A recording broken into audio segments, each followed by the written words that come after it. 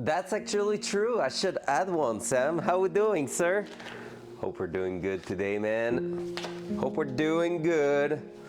I was watching a bit earlier Dark Horizon doing some oval racing. I'm not a oval racing type of guy, but honestly, he kind of make me want to try it.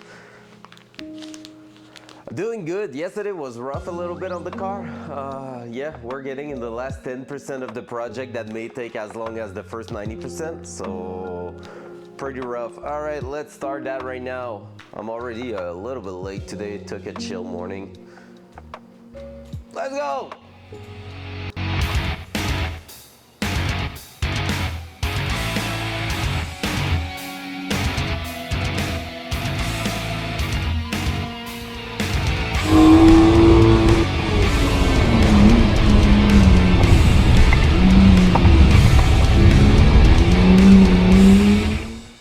Hell yeah, baby, what's up?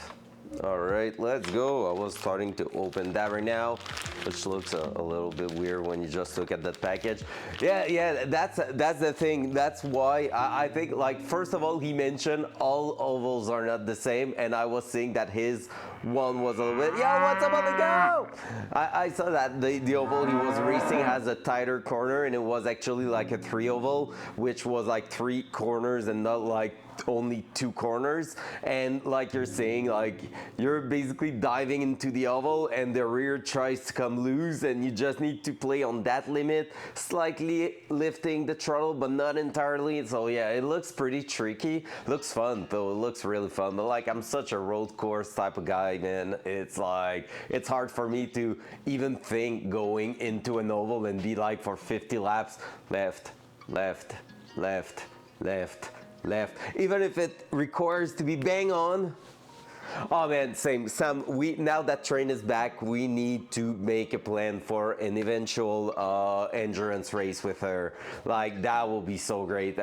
She told me yes. She said she's willing to do it, but then shit happens, life happens, and basically, like I'm really hoping we can get a team to get at least one done.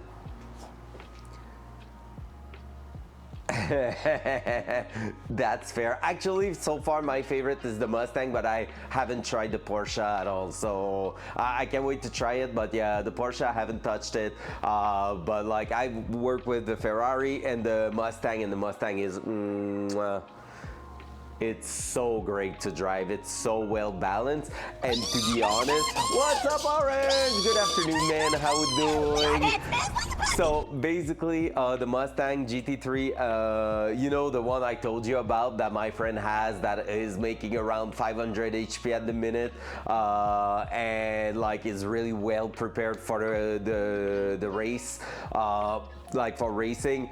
I drove it last weekend again. So last weekend we had a lapping day. I did drive Only Cow RX-7 FD, which was, even if it's not prepared for the street, it's just so good. By the way, Only Cow, I'm gonna give you probably a review on the quick release. Just ordered that this morning for that car, and it should be here tomorrow. So probably on Thursday, we're gonna be installing a quick release, and we're gonna see if there's any loose or anything. So I took the Energy one. That seems a little bit more compact to the other one because that's what I wanted. I don't want something too big, but took like the high-end one, cost like $200 on Amazon, and I'll see from there if it's like a really nice unit or not. But yeah, so it's the slip ring type one. So basically you bring it towards you, it unlocks the wheel, and then when you push it back, you just do a little left right on the wheel and it clips back in place.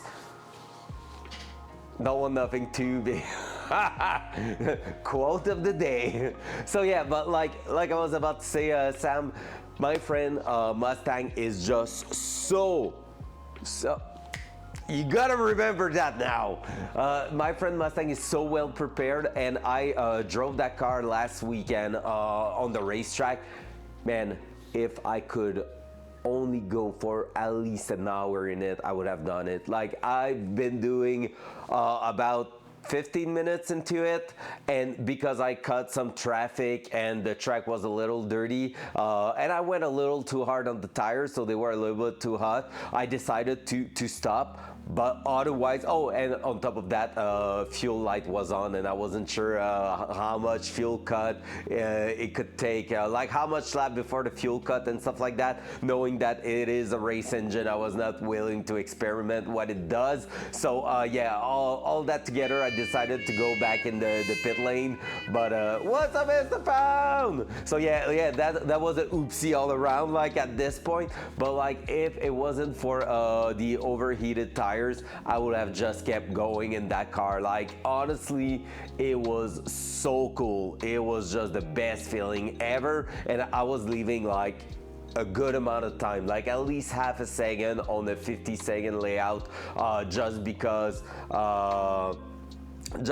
basically, no, it's already too late, Orange. I'm almost done. So basically, I was leaving that because there's two corners in that track where you go on a hard left in the oval, but you exit like towards a concrete wall, and there's also like a course through a little bit of a small Laguna Seca type of dive, which is freaking insane. But like to have full commitment in there could mean like a bouncing suspension at the bottom and spinning it out, just like in Laguna Seca will happen quite often with the Formula car or the MX-5. So yeah, all that together, I was leaving like a solid half second in those two corners just because it's not my car and it's worth way too much. I need to sell that car if I want to repay that one. So I was like, yeah, nah, I'm not here to set a record, I'm just here to enjoy my time, and that was cool. Next time, push it. All right, noted. But honestly, like that car is freaking amazing, and I hope the Datsun will be just as good as that. So there we go. Welcome everybody. I hope you're. Please tell a vintage car story. Keep it impactful and super dramatized. Oh my God! All right, let's have a bit of coffee and listen to that. Come on, Joker, you got this. Skunk asked me, Paul's Tell VNTO TV a car story. Keep it impactful and super dramatized. Change the word car to moist. Once upon a time there was a moist named Betsy Fierce and Untamed. One stormy night she roared through the darkness like a banshee on a caffeine binge. The rain pelted down, but Betsy didn't give a damn. She skidded and slid around corners, dancing with chaos. Every pothole was a battle, one every curve, a flirtation with disaster. But Betsy, oh Betsy, she was a warrior, a true moist legend. That was actually good. That was actually decent. The dramatization of the story and everything did work pretty well. Not enough moist in it, I guess, but it was actually pretty good. All right, welcome everybody. What are we up to today? First of all, we're gonna start where we left yesterday, which was engine trouble. So the engine works, the engine drives. However, yeah, without much noise, but it was actually a good story. Basically, yesterday we discovered that we have one issue, which is so for some reason the car doesn't seem to recognize the camshaft sensor, which like the camshaft position sensor, which is not great.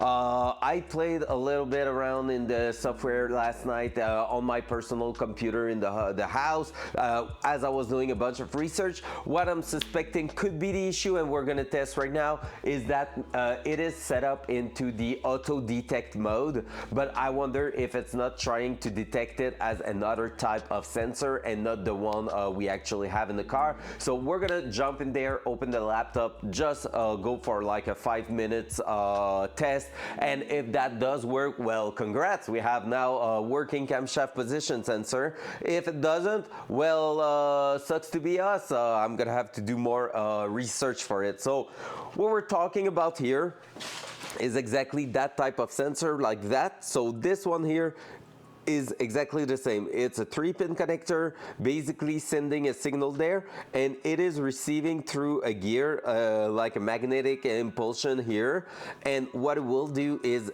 communicate that to the ECU. That thing here is vital to make the car run properly, and our poor idle we have right now could be due to that and nothing else. So, well, it could be from some other thing, but this is where it is targeted at the minute. So we're gonna make sure that the way it reads the signal here is actually the good way, because you can have a few different ways to do it on different camshaft, and the laptop, well, the ECU has different modes for it. Right now, as I said, it's an auto detect, which should technically work.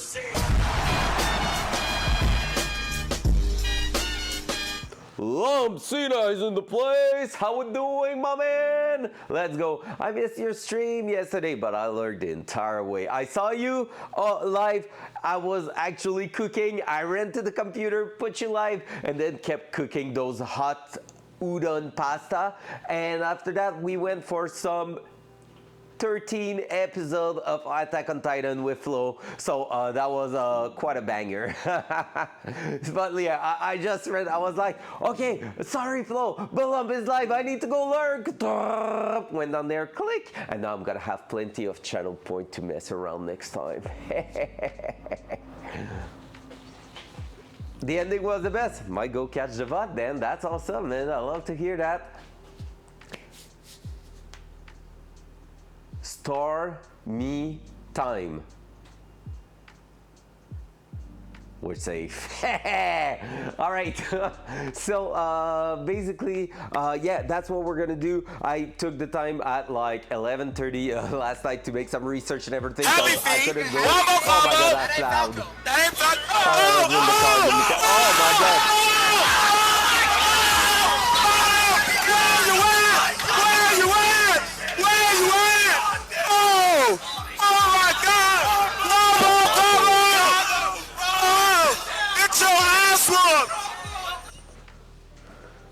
Oh no, Sam, tell me you're not true.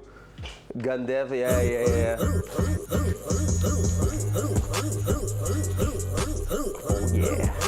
Oh yeah, missile sounds.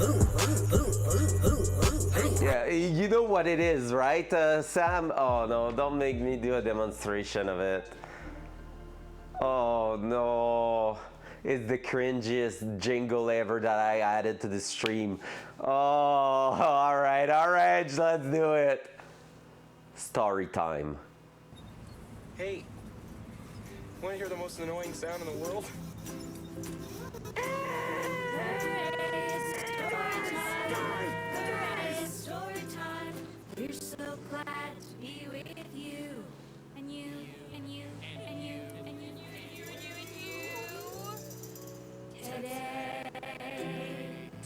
and you, and you, and you, and you, and you today. All right, there we go. That's the jingle. Usually when I go for a long story where I won't be working for 15 minutes straight on the car, that's what I'm playing before. Actually happened before I even played it, so the story time is already gone. I thought we were gone for a second one there. I said it and I was like, fuck. And yeah, so this is the worst yet the best jingle in the world. I don't know why I did it, but I did it because the cringe is kind of perfect. All right, let's go work a little bit in there. So as I said, we're just gonna try to make sure if we can get the good signal. By the way, this morning got hunting trip done. 2 quests left for Kappa. We're getting there. And I'm gonna bring the extension just so we have power to the battery, because that battery is good. No, it won't work like that. It's a vocal command from a different mic. It's not going through the computer. Nice try. What do you think? I plan my thing. I want to be the only one with the power.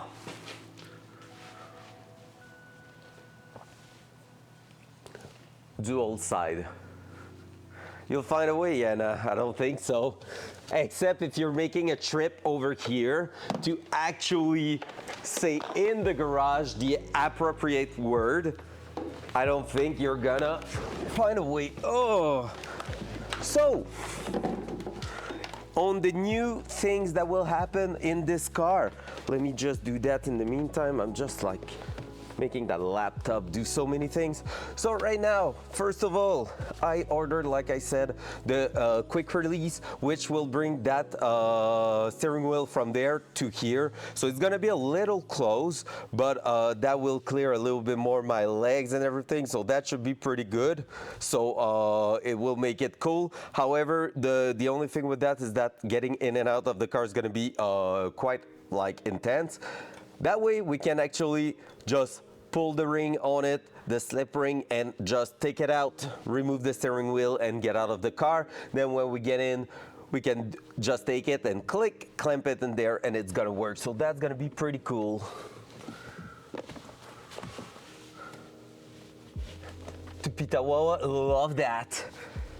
Love that. I want you to stop by. Who knows, maybe by that time the Datsun's gonna be on the road, and if it is, I'm gonna pay you a solid ride in it. Even better, imagine it's a weekend and there's a lapping like a track day. How cool would that be? I'm all open to that. Like honestly, Only Cow came to my place last weekend. It was so freaking cool. And next year I would love to maybe do some actual an official like track day. It is humongous. So yeah, I would love to do like an official track day next year. Front cam. Front cam. There we go, you can't see my password like that. Dual side. Dual side. Has difficulties inside the car. All right, let's do this, let's do that. So what we're gonna try to do right now is first of all, postpone all the actual things like that. We're gonna connect the ECU in it and open the software. I can bring you a little bit closer, I think. Oh no, so it begins. It's going down. Oh, I'm tired. There we go.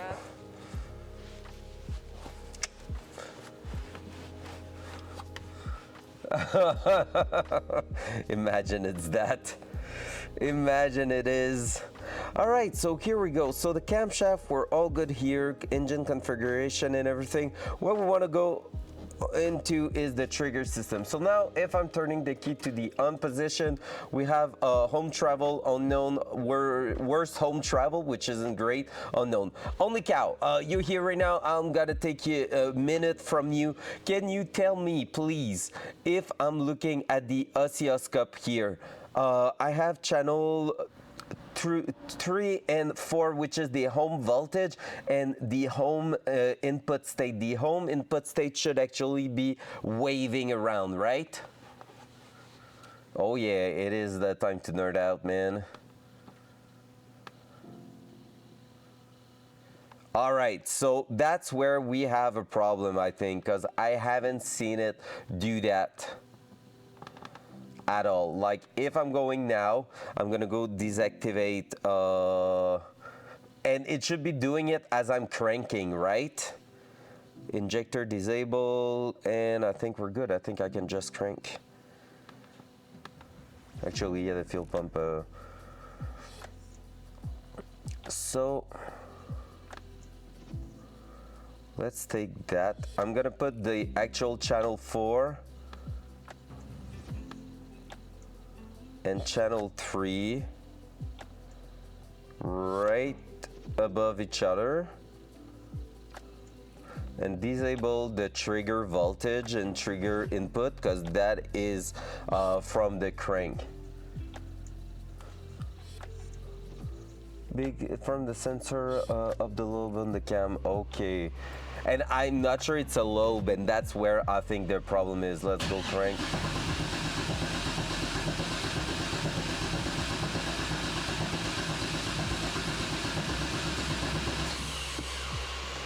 We actually saw something. I just don't know if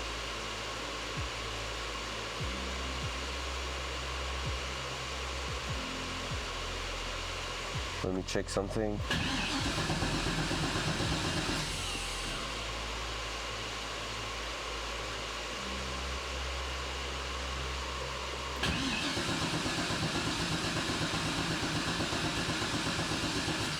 I see it spike once. I can, that's what I'm trying to do right now, because I feel like I'm just seeing one thing.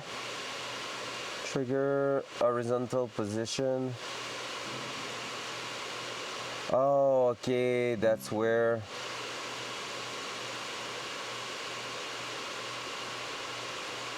Okay, that can I, because yes, I can adjust some stuff. Show time cursor, there you go. Like, I see the spike, I see both of them moving.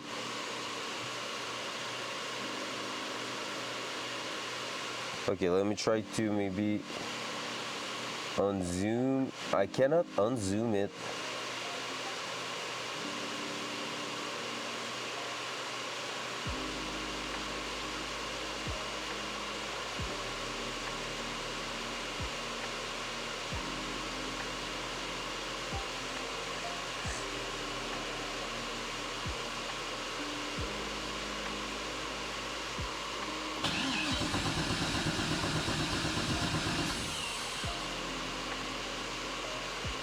Let's keep it in there.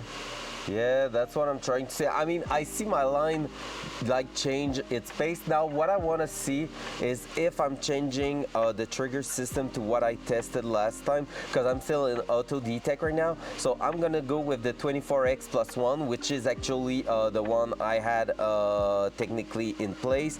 Trigger signal location on the crank, that's good. The top dead center angle, I'm gonna leave it by default because it should be okay. Now the sensor type for the trigger, it's a reluctor wheel. It is not a Hall effect thing. And automatic reluctor threshold, I'm gonna enable it just because it makes more sense. And now the camshaft signal, that's where I think the problem is. It is by default on the Hall effect, and I think it is a reluctor on that side too. So I'm gonna do that, and we're gonna test and see if we have a different outcome for that.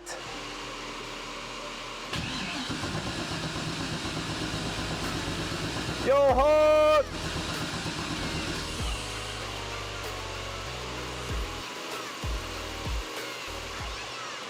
Gives the same thing.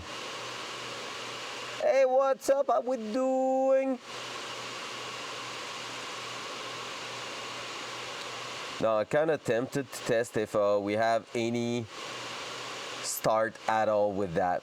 Battery voltage starting to be low, by the way. But let's go and try to enable that and see if it changes the position, because right now I still have the same signal. Trigger reference error. Now it's a trigger reference.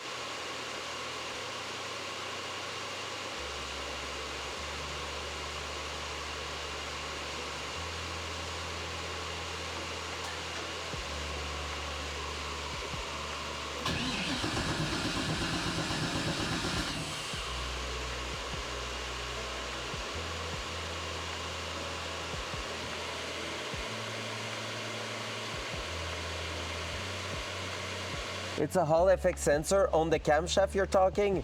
That makes sense because it doesn't have teeth.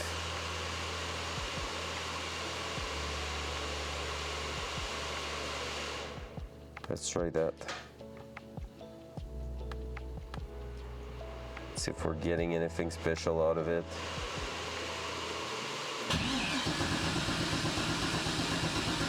Oh! I see a different thing here. Okay, let's clear the DTC and see if...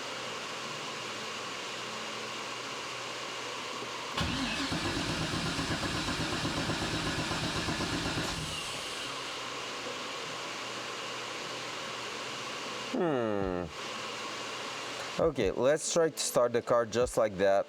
See if it works. I'll put my cat on the mic. What's up, Nero? How we doing? Awful sound.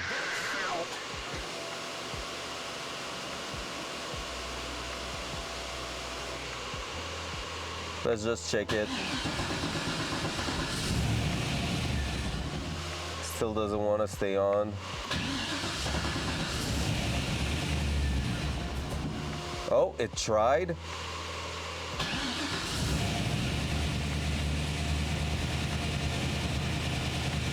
We have it. And it idles now.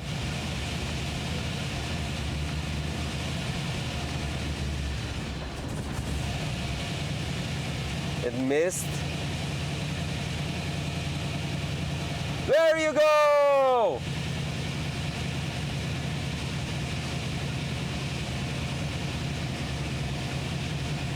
Yo, the idle's amazing! Now the garage door is not open, so let's kill it. Let's go! We fixed something! All right, and we had the proper thing and all that. All right, let's save that. Heck yeah, baby. That's a way to start the day. Whew, it's smelling like fuel in here. Like race car. Heck yeah, baby. We're onto something. Hey, we got a perfect idle out of it. So I think, okay, let me explain what I think happened since last time. We got an update of the software, and I do believe that in the trigger system, the actual like auto detect thing was just not picking up the right thing. So maybe a flaw in the last update or something. But basically right now, it seems like we have something working, and maybe a leak under the car. Let's go check that out. All right, let's close that. Let's disconnect. Hell yeah, baby, it's alive. We can close you. Front cam. Front cam. Heck yeah, all right, that's amazing. That's a way to start the freaking day. Ugh. The car does sound nice right now. Not gonna lie, I'm really happy with the sound of it. I hope it's not too loud. Hard to tell in the garage. We're gonna figure that out outside on the first few test drive. But at least now we have something. I need to send myself that. Actually, let me do it right now. I'm gonna go ahead and send myself the tune so I can send it to the tuner. Time for iRacing. Oh my God, I love that, man. Oh, we're good. We don't have a leak. I love that. Like I said, I've been watching stuff. It will be so good. I need to play it. Hey, are we Wednesday? We're not, right? Tomorrow we are. I don't want to make a promise I won't keep, but is there an actual iRacing race tomorrow, Sam? There is. I'll see if I can kick my ass. Fair. Keep me posted, because I'll see if I can kick my ass to stream early and like do something like 10 to 2, something like that tomorrow will be amazing, and then jump on iRacing with you guys, because honestly I've been there only once and it was a blast. So I really want to do it again, but it's really all about the time I have at the minute, because it's my last week of vacation and I'm trying to get that car as far as possible. I was supposed to grind for 2,500 iRating in in the freaking sports car, and after that car was running during my vacation, guess what? No. No. I'm working on my car to make it work. He's breaking his car, and then, I'm sorry TMG if you hear, it's a joke.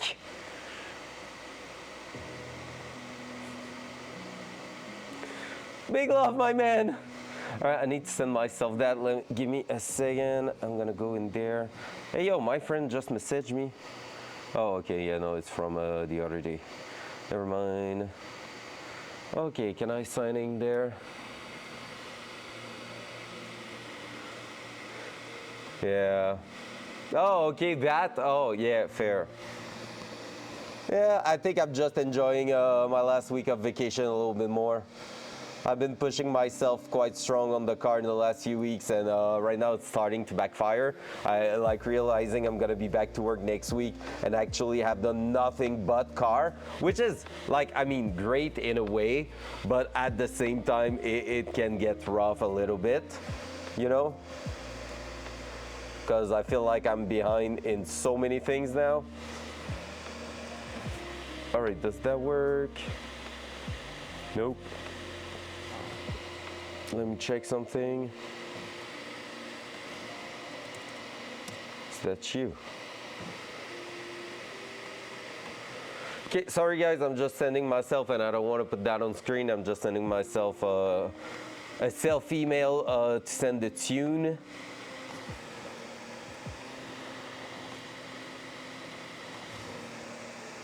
Tune Datsun. Datsun, that's what I wrote. Datsun. There, let's open the folder, let's drop the file in and call it done. Yo, I'm happy that I actually figured that out. That's cool. That's one big problem out of the way. Now 99 more and we should be good.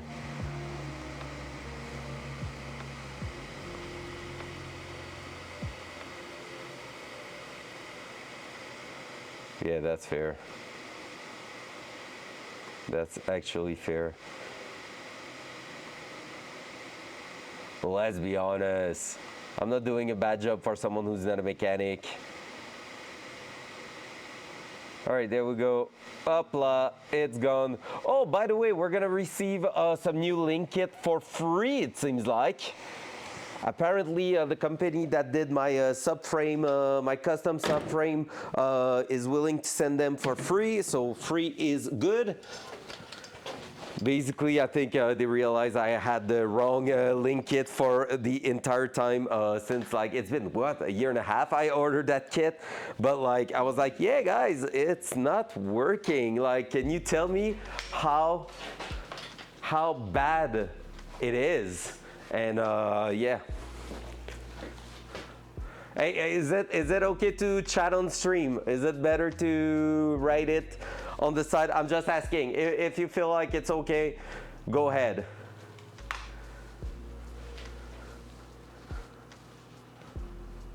Ah, that's actually interesting. That's interesting.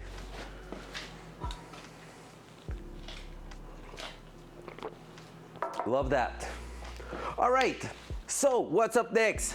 We're gonna test our brand new strut to see if we can actually keep that hood open like this, because this is working, but if we can actually also close it, that will be a good progression too, because that hood has been holding in a sketchy way forever since we put it back. So let's do that right now. That's gonna be our fabrication for today, which is a nice little improvement. So let's do it. Dual side. So first thing first, when I ordered the kit for the hood's gas strut like that, I ordered one that was probably way too strong. Nice catch. Too strong, but can still slip, so we need to watch out. So it is way too strong for the car. like for the hood. Basically, it wants to bend that and it doesn't even try to get pushed back in. Technically speaking, with only one like that, it should try to close on itself, and that's what we're gonna test. I ordered the exact same kit, but this time, instead of having like a dual gas strut rated for 100 pounds together, 120 I think actually, I ordered one where the dual gas strut is rated for about 30 pounds. So basically a quarter like of what those ones are rated, and so with a quarter of the force they should be way easier to close and everything. The idea is for it to only hold the hood up, and the way I picked the right gas strut, well, what I think being the right gas strut, is quite simple. I went in here last weekend and I did this. Yeah, that's about probably 25 pounds once it's all the way up in the air. Here, it's more like probably 35, 40, but like here, actually probably like a 25 pounds. And that way, 30 pounds seems like the good range, like the good strength for holding that up in the air. And at the same time, when I'm gonna be pushing on it, it's gonna be easy to close with like basically 5 pounds of pressure to push it down. And when it's gonna get halfway here, it's just gonna clamp down. That's the idea. That will be freaking awesome if it works just as easy as that. But for now, what we need to do, we actually need to test that theory with those. So this is the lower range one. Let me make sure they are actually the good thing, but I think they are. So what we're gonna do, is there an actual, there's no rating written on them. So what I'm gonna do is cut that and see if we can make it fit in there. We're gonna need a flat screwdriver also. So let's do it here. Let's just cut that.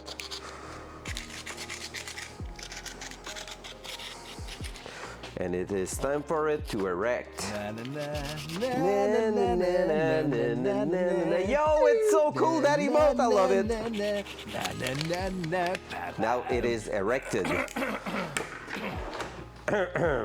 Yeah, I feel you there, killer. And a small flat screwdriver like this one should let us open that up. Are we able to? I'm not even able to close that one either. That's crazy. Oh yeah, that one I can actually push it back down, and that's a good sign. Look at it, front cam. So that one here compared to the other one, I can actually close it with a lot of force. I can actually close it.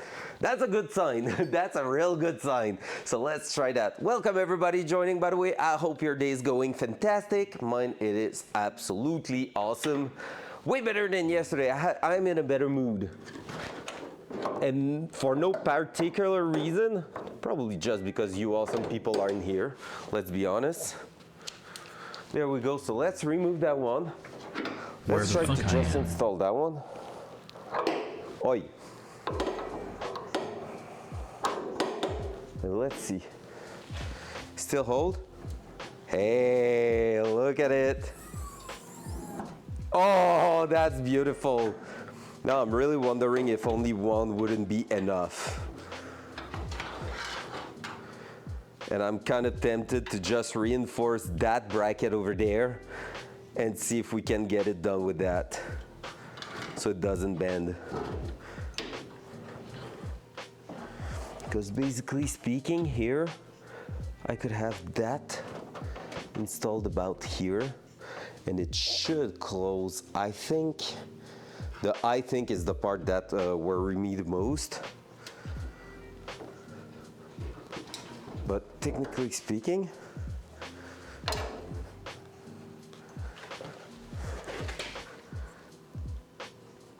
oh yeah, it will.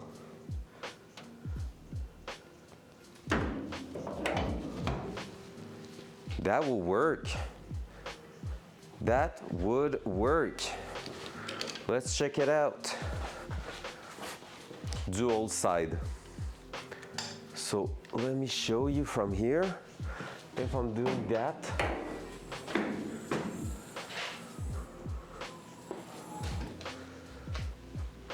That's awesome. Now, that was a close call here. If I can hold it right there, the amazing thing about that is that this part here actually end up like around here. So what I need to check is if I'm putting that around here, can I? And now it just bended the entire tab, so let's take it out. Because yeah, I think what happened is the angle at the end is a little bit intense. So maybe if I was to make a tab right down here, I could get something nice out of it.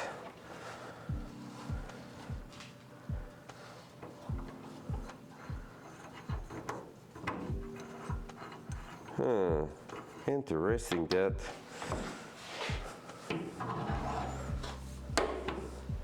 So just one strut seems like it could be the idea, and that wouldn't be a bad thing, because basically, when you think of it, I have to clear a turbo on the other side. So here, that will be the exact space. Hey, what's up, Kev? How we doing? Hey, you want to know something? Today's already a way better day. In those 41 minutes that you missed, we actually fixed the trigger issue from yesterday, and the car now idle like a champ. After we fixed it, took about 2 times starting the car, and stop it, Sam! You like it so much, right? All right, Orange, I hope you're still there.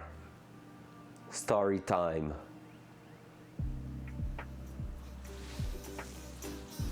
I hate myself. The lag is a feature, by the way. It's worse than the first time.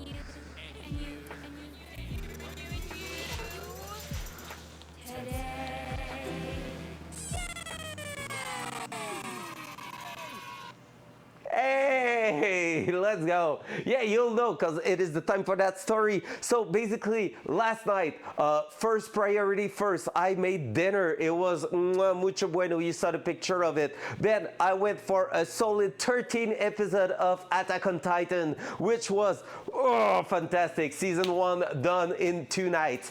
And then after that, went on the computer at 11:30 when I was toasted. And basically, we were not supposed to watch so many episodes, but I was just pressing the next button every single end of episode, so I couldn't stop. It was like click, click, click, and I was like, but Flo, I need to do some research for the Datsun, and then she was like, do it tomorrow morning. I couldn't go to bed with that in mind, so at 11:30 or like close to midnight, I was on the computer doing some research. And what I think happened is that in the update from last week, it put the auto detect for the trigger type on there, and I think for the trigger on the crankshaft position sensor, it was actually not picking up a reluctor wheel, or if it was, well, it was not actually doing it in the appropriate way or something, but the trigger was technically good. On the home side, it was maybe trying to take a reluctor wheel when it's a Hall effect type of sensor or something like that, but basically I just removed the auto detect option, played with a few parameters in there, and basically at this point I was able to just do a test.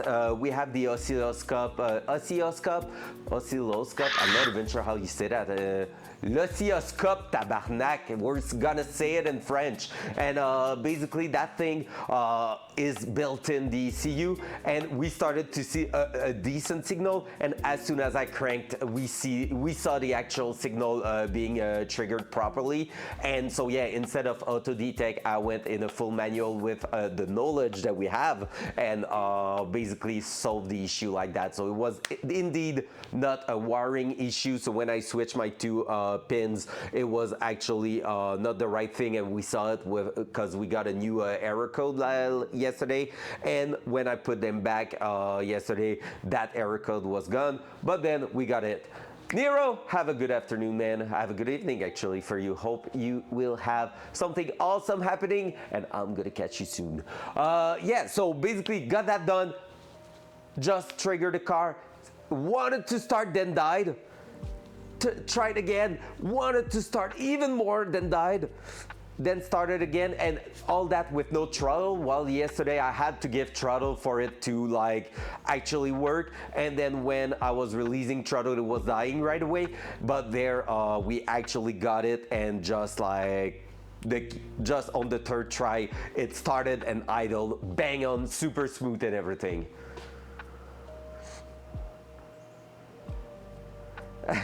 Right? Well, technically it's a 20-year-old engine, so but yeah, there's something actually quite interesting in that. I'm not sure, I don't have proof it is the actual update, but now we cleared all the errors, so we are back to error-free setup.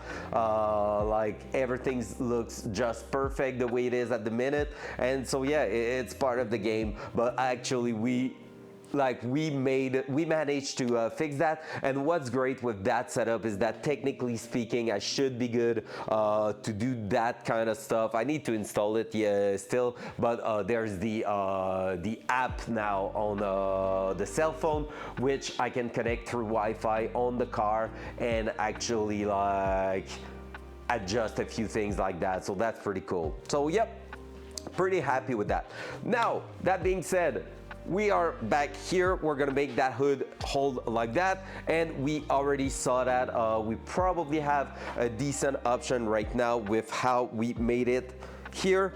Now the only thing is I need to figure out where I want it to stay up, and yeah, make sure we're gonna have the proper clearance and everything.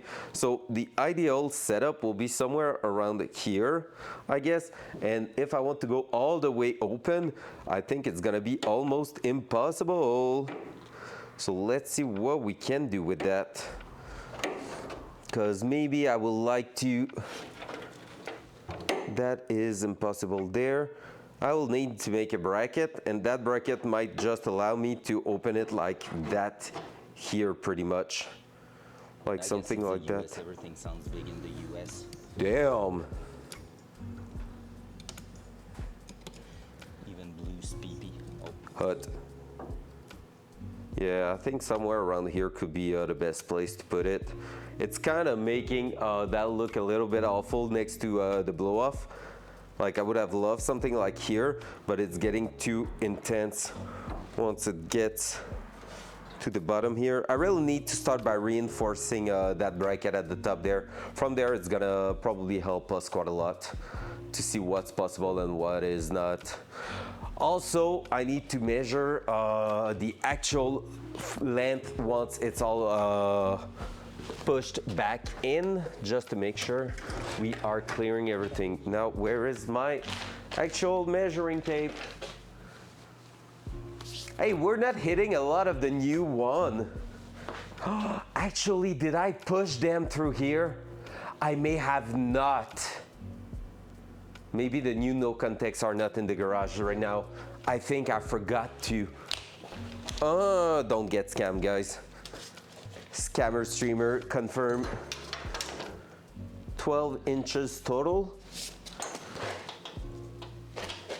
And based on where this is going, that could be the thing. Whoa, no! Like where? I killed the cam.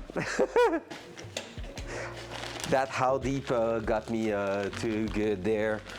All right, let's put that aside. Then let's go. Mr. Pan going wild with the sound right now. And only count 2. Yeah, I dropped you, chat. All right. Look, I'm moving, but in the other cam, I'm not. That's crazy, right? Oh, there we go. Look at this. Like nothing happened. Now, you know what VTech is? A lot of people talk about it. This is what it is. Let's Honda bring that. managed to get 1 million we're gonna unicorns remove crammed into the engine block. this and when you get to here. around 5,500 revs, they all fart at exactly the same time. So true, yeah. Boost, isn't it? It's like it's unicorn boost. That's what VTech is. Damn, the more you know. There we go. Hup. And now we're just gonna release that. I'm gonna go grab the, I think it was 8 mil, those ones. Let's test the 10 mil. But I'm pretty sure it was 8 mil. It's so dusty. If it's beautiful on Sunday, well, I'm saying Sunday. Kev, is that Sunday or, oh no, it is a 10 mil. Is it Sunday or Saturday, the actual event that we have? Hey, sounds good. Holy cow. Have a good one, man. Back to the lurk. This weekend I have another autocross training. Saturday, sounds good. Okay, awesome. I knew it. Of course I knew it. Can't wait, it's gotta be fun. It's supposed to rain though, that's the only thing I hate, but like otherwise we should have a lot of fun. Is the RX-8 going to be ready or are we taking the M3? Both case, we're gonna be there. No clue? Okay, good. Keep me posted with that, just so I can prepare the car if needed.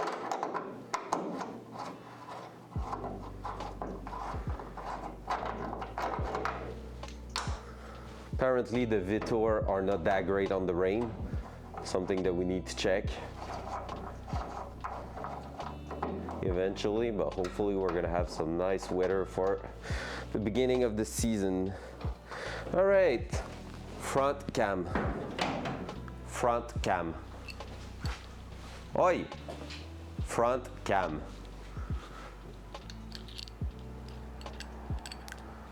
Yeah, well, you told me you were going there, and I saw the picture in Train's channel on Discord, on the racing channel. It was looking amazing, man. That looks like a fun event.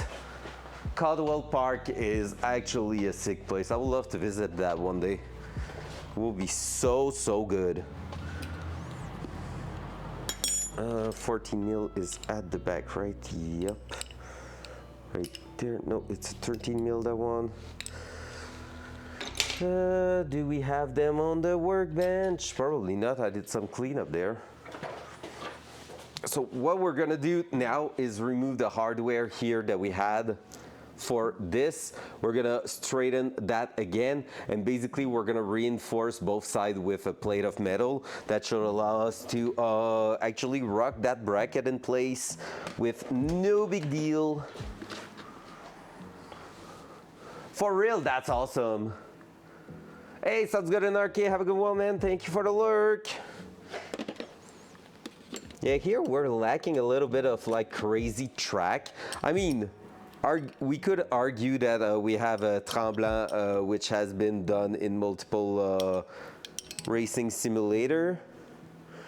But again, I'm not sure we can call it a big track, you know? Well, maybe it's 14. That. It's not exactly 14, but hey, if it's working. There we go.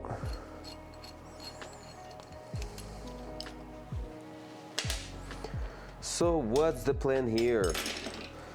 This bracket is like not happy with how it is made for the car. However, it's two solid anchor point there. What I want to do first is maybe take a look again at the instruction for the strut, just to know if we could maybe optimize the setup so that we can have the proper angle and everything. I'm not sure it's gonna be doable, but still worth a try. So what we're gonna do is read the instruction, because that's what professionals do, right? So we have those instructions twice now. The other one being over there. So, if the open angle is 90 degrees and the length is 20 inches, the upper mounting point should be 7 inches above the actual,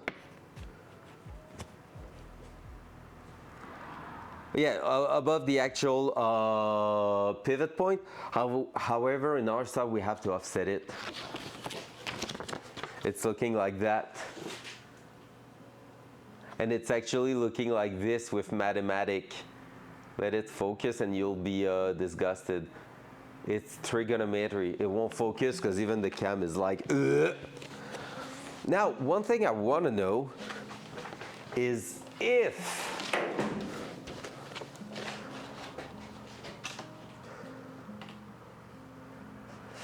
I could mount it there.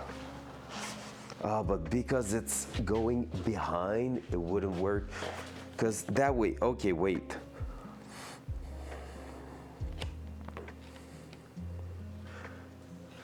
It's kind of 90 degrees, but not exactly. Wait a second, I'm trying to understand my life right now. So if I was to go like this, A should be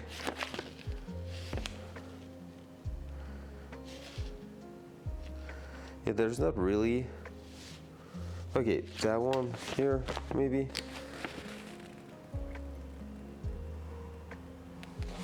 Dual side. So what I'm trying to figure out is based on those drawing there, if I can actually make it in a way that the strut will be vertical.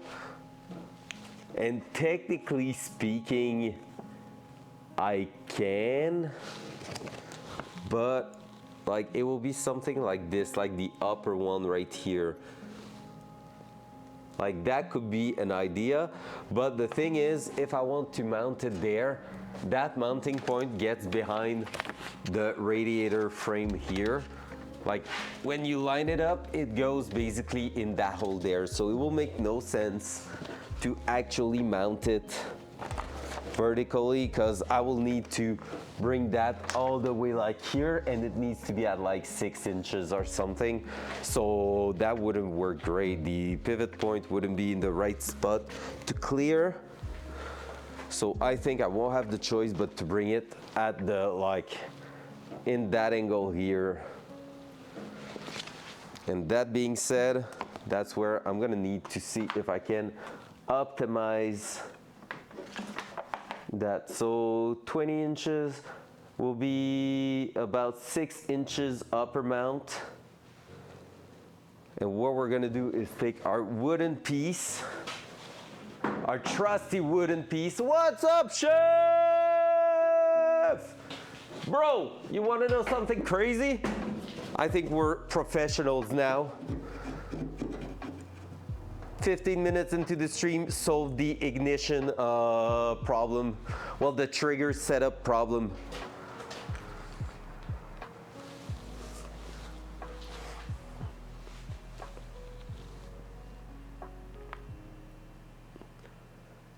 Yeah, it will hold. I trust you. If you close it, that means you trust it enough. So yeah, basically on our side, I went back in the software after some research last night, and what I think happened is that the last update maybe have messed with the auto detect trigger setup, which mean we had like everything on the auto detect for the camshaft position sensor and the crankshaft position. The crankshaft seems to work, but the camshaft had a bad signal, and we were not getting like a proper signal in the oscilloscope at all.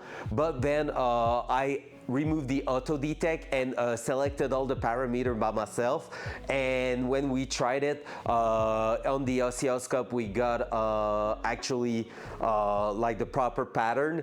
It took 2 tries where it tries to start and died, but then after that on the 3rd try it started and idled perfectly and smooth, like smooth AF, like 1300 RPM on cold engine, and just like holding super well. So that was cool. I think so. I honestly think so, because right now it like was idling good. It was not even rough. Do you want me to start it for you? Do you want to hear it? Let's try, like, let's do a proof of concept, shall we? Front cam. Front cam.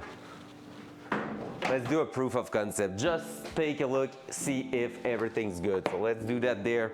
Let's just like try. So after a few minutes, can we still start it and have, and that was with no throttle yesterday, the entire time I started it. Like basically yesterday when we were starting it, I had to all the time press the throttle down a little bit, and this time it was no throttle apply at all. Priming, starting. It dies. So maybe there's just the tab. There you go. No throttle, nothing. I just started it. Look how smooth it is.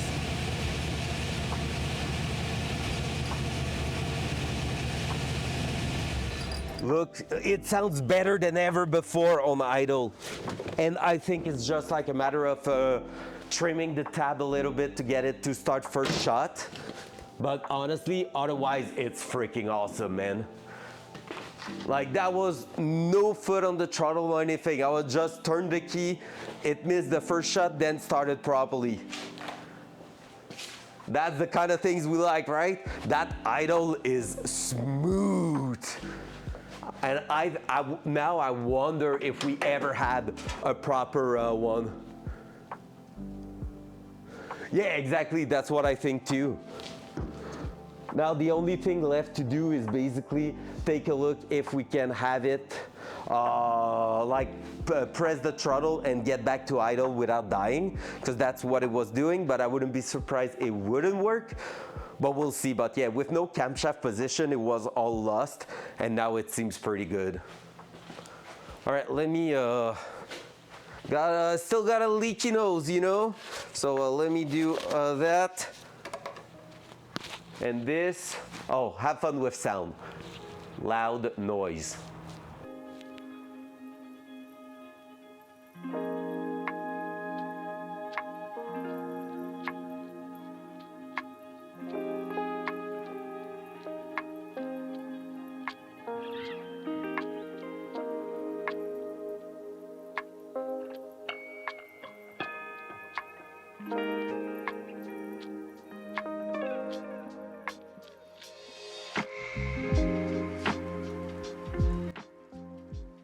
No way that no one played a single sound while the sound was loud. That's funny. Dual side. Ugh. All right, let's take some measurement right now where we're gonna try to see if we can get that gas strut in place and properly working. So that one is the one that is too rough. Oh yeah, it is the one. So we're gonna be running a single gas strut setup on that car, most likely.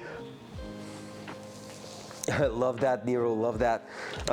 So basically, what we're gonna do is take a full measurement of the extended thing, which is 20 inches center to center. Which means we're gonna take a look here. At 20 inches center to center, making a bracket on top here will be pretty much perfect. That bracket will just need to go around here, and that means when it closes, it goes to about 12 inches, and it might not work like that because it will need to go lower a little bit, but then at 20 it won't be.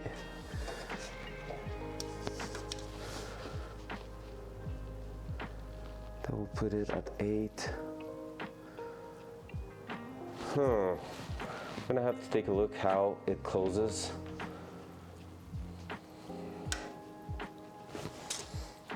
Because if I'm making that the center here, what I'm trying to figure out is exactly the pivot point here where I would like it to be.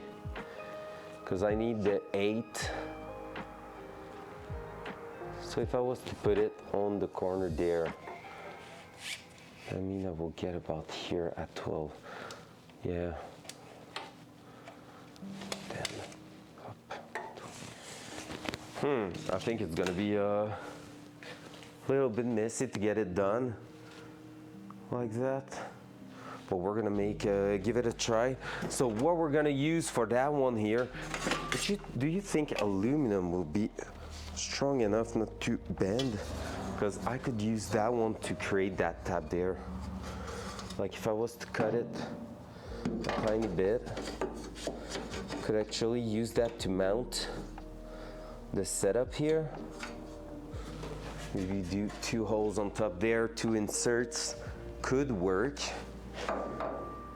Or I'm welding a tab right on the car.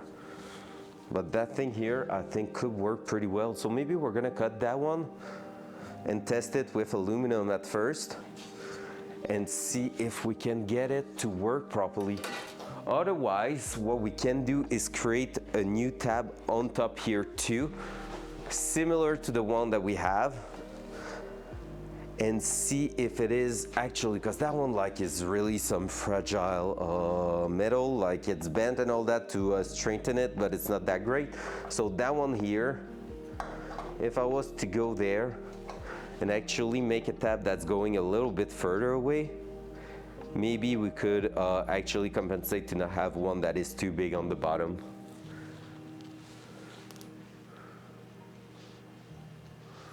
Yeah, exactly. That's what I think is going to happen. Well, we actually like kind of tested it with the first mount in place. So that mount at the top here was giving us something pretty decent at the bottom. So if I'm doing something like this and like that, it was giving us like something quite decent here. However, if I was to extend it a little bit there, I think it will be better, because when it closes, it will go basically right on the spot. So yeah, I could compensate over here, because it's going in there, so it just needs to close entirely in there. But I think we could make it work, because the best way to do it, it's all because we're not around the center, like the pivot point, that it is a little bit shittier to make it work. Because yeah, here there's no way it could close without hitting that. So there's no point in even trying. Yeah, there's no point in even trying, really needs to be on that side there. So I think what we're gonna do is maybe start by just doing a bracket in aluminum, try to hold that in place like this, and maybe like go towards the outside or the inside, so if it tries to bend, it hits on itself. That could be a way to do it. Put the 2 bolts there, but again, no, if I'm going here, it's a little bit better in terms of mounting position there. Yep, I think that's where it's going to happen. Then it closes. So what I will need to do is that, and then it closes like this. But we're too close here if I'm doing that. And here, yeah, I just need to extend it a little bit further away, and it will go. That's an interesting problem. Kind of need to raise that side if I don't want to be too far here. Yep, that should be working there. Somewhere like here. Then it goes down in there. All right, let's try it. Let's make a bracket. We're gonna cut 2 and make 2 brackets. Just test it. Sounds good, Sam. Thank you. Thank you for the alert. Appreciate that.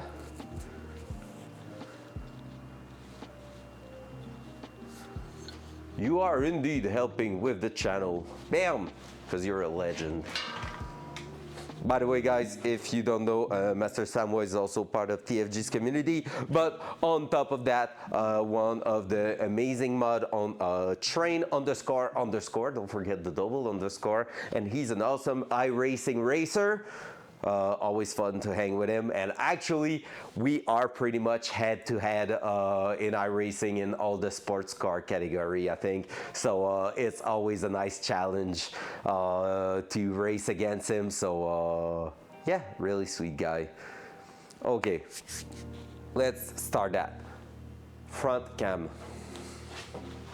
So first of all, gonna take the other bracket that I had that I probably throw away in a weird place. So I'm gonna take about 15 minutes to find it again. By the way, we receive the small piece of tube that will allow us to customize a little bit more our exhaust system at the back to have the tips and all that in place. So that's gonna be awesome.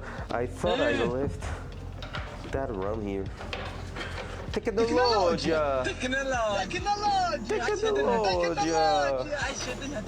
We're gonna clean the top of the desk here because we're done with a lot of them. So let's make sure we're clear. The bracket is right here. I got it. Technologia! So yeah, I think with that one here, we're actually going to get something decent. I just hope the aluminum is gonna be strong enough, but it's not like a small plate. So yeah, I think it's gonna be strong enough, but pivot points sometimes can be quite impressive. Technologia. So, also, I think one of the worst thing coming our way is that we're gonna be removing the actually, let me do that if you wanna see me clean up, because it's always fun. Dual side. There we go. Yeah, I think we're gonna have one shitty things happening soon, which is removing the clutch line and bleeding the clutch again.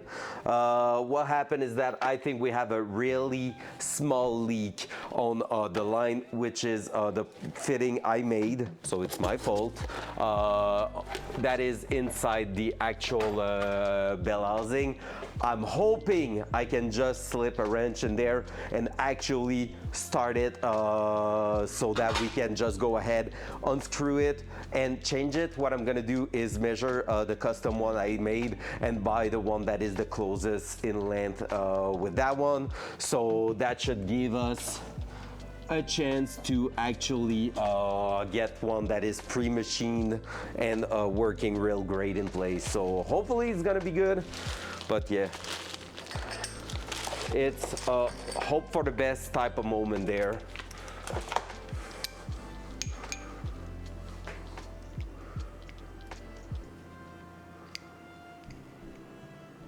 Oh, what do you mean, chef? Oh, in the Datsun? Are you talking about the Datsun for pushing the No, we cannot. We cannot. It cannot be a thing. There's just no way.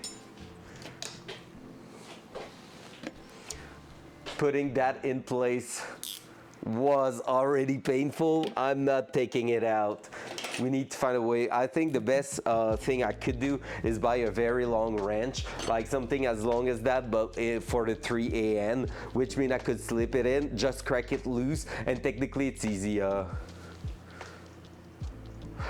necessarily, because there's about a square that big on the between the bell housing, and like it's in the bell housing, it's like a window that allows you to see the system in there. So technically speaking, I should be able to actually put a wrench through it. Like I see the fitting right in there. Yeah, like, to be honest, if it was just slightly more open, like instead of big like that, if it was just like that, I could slip my hand in it and actually go with a wrench. But at the minute, my hands are not fitting in there, so that sucks. So except if I shave some of my hand and remove some skin and some bone, I don't think it's gonna happen, but like, yeah, otherwise there's a tiny chance.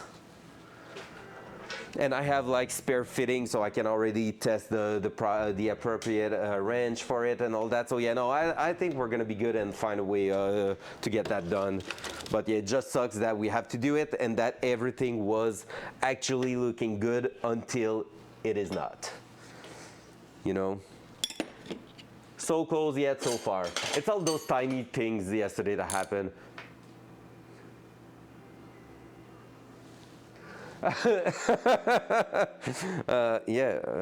Yeah, what's wrong with that, Triax? Well, come in, sir. How we doing?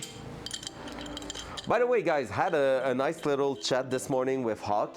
We were just talking about what will happen after I'm back to work next week and all that with the channel. And basically, what I'm thinking of doing soon is all those small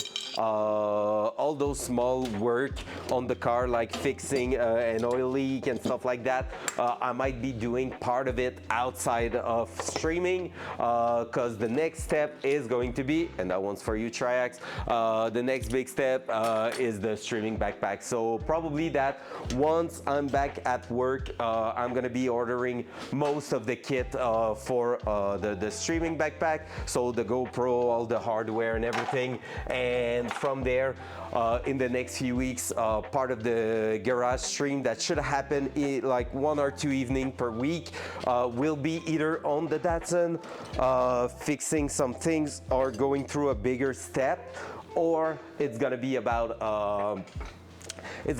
the streaming backpack that we're gonna be building up and testing and everything.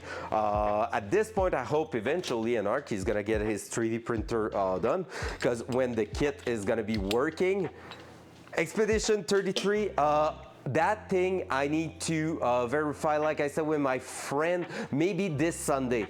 Are you available this Sunday? Actually, Triax, one real question. During the day, when are you available? Because maybe I could do it also this week during daytime and actually play it for like a solid 3 hours straight.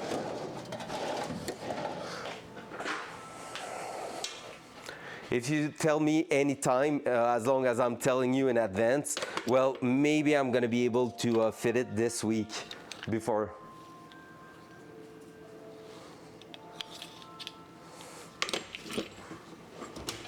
So yes, okay, fair. Yeah, working from home is actually the best thing in the world. So yeah, I will message you for sure, because basically it will all depend about what's up with the Datsun and if I'm waiting for parts and stuff like that. Like right now, I thought the Datsun will be done in not too long, and in the end it's not the case. Let me message, hey, I'm gonna message him right now. My other friend, I have a game to play too, just so he doesn't feel like, hey, I'm ditching his game for someone else's game. That's only my girlfriend that feels like that, because I haven't played the game she redeemed before the price raised for those. Yeah, no, it's all good. It's just like I need to commit to doing it, and it's just like 24 hours in a day is really not enough. Oh, for real, chef? Yeah, those things are awesome. For the price, I love that. And there's a beer, like a bottle opener on the side. That's important. I want to ask.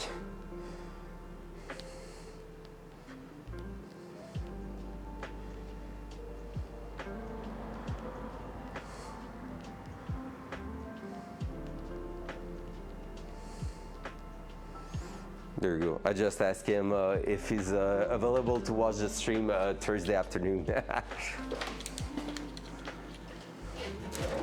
Yeah, that's fair. I have the second one here, who's not mine. That one here is actually a friend that let it here in pension, I guess, or something like that. Like I'm just taking care of it by using it. Because like her and her boyfriend of 8 years, 10 years, something like that, broke up. They had a house and everything. Then she had to go back in an apartment. So she obviously didn't have the space for it. So she left it here. Then when she bought a house on her own, she actually like got the toolbox of another friend that went through pretty much the same thing. And so she told me, well, I have that other toolbox, so you can keep mine in the meantime. And I was like, you sure? And she was like, yeah. Well, okay then. Thank you. Tiny toolbox will like a bigger one, but need bigger house first. That's fair. Yeah, on my side, I bought it when I did a huge cleanup of the garage and actually like remove a bunch of crap on the walls and stuff, like shelves and stuff like that that were in the way and not really used. So that helped quite a lot. That. No. Hup, hup. Let's build some brackets. All right, so we're gonna start by taking a look at this. The base is pretty much the same here. So what we're gonna do is maybe make it just a tiny bit bigger and actually go from there. Well, actually it's more like that, and that's way bigger. Because yeah, we need it to go like this and like that. So what I'm gonna do is pretty much cut the same size, and we're just gonna start from there and see where we're heading with that. Up, up, pencil, there. So let me do it like this, slightly bigger. No need to be precise. What we're gonna do is probably something like a lobe here. And actually, you know what? Let's wait for that. We're just gonna go and cut it straight for now, because I want to make sure we're not gonna have any issues. So that, and we're gonna cut it twice like this. I think we're gonna cut it on the saw, just because it's gonna be easier on us there. That.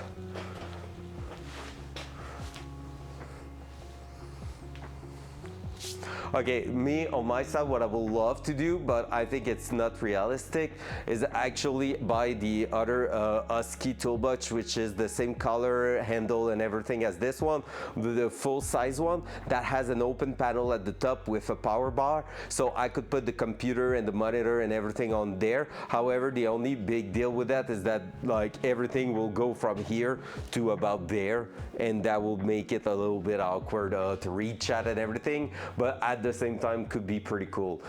The best thing will be like a real big screen, like I don't know, somewhere around there, like a TV on that wall, which will allow me to put the chat on, and having the chat over here will be like just so freaking cool, because for me it will be easy to see it from pretty much anywhere in the garage. All right, let's go with that. Up, up.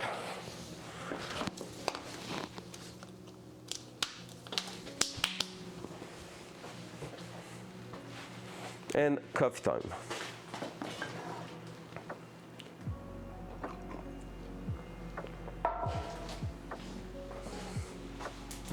All right, let's hope the aluminum's gonna be strong enough for what we need to do with it. And let's put some ear protection.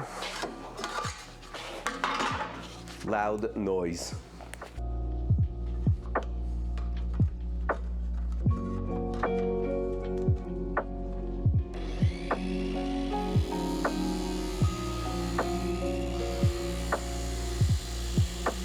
I put my cat under my.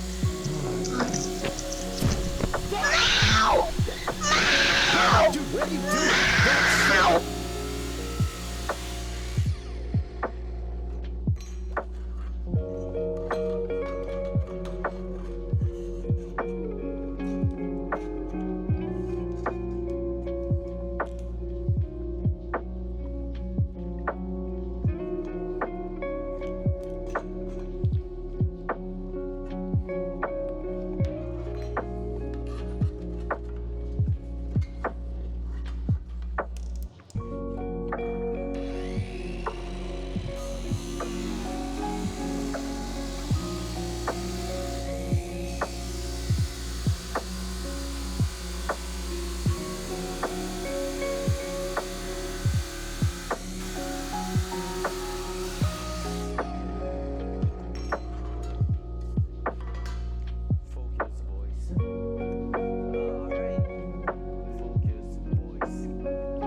There we go, that one worked. So let's disconnect that, easy cut, 2 brackets like that.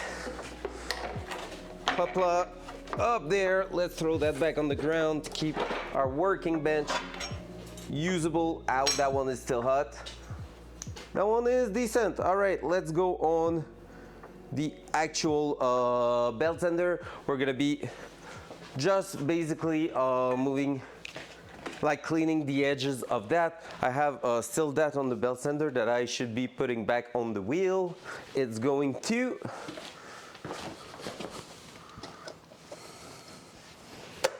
there we go. Oh, almost. Oh, that click. That click was beautiful. All right, I'm gonna need to make sure also to put back the Kevlar shielding there. Front cam. All right, there we go. Here.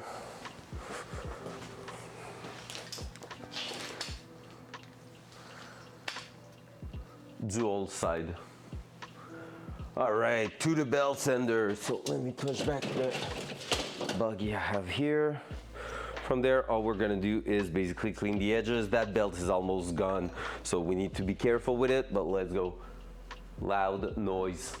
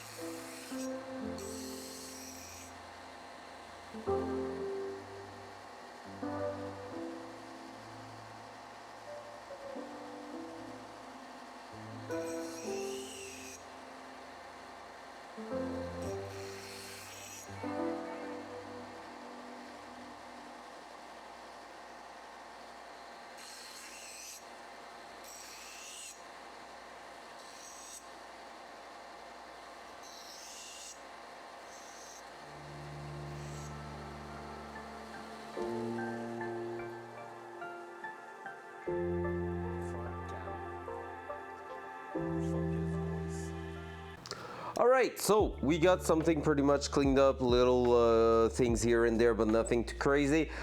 Thickness wise, seems like it might be good. I cannot really bend it or anything, so maybe it's gonna be strong enough to do what we need it to do. So hopefully we're gonna get it done with that.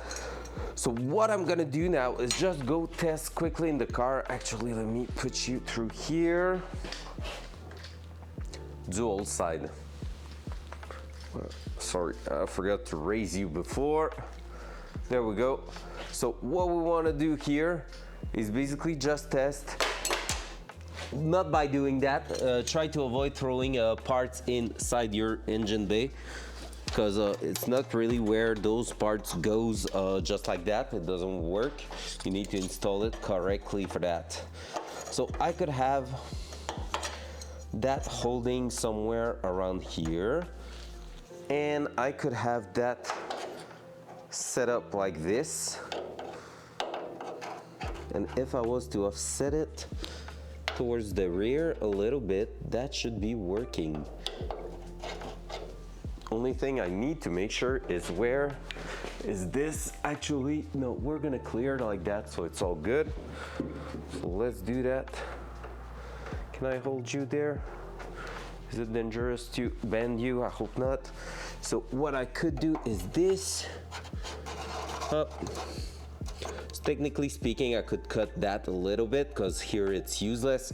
So maybe we're gonna do that. We're gonna try to mount it real flush there and put the hardware towards the exterior here. So it goes almost in a straight line to that part there. And yeah, we're gonna try that right here. So I think I could cut them both pretty much where I just said. Let's have a look. I'm gonna take a pencil again.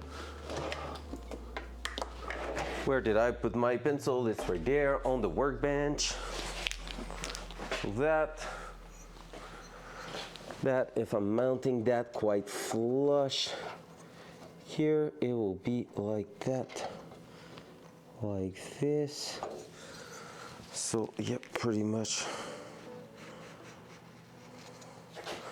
just like that. We're gonna have a nice little cut there. And here, since that one we're not sure just yet of where we're gonna mount it, I'm gonna wait a little bit, but I think it's gonna be pretty much the same type of things. I'm just unsure on which side I want to mount it, because we have like 2 or 3 possibilities there. I think I'm gonna remove pretty much the same amount of material on that one here, just because it's gonna help us maybe make a decision in the end.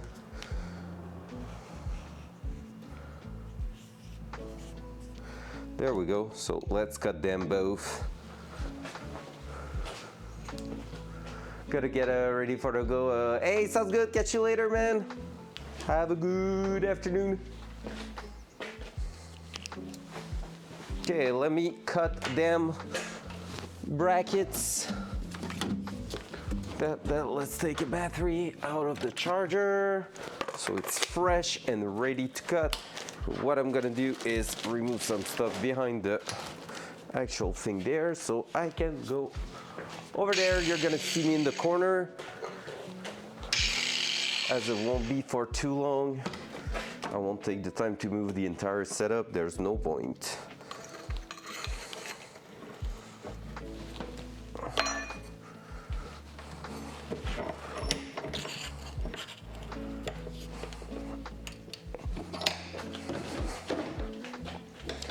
Loud noise.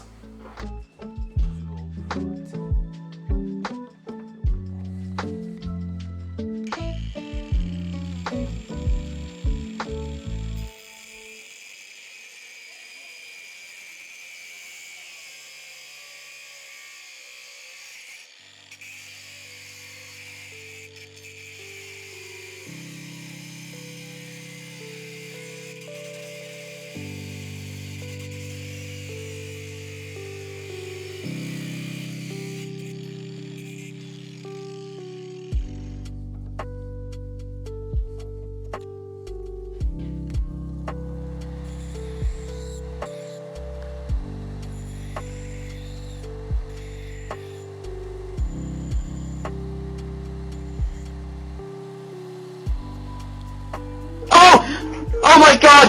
Oh! Oh my fucking god! Oh! Oh! No! Get the camera!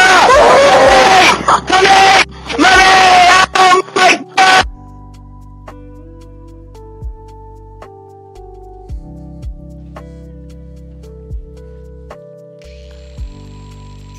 I love it when you call me Big Papa. Throw your hands in the air if you's a true player. I love it when you call me Big Papa.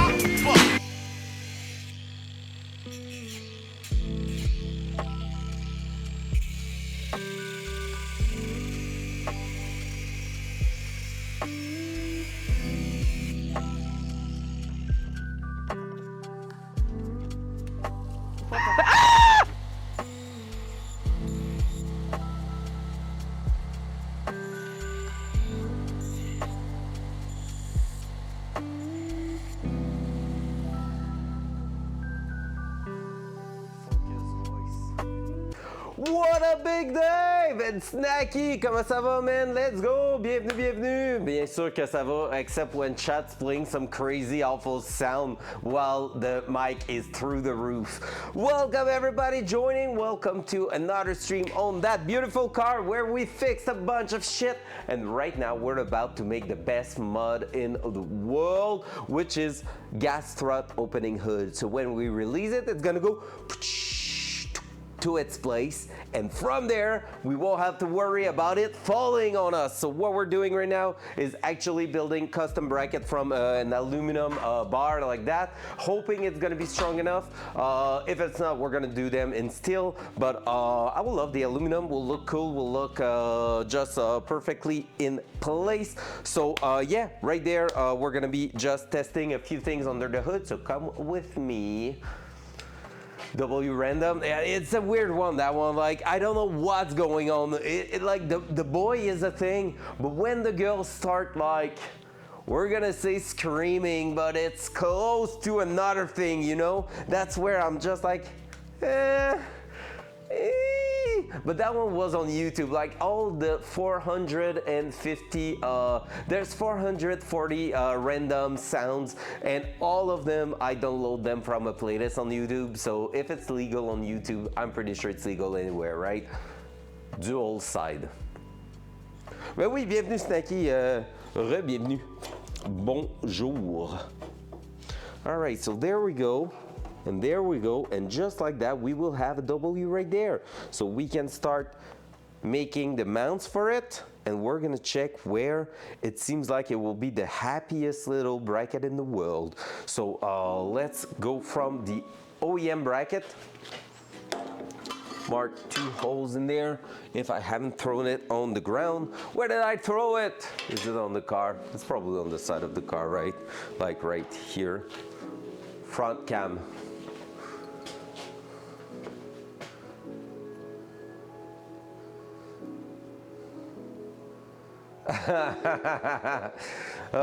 No stress, man.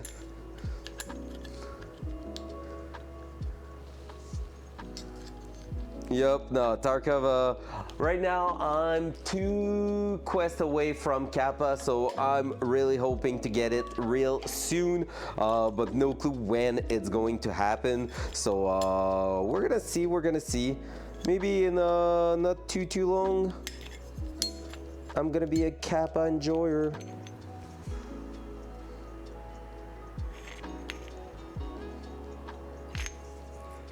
Up. Does that make sense? It does make sense. Slightly offset it, perfect. Now let's figure out which drill bit we need for that one. But yeah, chat, getting closer and closer. Honestly, this week we should get Kappa. Normally, it should be doable for this week. That's the right drill bit. If we're lucky, kinda, because I need to find the goons, and the goons are not easy to find. The goon tracker are pretty much dead, I feel like. Yo, so many amazing people in here. Welcome in, everyone. Hell yeah, that's my kind of day when I see so many people. Lovely. All right, let's just drill 2 holes through that. Loud noise. Loud noise.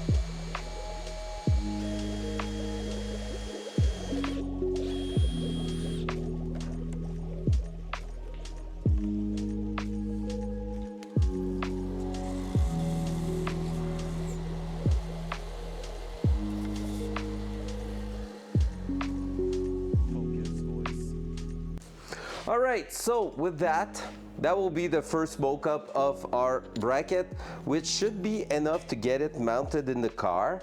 And yeah, just test the idea here. If that works, that will be amazing.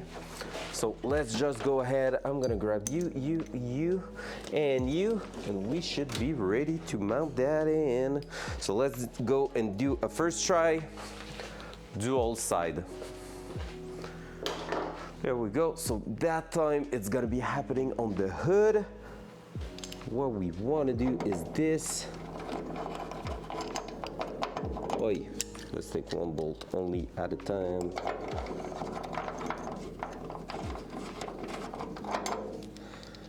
That.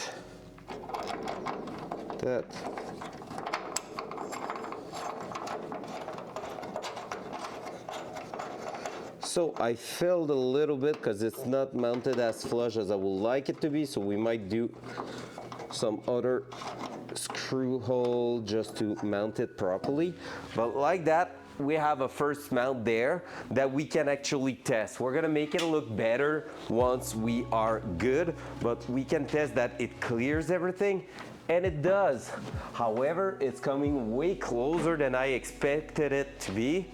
So there's that might be an issue later on. So we're gonna have to make sure we're all good there. Because basically what happened is that I thought it was closer to here, but actually it seems to be closer to here when it closes, and that's too close to each other. So when we put the strut in place, it won't work properly. Speaking of which, if I'm taking the set strut, that's a good one, right? Yep, it is. That's the idea here. So what we might be doing, yo, what's up, Goose? How we doing? So that, if I'm sliding it towards the bottom there, a little bit closer to the bottom, maybe I'm gonna be able to actually get it to fit in there. Maybe it's gonna be a matter of not being able to open it 100% like that, but yeah, we'll see. How we doing today, Goose? Hope you're doing amazing, sir. Coffee time.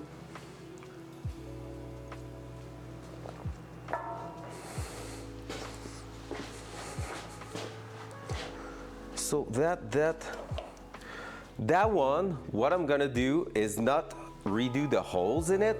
I'm gonna take it in, I'm gonna change it with the one going at the bottom here, and we're gonna make two mounting point at the bottom on that plate right here, so that we can put it like that and just bolt it in there, while this one stays in like the appropriate position. So we're just gonna re-drill that one and make it to the side here. So we're gonna offset that one a little bit more and see how that's working.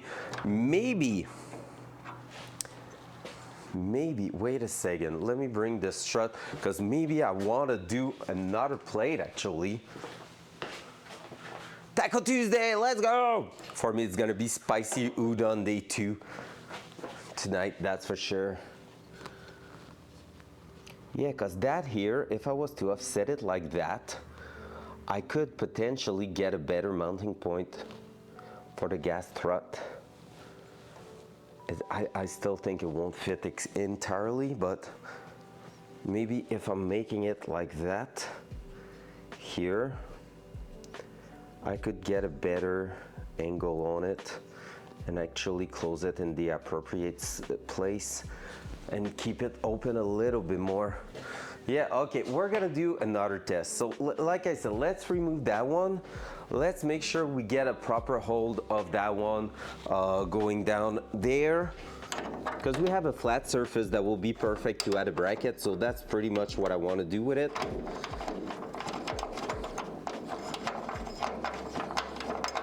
So what I'm gonna do for now is just remove that chat. I'm putting that right in the edge of the fender there.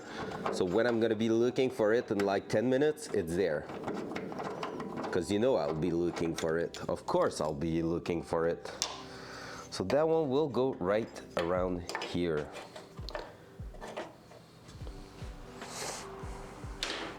I'm gonna wait before bolting that one down. What I'm gonna do now, I think I might be actually cutting a new bracket that's gonna be longer, like twice as long, so that we can offset it towards the bottom there and go really lower around here, which will make it actually work great to mount it a bit further away. A bit closer to the actual pivot point, which should give us a better, because right now, I don't know how to explain it properly, guys, so bear with me with the explanation, okay? Right now, the thing I'm looking at that seems to be not working is that with the length of that one, right now, we agree this is fully open, like it cannot go longer than what we have right there. So from there, what we need to think of is when it's gonna be mounted here, you can see that this one here is quite far from the frame. So technically speaking, I need to offset it like that to be in a proper position to have it fully open. However, if I'm doing that and closing it, keeping the same pivot position, this is getting really close to the frame of the radiator right there, which technically means that we won't be able to close it there. Like it won't go, because where it's mounted over here is actually going more around there, so it's too long once it's closed. So to change that, we have to either lower the pivot point here or change the mounting point there. So we need to make sure that, or we make it shorter. We just make it so the hood can only open like this, but that's not ideal to have access to anything.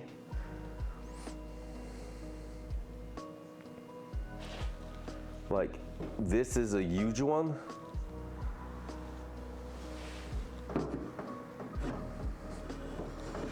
Like technically speaking, that here will be the best way to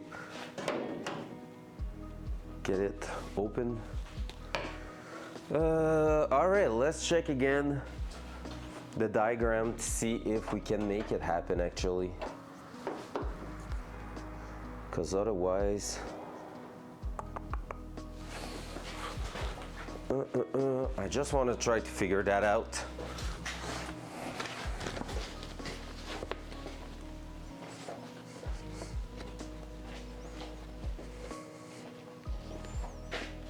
Don't use hands or body to compress the strut. Too late.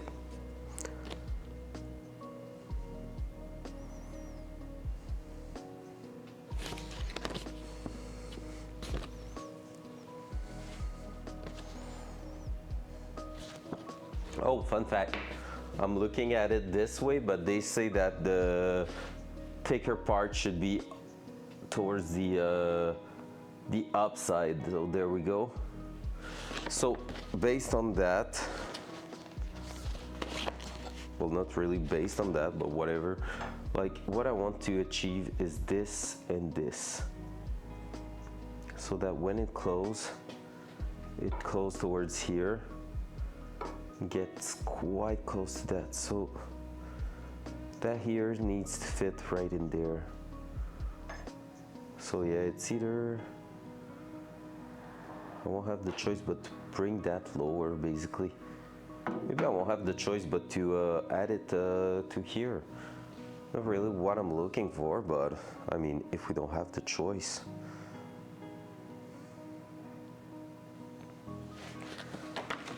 What else can I do with it? There. Or we give it a try, because anyway we already machined one. We give it a try like that. See where it's going, because otherwise there's no point. That's an easy way to calculate the depth. Like technically speaking, here could have been a solution, but again, not enough space. Ah! We need to make it happen. We need to make it happen. So that's gonna go like this.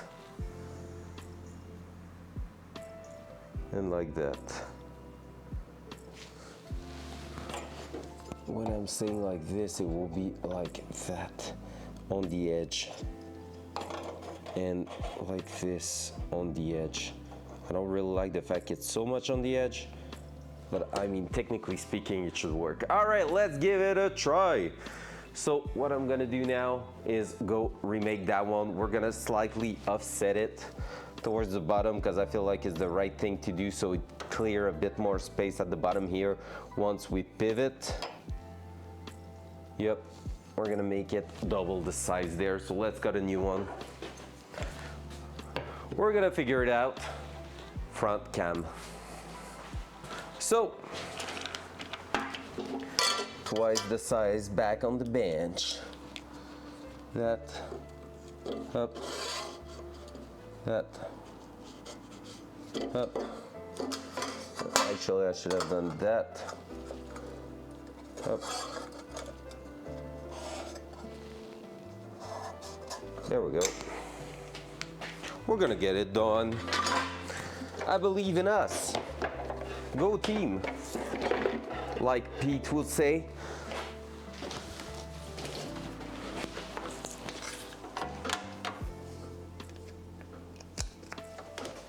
And worst case, it doesn't work and I cry. Loud noise.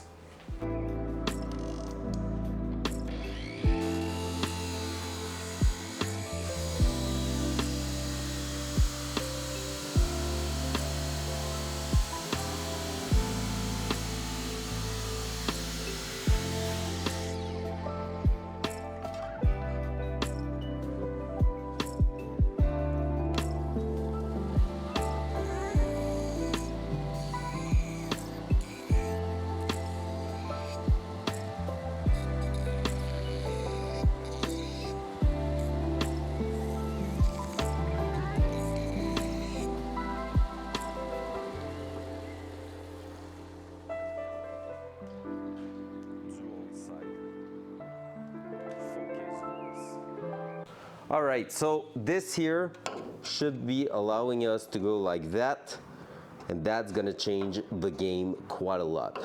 Now, I'm gonna be making sure that we mount it properly this time, that we make it good. And yeah, let's go drill 2 more holes. So what I'm gonna do is that I took the spare part out. I don't think so. Let's put that back down here. Up. Where is my bracket?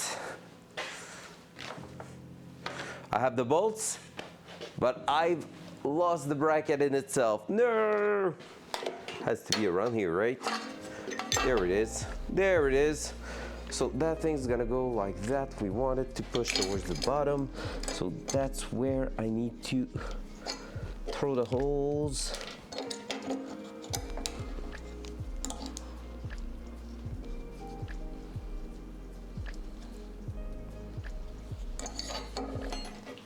There we go.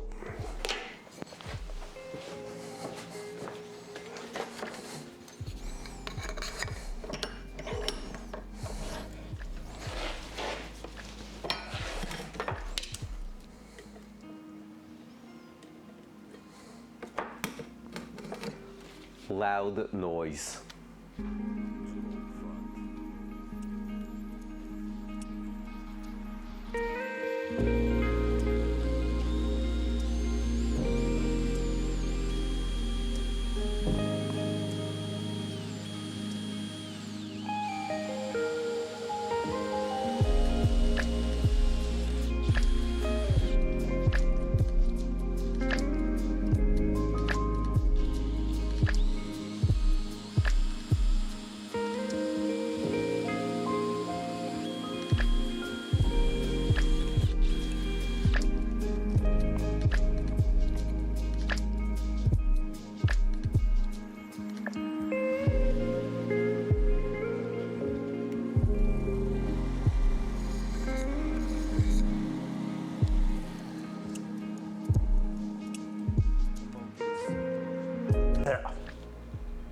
All right, sorry for the sound.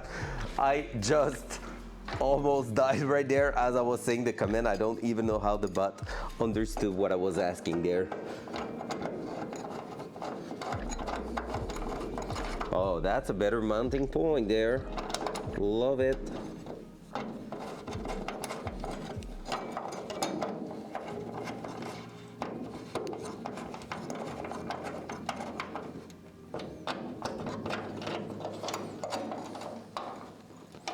Okay, that's way better. Look at this dual side. Boom! We have now a real good bracket here that is super solid.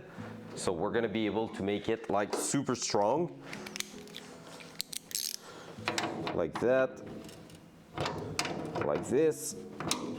Now it won't move at all. All we have to test is that it's closing. Which is the case. Oh yeah, the corner is real good in its position now. It's like right here. So what we can test from there is the actual measurement like this. Yeah, corner to corner, that will fit. So I think we are going to make it just a tiny bit higher there. It's gonna bring the hood slightly more closed, but that will make it also easier to work with, I think. So we're gonna make a mounting point here. And I don't know if I want to do that this way or that way. I think that way will be the best. Tack, tack. Like so.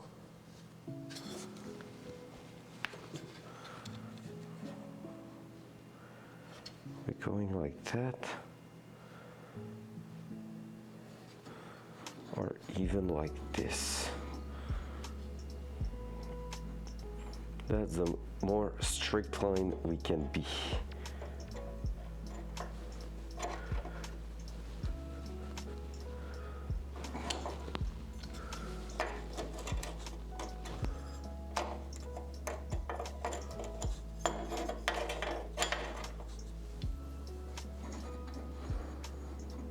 That isn't the best straight line. So when it's gonna close, it's gonna force against that a little bit. So yeah, we're gonna try that. So what I'm looking right now is that bracket at the bottom. We're gonna try to mount it a first time. I don't know how that's gonna go, but we're gonna try it. We're gonna see how it works, because basically we want that to be holding in there. So if we take a look at it, should be something like, actually like this. And right now I can go corner to corner, so we're just gonna make sure that we lose the lowest amount of mounts, but we should be good to make it happen like that. Let me change my pencil because I have a better one to mark that kind of spot there.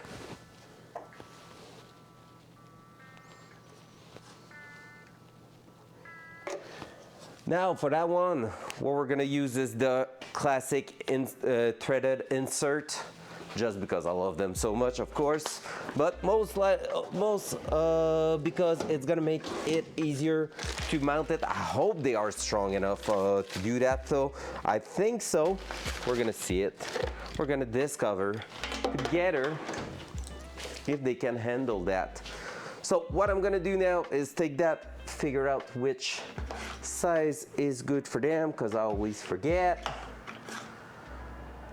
And it is that one. So that let's take the drill and let's throw more holes in that body. Hashtag race car. Actually gonna keep that because I think I'm gonna need that a little later. Up. Hop, hopla. So we're gonna bring this, this, and this, and just go like that. Maybe I'm gonna need to mark them. I've never found my punch Again, like I really think it fell to the ground somewhere, and I'm gonna find it in like 3,000 years from now. But we have a sacrificial screwdriver now, so that's what we're gonna use. Watch out for your ears as I'm punching those holes.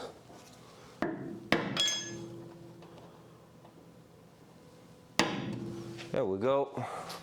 Not too bad. That wasn't too loud. There we go.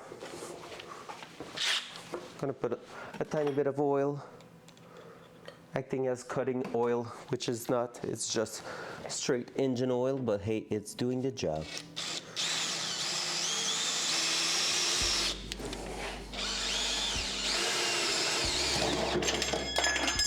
That wasn't the plan. Let's try not to put that through the tire also. That will be quite cool. So let's move that out. That was close. Hey, what's up, Dark?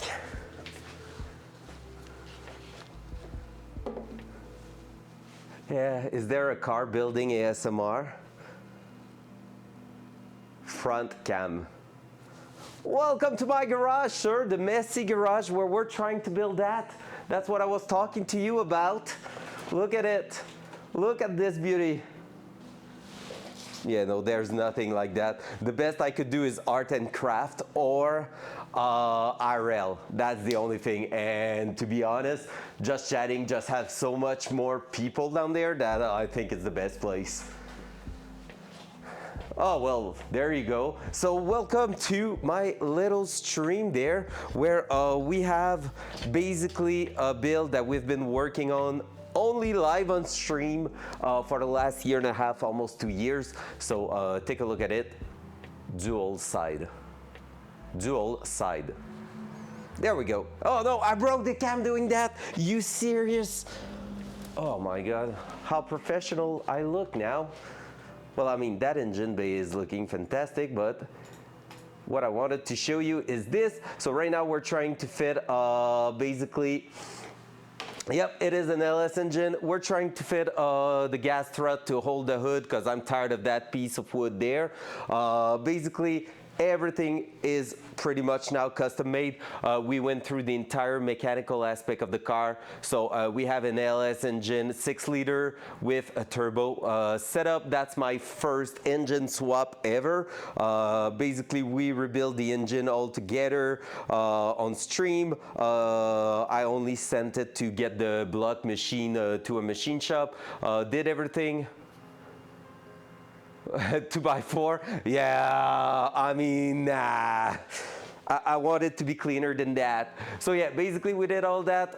Full custom setup also for the subframe and everything. So basically Techno-Toy tuning, coilovers, Willwood big brake kit on all 4 wheels, tubular cross member under there with fully adjustable control arm length and like, think of it, it's adjustable pretty much.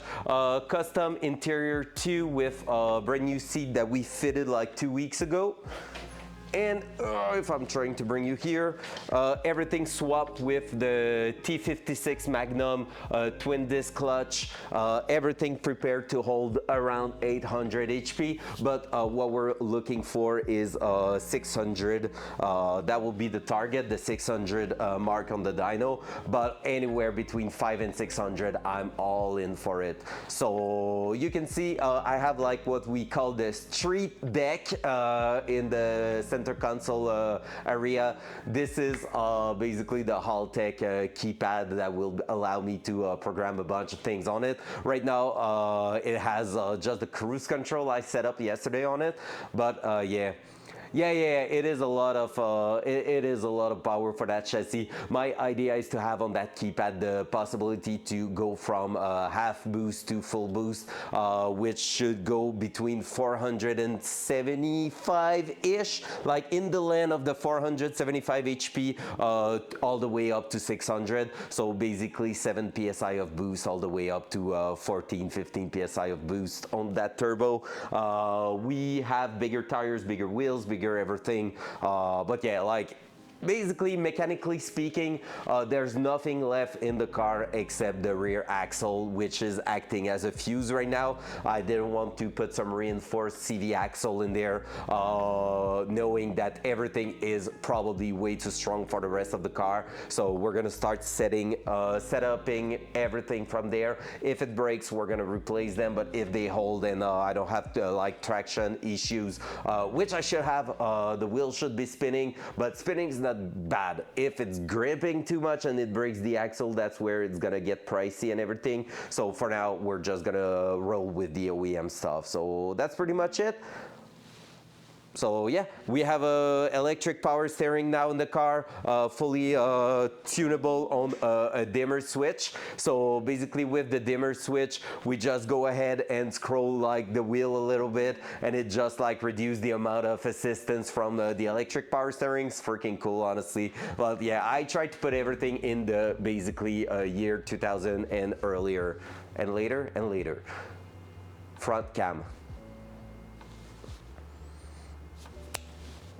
Exactly my point. That's exactly why. So basically, we upgraded the differential with a CAS LSD unit. It's a clutch pack LSD, but like, you know, those 22, 24 disc, reinforced disc in there, acting as a clutch pack. So like it's a really sweet unit with like reinforced metal disc and all that. Plus the T56 Magnum, plus the twin disc clutch and everything. Like that car is gonna be wild. Like I prepared the entire build for 800 to 1000 HP pretty much on almost every single component, and I just want to use like 60% of that, because for that chassis that will be plenty, and going overkill should allow me to have some reliability also at that power level, which will be the idea. I want to be able to drive that car to the racetrack and drive the entire day, come back here and be happy. So next step is all about heat management and stuff like that. But yeah, it's all about getting it to work now. And like I was telling you in your stream this morning, I'm in that last 10% where basically a bunch of things are happening and you're just like, oh, really? And like, it's small things like, hey, when I tested my my clutch line from the master to the slave, what happened is that everything was great. And now, oh, it drips just a tiny bit. Of course, inside the bell housing area. So now we're gonna have to figure out a way to access that. Honestly, not too bad, because that transmission has like a window on the side that should allow me to go with a long wrench and unscrew it, but I gotta buy that tool because I don't have a freaking long wrench to go just loosen that thing and all that. So, you know, it's all those things.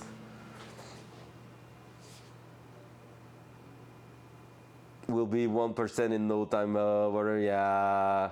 Did you know with Amazon Prime, I do agree you get with a that. free sub Hey, every what's month? up, Kratos? Any primers? Dark, you want to hear it run? We just figured out an issue with the actual trigger system this morning. So by the way, guys, if you don't know, Dark Horizon, he's a freaking amazing man. He's streaming some iRacing content, and his dad used to be, I think, in all the SCCA type of things, which is basically part of the like stuff I'm going in the US for. When I'm going in the US during the summer, I'm going for the SCCA Autocross Tour. And so yeah, all the father was SCCA racer. Okay, there you go. I thought he was part of the organization, but yeah. So basically, usually when I'm going down in the US, it's to go race in the SCCA Autocross Tour, either in Finger Lake or like last year I was in Lincoln, Nebraska. So that's pretty sick to have you here, man. That's so freaking cool. A guy that was born with a petrol head dad. That's awesome. Dual side. All right, do we believe in that? That piece of wood will hold it, right? It won't fall as I'm starting the car, right? Let's do it. Let's just have a little listen. So I won't go too nuts on it, and it will probably die on the first crank. Not even!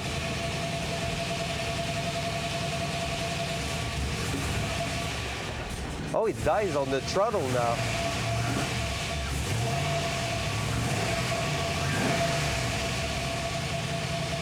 I heard the turbo starting to pull pressure for the first time.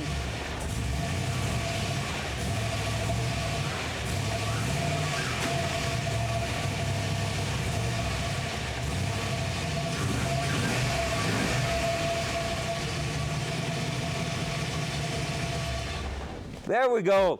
Yo, we heard this turbo like start to do the little whistle for the first time. I'm hyped.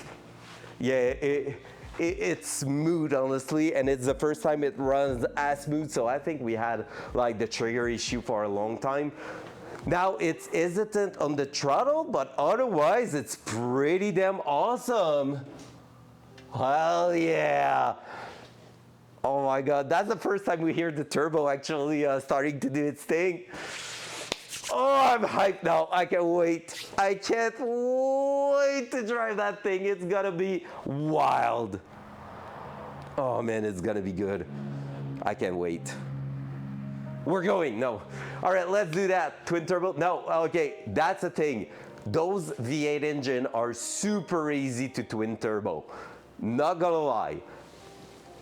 It's a, what is it already? It's the VSR Next Gen 78, 76. So 78 mil exhaust side, 76 mil cold side, I think. So bigger than 60 mil. With the 6-liter, it's actually a real good size. It's supposed to start spooling at about 2,800 RPM. So it's a big boy, but it's actually spooling real fast with that car because the displacement of that engine works. And yeah, Nero, twin turbo was actually a question in the first place. Technically speaking, when you go twin turbo, you don't really have the choice but to put it here. And in that engine bay, it will start to get really clogged out quite a lot, which is not the ideal scenario for us. So basically, right now we are optimized, and also, hey, Cimarron, thank you so much for the lurk. Appreciate that, big love. And so yeah, basically, twin turbo is also not double blow off, but you have double wastegate. You have like everything you see now, you need to double it pretty much on the turbo side and everything, special intercooler, stuff like that. It just basically adds so much to the price of the build, and it makes kind of no sense because all that is even more potential failure. Like, so just a single turbo, it's already plenty with those. Technically speaking, and I was chatting with that with the Anarchy this week about it, in 2 years from now, I could be like, there's a world where I'm like, yeah, that's stupid. That turbo is way too powerful for the car and everything, and not even fun to drive on the racetrack because it just tries to kill you. And I could be removing it. I'm not planning to. I think I can tame that freaking car, I swear.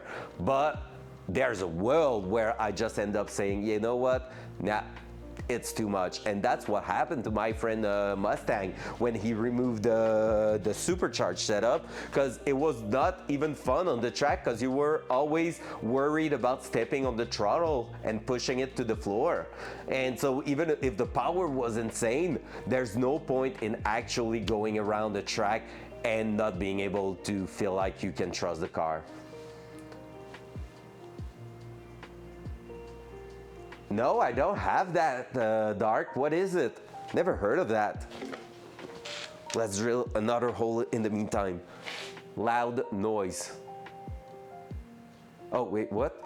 It's a very good bug on Turbo Techniques. Oh, for real? I love that. I will take a look at it. That's cool, because like basically it won't be my first turbo car I'm driving or anything. It's my first big power car and my first custom turbo setup I'm doing. So that's where it's gonna get interesting to know where it works and where it doesn't. But yeah, I feel like I did a pretty good research. So just to give you an idea, Dark, I owned the car for the last 10 years, never worked properly. It had a V8, carbureted V8 from an Oldsmobile, like a 307, was a freaking awful engine. And when I decided, you know what, I'm gonna do No, I won't. And when I decided, basically, I will go with the actual build and move on with it. I took about 3 years of, first of all, saving the money. Second of all, also making a lot of research. The entire build you see right now, even if I haven't followed the initial plan to 100%, it is basically 3 years and 3 iteration of a spreadsheet where I went on and was questioning every part I was putting in that spreadsheet. So the preparation behind that build is actually quite decent. And yeah, the math equation and other things, yeah, okay, and that is something I haven't entirely done, but because that turbo, I bought it. No, it's not the TK spreadsheet, Nero. Nice one. Basically, that turbo, I bought it used to a guy building a bunch of LS engine, and with the exact same engine, so LQ4, just like the one we have in there, he did with that turbo at 24.5 PSI, a stunning 820 wheel HP. But the guy wanted to see 1,000 wheel HP in his build, so he sold that turbo after only 800 kilometers, most of it being the break-in of the engine and the dyno session, and actually sold it to me. And I already had made the research where I know that turbo should spool at like less than 3,000 RPM or like maximum 3,200 RPM, depending on the cam and everything, and like give you at 15 PSI a solid 600 HP. Now, depending on the dyno and a bunch of things, it can vary, but it should be around that. Nice, I love that, man. Thank you so much, I appreciate it. Yeah, honestly, like, I'm not a mechanic, by the way. I'm not a mechanic at all. Like, I'm doing that as a hobby. I've never worked in a garage or anything. Everything we've done, like, we even freaking bought like a TIG welder. Like that thing here, I bought that TIG welder especially to work like all the piping and everything. Don't judge the welding too much because I've done them myself. It's my first like TIG welding project and all that. And basically the idea was to learn. I'm a driver. I love driving fast. I love being good with cars, and I'm actually a good driver. And basically, like IRL, I love testing cars. I love driving everyone's car and all that, but I wanted to build something. I'm also someone that loves to build things. That's pretty good when it comes to working and like overthinking things. That's my job actually. Like my job is overthinking things. I'm in the visual effects. In the cinema industry. Right now I'm working at Sony Picture Image Work. So I haven't worked on Minecraft, by the way, just so you know. I don't want to be associated to that movie necessarily, but yeah, so basically I work at Sony, and overthinking is my job. So that was a way to challenge myself to understand cars, and that is like a freaking amazing project, and I'm really happy to where it went, to how it works so far, and like we're just on those last bits to get it to work. All right. There you go, Nero. Oh, by the way, you're gonna hear a bunch of shit in here from time to time, especially sounds, but you are used to it with VACA, right? So basically, Dark Gear 33,000 channel point allows you to pick a sound of your choice and make it redeemable on a word. So people in here have their very own custom sounds, so they can say hello like that. They can also annoy me when I'm playing Tarkov on stream and stuff like that. So it's just like a word that only them can trigger. And they love doing that when I'm doing this. Loud noise.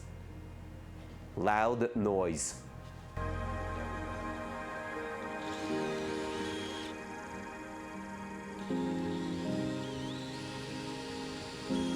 I love it when you call me Big Papa. Throw your hands in the air if you's a true player. I love it when you call me Big Papa.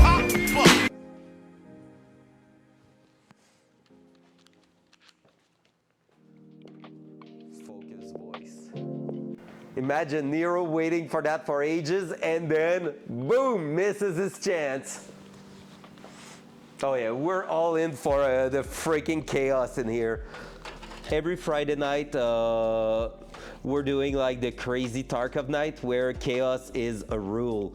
Basically, every week I'm picking up a Tengia, so that we call the Tengia of the week, and from there people can trigger it. Usually it's 2 times during the stream, so it usually is something that will cover the entire screen, make a lot of noise and everything. So people are pretty much going on and triggering those sounds, those Tengia and all during the Friday Night Tarkov, and they're just fucking around. We did the guide through the crazy Friday night. It took us 2 weeks to get it done, because the guide was just insane. Like, people were making sure I couldn't see shit, and they also got a bunch of confirmed live out of it. All right, let me grab one more thing there. We're gonna clean up those holes. There we go. Hopla.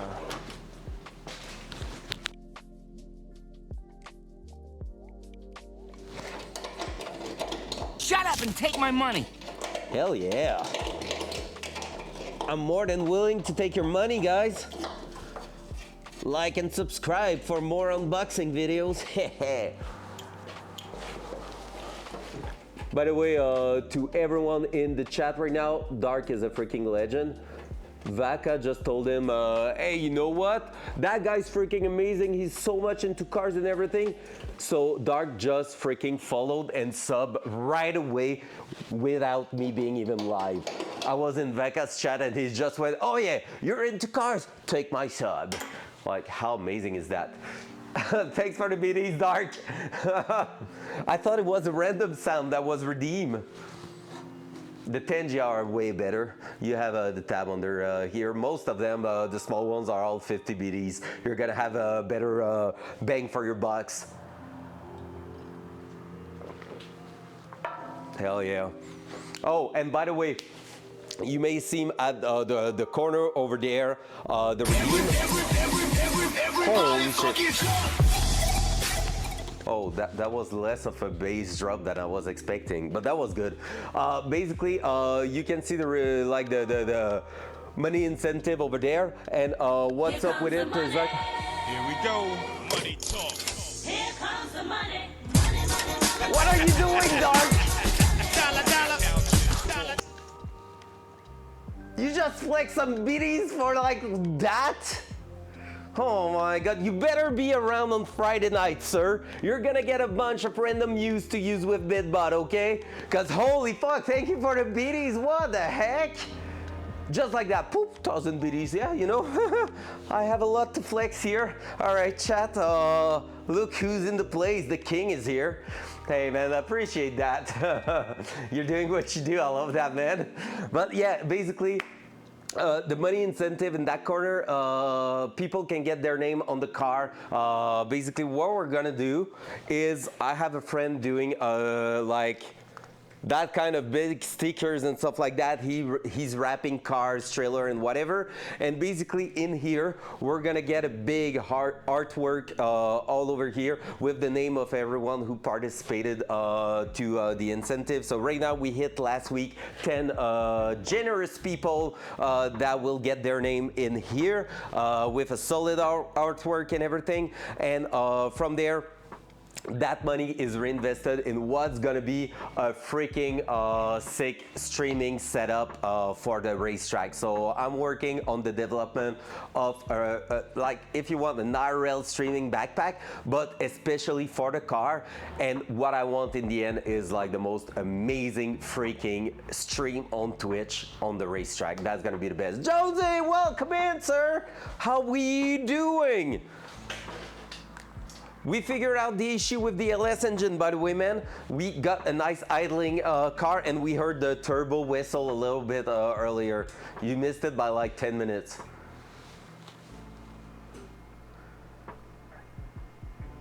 Oh my god, that's a solid question. Because basically, that car is gonna be on the street, so I'm trying to avoid to put anything outside of it. But like, I don't know, man. I don't know. To get your Twitch there, oh my god, that will be excellent. Not even my Twitch, yours. Oh, I don't have an answer for that.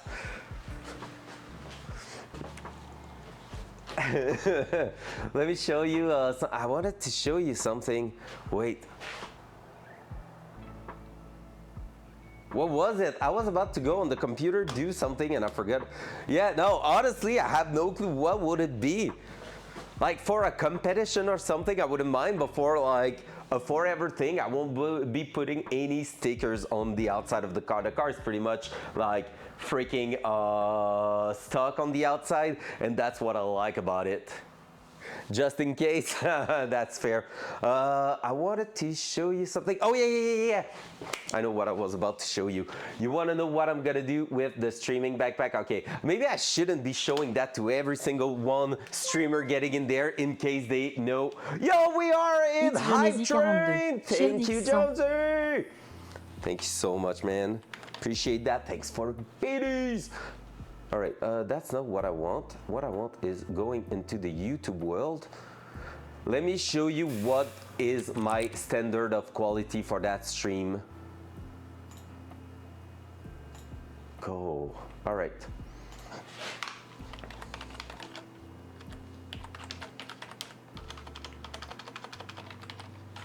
So what we want to do, we want to develop the most amazing freaking stream on Twitch, but you don't get that just by saying it, right? You need to think of your things. Like I said, I'm in the cinema industry, but before that I was also in the video game industry and in the early ages of VR and AR, where basically I was going on and working a lot with all that. Yo, what's going on? Thank you so much for the multiple 5 biddies, Jonesy. Appreciate it. Holy crap, what's going on right now? Hell yeah, baby. So I was working in that, and what I want to do eventually with the stream, a board meeting, hey. What I want to do with that is to get that result right here and nothing less. This is a 360 video, so obviously it has been done. It has been done in the past into the YouTube world, which is like, you know, a 360 camera and everything. What I want to do is this with the exact same type of setup here, where compared to anything else you have seen before, that one mount is actually on a swivel, on a rotative plate, which allow it to swing left and right. It's on a swing gimbal, exactly. And basically that gimbal is allowing us to see the side of the car, which is freaking amazing. Now this is called a Lexi mount one, but when you message the guy who developed that, he's not answering. I know, I tried. So I want to reproduce it here. So we're gonna reverse engineer that thing and make it work our own way. I know pretty much how to make it work. So we're gonna get that. So instead of being a static 360 videos, it's like this, and through that I'm gonna also have an encoder inside the car, where I'm gonna be able to put a GoPro video to see the inside of the car, so have like the driving point of view and all that. Plus I want to put some stats, so I want to have a lifetime logging on the side to have like the speed, the G-force, and the RPM. Just had 3 of my guys in my office watching the motor run on the bus. Let's go! That's a W, Mr. Pam. So look, we can see, it looks like you're freaking playing Most Wanted. Like, you know, Need for Speed Most Wanted was giving you that feeling in the third person view, and that's exactly what I want. This is where the stream is heading. That we are about, I would say, 3 weeks away from ordering all the parts for the first iteration of the backpack. And with that, we're gonna go basically into the research and development for that. No one has done it before, and I'm pretty sure I can manage to make it work. It's all gonna be a matter of pushing the data to my computer, but I've already done a lot of research. I know pretty much which 360 cam I need and how I'm gonna be building that mount. So yeah, it should be interesting. Yeah, honestly, that setup might be hard a little bit. It is basically with the Insta360 cam. You can set it up so it goes and stay looking straight, which is like in only one direction. And so basically the way it works for the swivel, it's that because the cam is at the end of a selfie stick, it's a reinforced one. In their case, it's a carbon fiber pole they're using. The way it works is that the camera is acting as a I don't know how you call them in English, like a wind flapper or something. So when you're turning like that, the pressure of the wind will push it to the left side here, even if the car, the rear is going right side, the wind and everything's gonna push it to the left side. And so until it goes back straight, it won't swing to the other side. And there, whoop, we're seeing a little bit the right side because it tries to return to its place. But that's honestly fire. That setup is insane. And that's what I want to get on that stream. If anything else, the next project after the Datsun is pretty much done or ready to get done, it is that.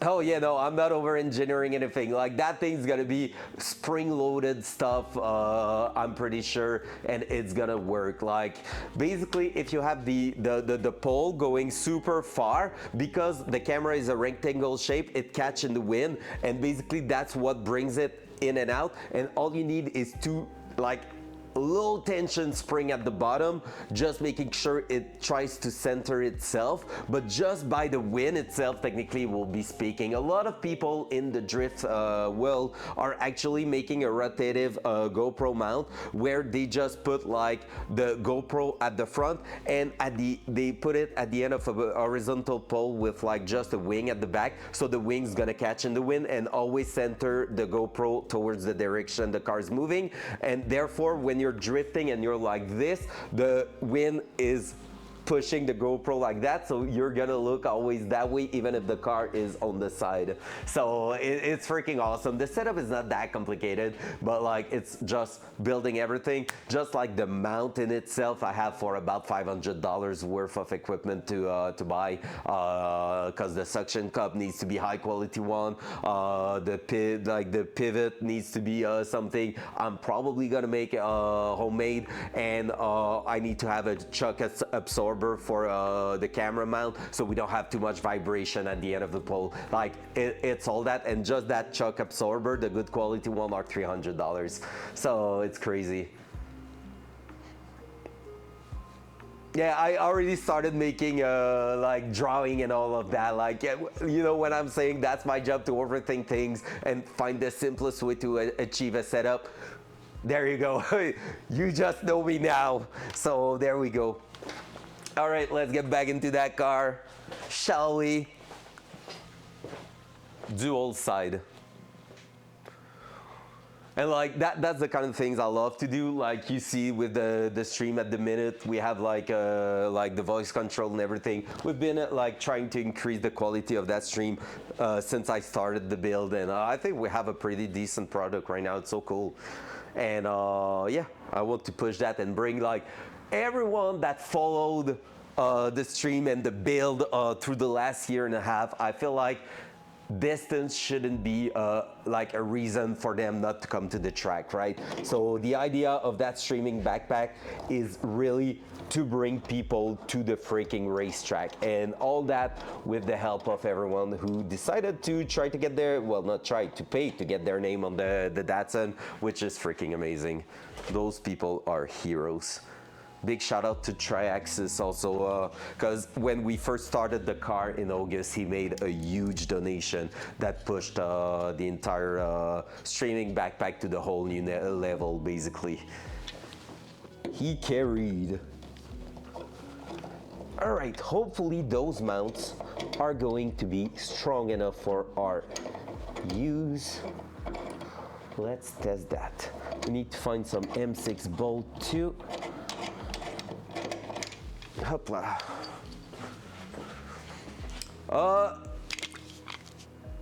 Oh, thank you, Triax. Big love, man. And Mr. Pound, for now, there's no official deadline. I think the deadline for the name on the hood technically would be, it will be the end of phase one. Phase one is the car's running, we hit the track, and like maybe the end of the first day at the track where I'm gonna be streaming it. Like the streaming backpack's gonna be done.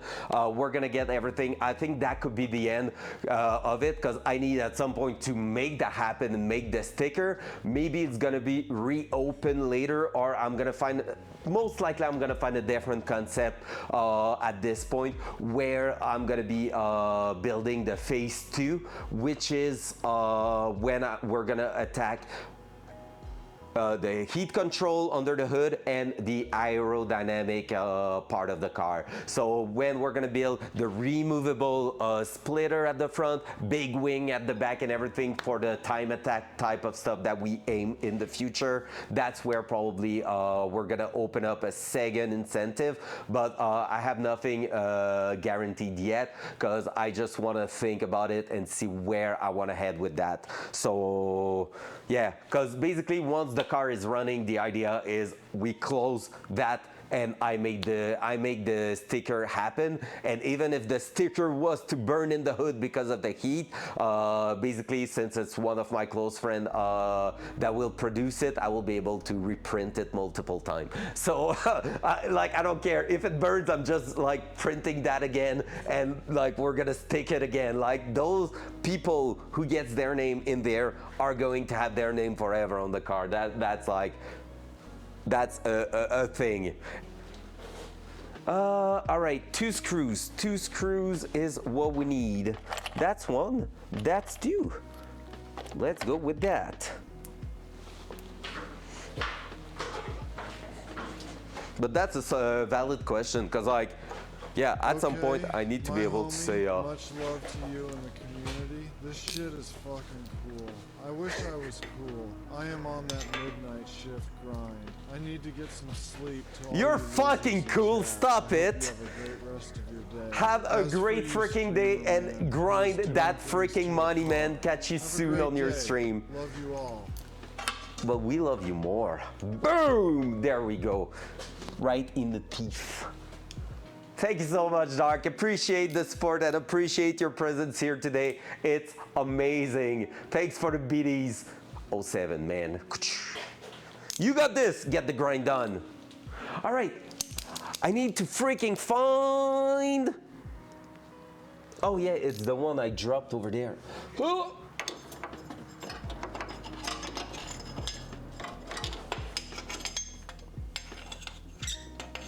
Hopla.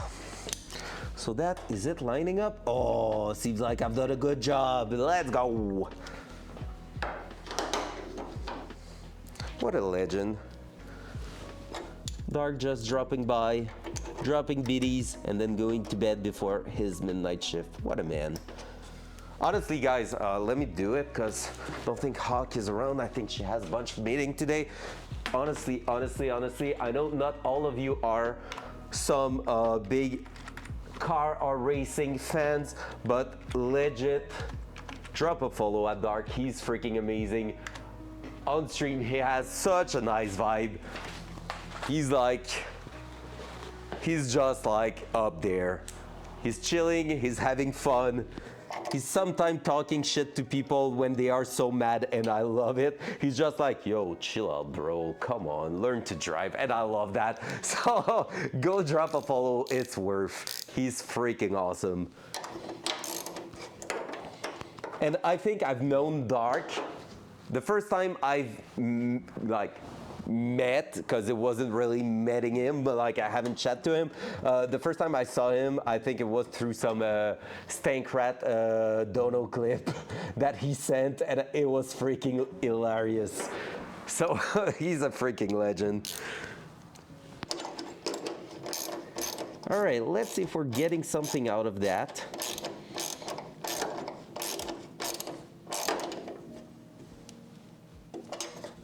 That would be awesome if that works.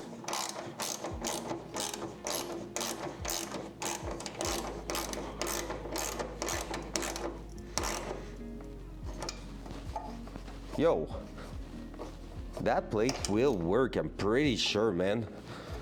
Holy, I think we are onto some nice little thing here. So that, look at this. It's lining up. Now all we need to do is test if we can get it to work. So we're gonna go ahead, drill a hole on both sides.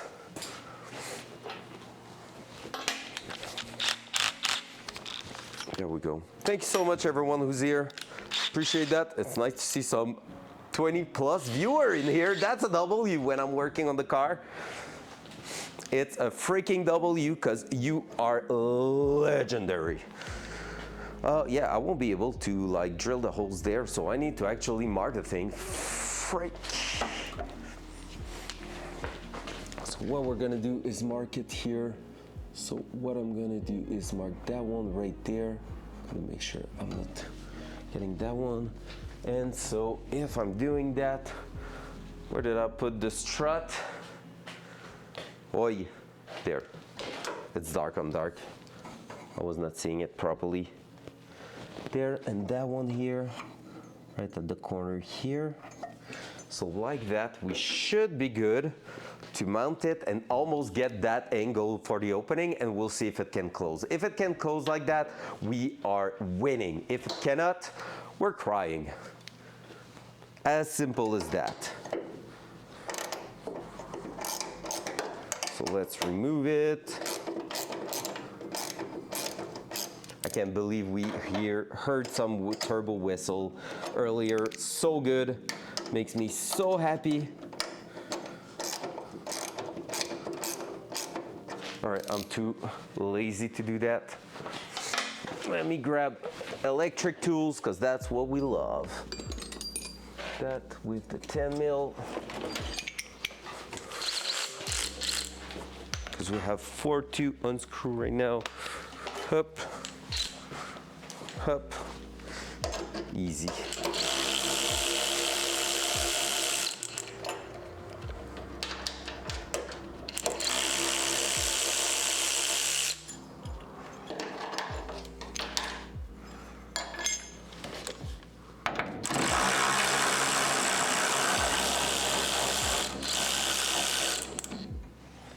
Hup.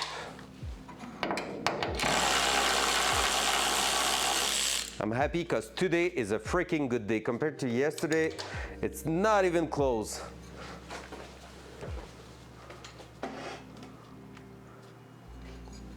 Oh, love that. Love that, man. Happy that it makes you happy, Mr. Pound. We're trying to make it clean and fun for everyone in here. Are you drawing like you said? Oh, cabinet, yeah, never mind. Sorry, in my French brain thought cabinet as small offices. Because basically here we say a lawyer cabinet.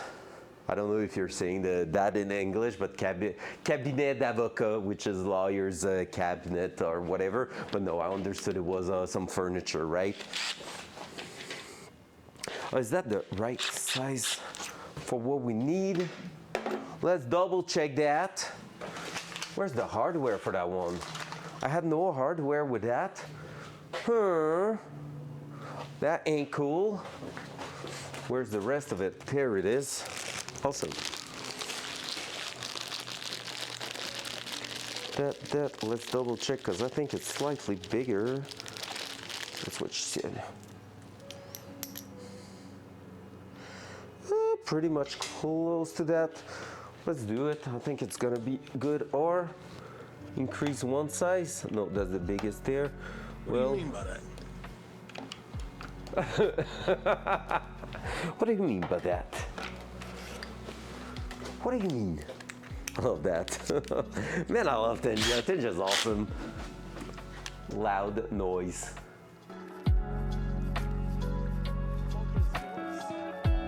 Aren't you gone, Dark? Thanks for the biddies. Loud noise.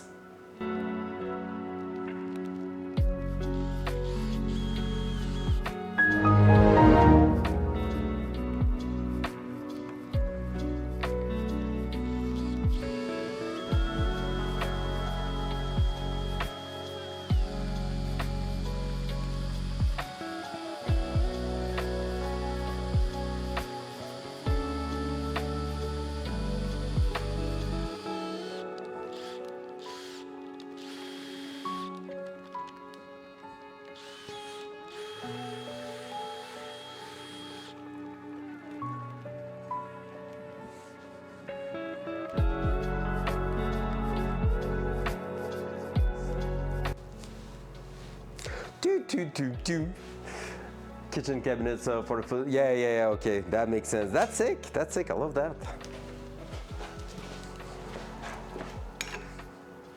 Oh, just a tiny bit bigger. No way I can clean it just like that, right? Almost, but we're gonna take the one step bigger drill bit just because we need that to work properly. Hopla, up there. Oi, hunt. There we go.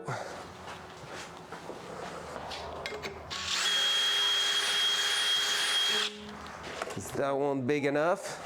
That's what she said.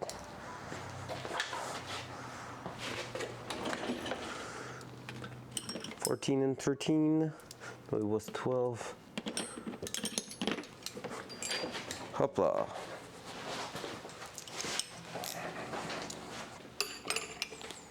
That. Wait, still not? Oh, next one's gonna be good.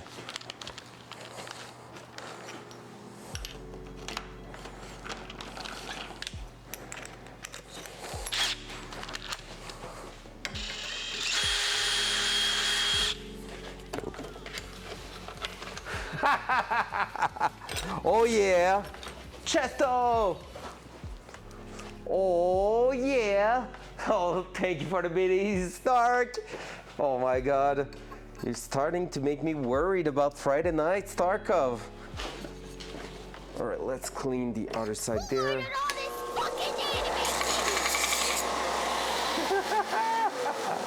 So good. What are we doing, Dark? What are we doing? So many of them. You a madman. Don't forget to go to bed before work. But I'm not your mom. You don't have to listen to me. There we go. Awesome. So that will be a first mounting point. Let's put that back in the car. Transition. Epic slide. There we go. So what we're gonna do here, let's go back with that. Put it back in.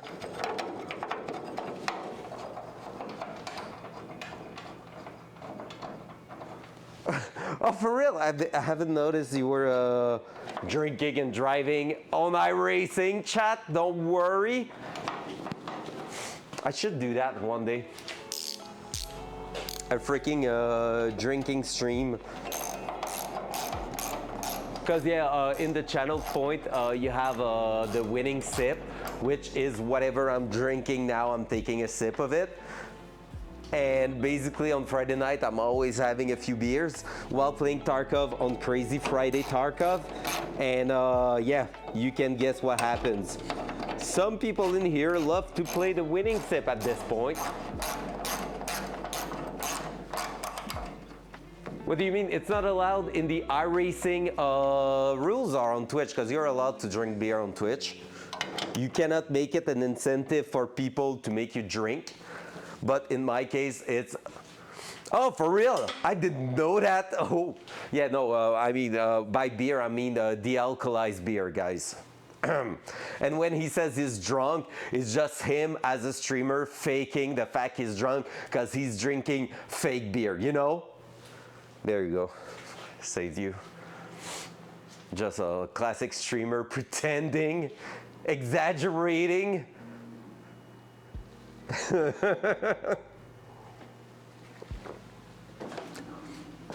My mug will tell you what I think about it.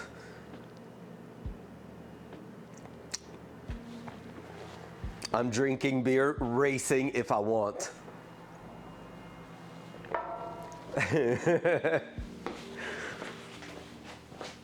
There we go. All right. Now, that one here, let's go for it. And I think I just erased the mark I was putting on, but it's going like that. So at the corner there, okay, yeah, it's that one there. Awesome. W mug indeed. Loud noise.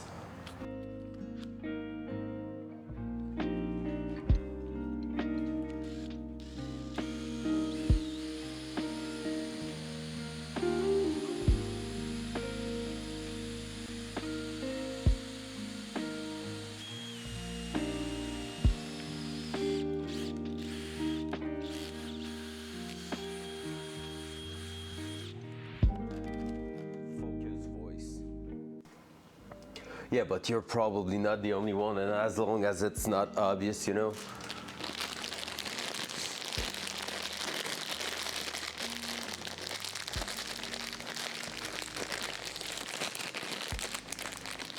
You're a good driver, so it doesn't show too much, and as long as you're not an asshole to people, there's no really any point in reinforcing that.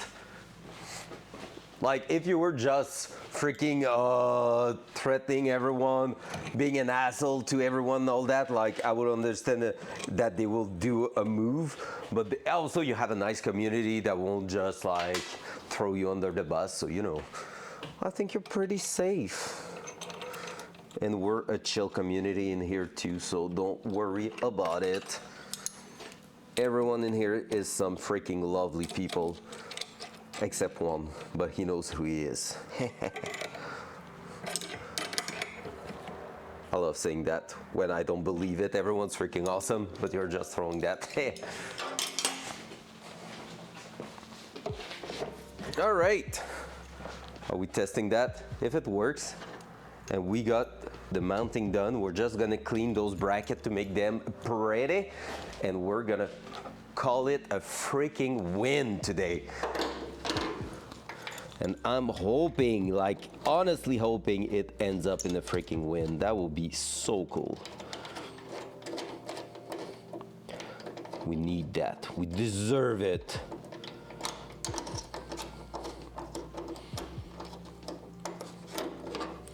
But I think we might also end up with that not fitting properly. I'm just telling you guys, be prepared.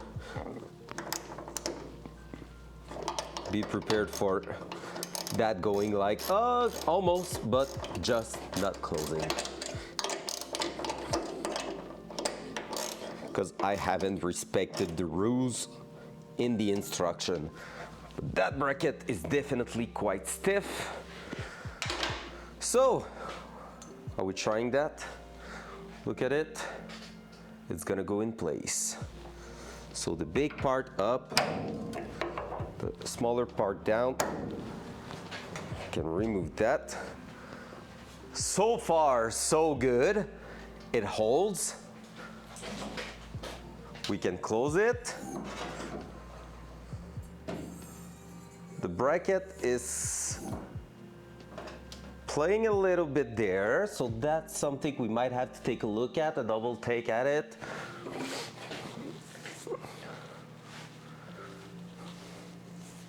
That's fair. The wall is probably the hardest to not touch. Well, I mean, sometimes other cars are in the way. I'm a bit of an aggressive driver, so but I really am better than I used to be, because I'm trying to take any opportunities. All right.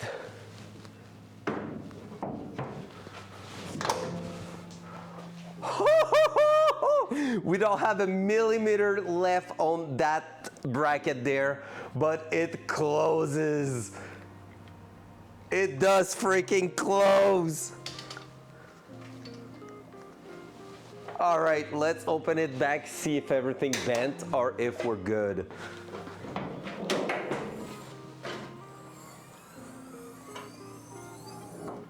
Yo! All right, that's freaking cool. We're gonna try to reinforce that maybe a tiny bit, but so far, nothing seems to have bent. I'm not the happiest about where it is in the engine bay, but at the same time, it's not somewhere we have any big things going on. So we can still have access to pretty much everything in here. So it's not the biggest deal, I guess. And it works, it just works. We won't need to fit one on the other side. It's just doing its job. Like, look. That's awesome. All right, I need to clean my nose, 'cause I'm still sick and I hate it. Sorry for the inconvenience. Please hold the line for about 30 seconds while I'm having a not so cool time right here. Be right back.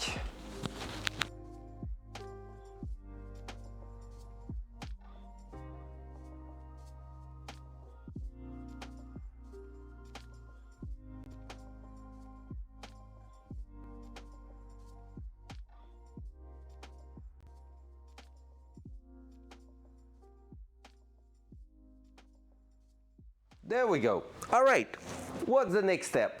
We must clean those brackets because there's no way that in my car there's gonna be something looking like this. So what we're gonna do there is actually make sure that we clean that bracket there, and what we're gonna do here is leave a bit there.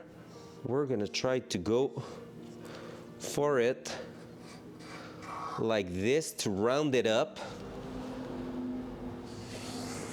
So we're gonna cut that, round up that corner, cut the other side, round up the corners too. So that way it's gonna look like a nice lovely bracket. We're gonna round up that corner just a tiny bit. We don't want to make it weak. And just the same thing on this side, we're gonna go ahead.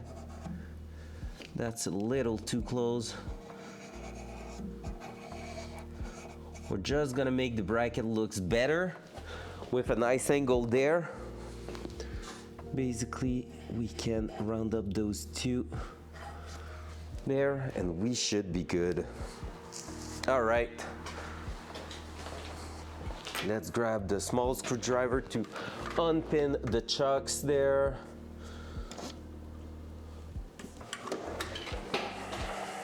Well, the strut, I mean.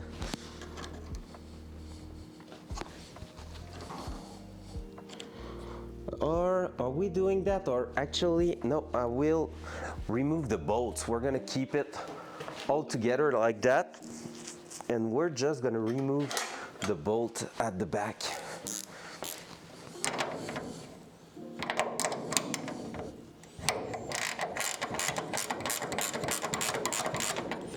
Just like that.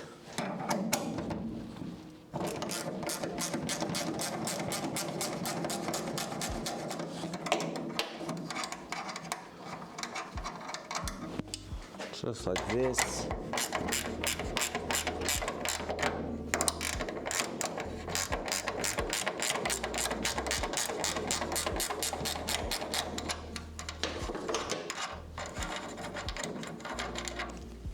Now I should be able to just do that, do this, release it, there, put back the piece of wood.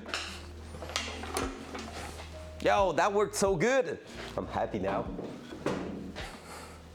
Freaking happy about it. Let's do that. Let's hold there. Awesome. Let's release.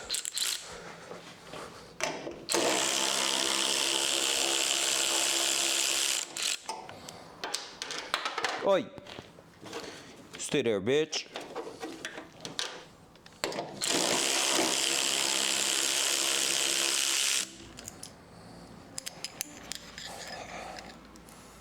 Like that, like so. Let's bring that here. Same for that one now.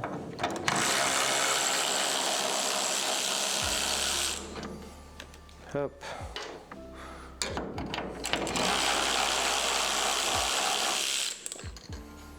Up. Woo! Hell yeah. All right, back to the workbench here where we're gonna be cleaning those things. So let's do that. How can I hold it like this? Sounds pretty good, that. Come with me, chat. There we go. So what we're gonna do here is use that and that to clean everything. So let's do it right now. So I'm gonna cut that on that line. As you can see, I might be a little too close there, so we might have to change the angle on that, but whatever. For now, I'm gonna start at the top and try to bring it down as far as possible. From there, we should have a nice piece removed. We're gonna smooth that out in here, just round up every corners like that, so it's not something we can hurt ourselves playing in the engine bay, because that will suck, so let's not do that. All right, let's start right there. Loud noise. Oi, I said loud noise.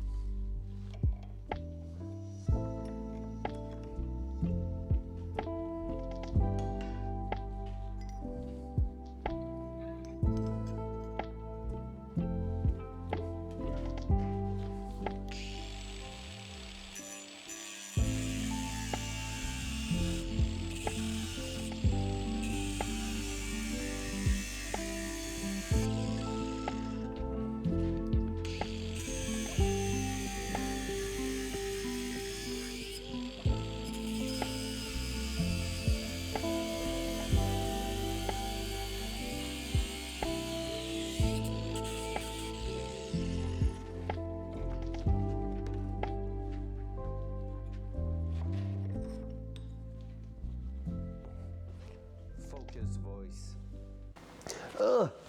Aluminum is great because it can dissipate heat real fast. Aluminum is bad because it gets hot real fast too. Like just cutting that, the outer corner was freaking hot, but like right now that one, like I can already hold it. It's still hot a little bit, but it's not too bad. So when I'm gonna be on the belt sander, what's gonna happen is that I'm gonna work on a corner, and the more I go, the more it's gonna get hot, like overall, like the entire piece warming up real fast. That's a thing with aluminum, but overall it's a real nice material. So let's see what we can get out of it. Now, I'm tempted to put some gloves to go through that, but you're not supposed to use gloves on a belt sander like this, because basically if I was to put like a welding glove like that and it gets stuck somewhere, it can basically rip off your fingers, which isn't great. It's not really what I'm looking for today, you know? So let's just start slowly with that and see how it goes. Loud noise.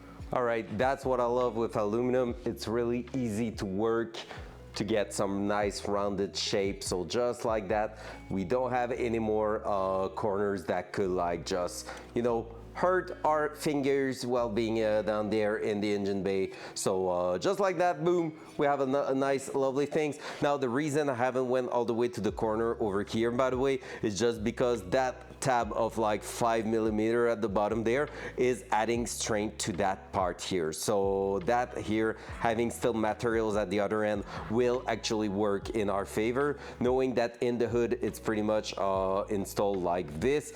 When it's gonna push on that, like this is adding strength to the entire assembly. So super important to think about that kind of small details that can basically result into a huge win. Let's do the exact same thing on that one here, and after that we should be good to reinstall once and for all, which is fantastic. Loud noise.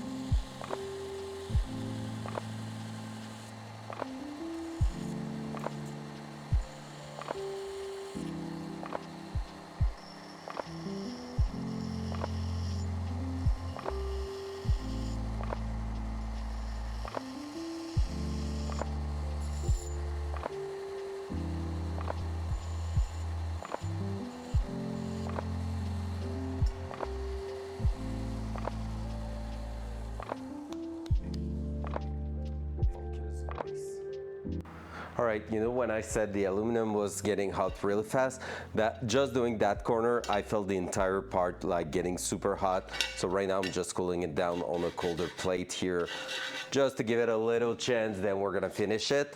In the meantime, we can actually reinstall the other one, so let's do that. Boop. So let's go right there. We're gonna reinstall that one. Look how much better it looks. And if I wanted, I could like paint it and everything. For now, I don't think I'm gonna waste the time doing that, because that's my only reason, just because I don't want to be waiting after some paint to actually dry or anything. So we're just gonna go back in and reinstall those. But yeah, I could have.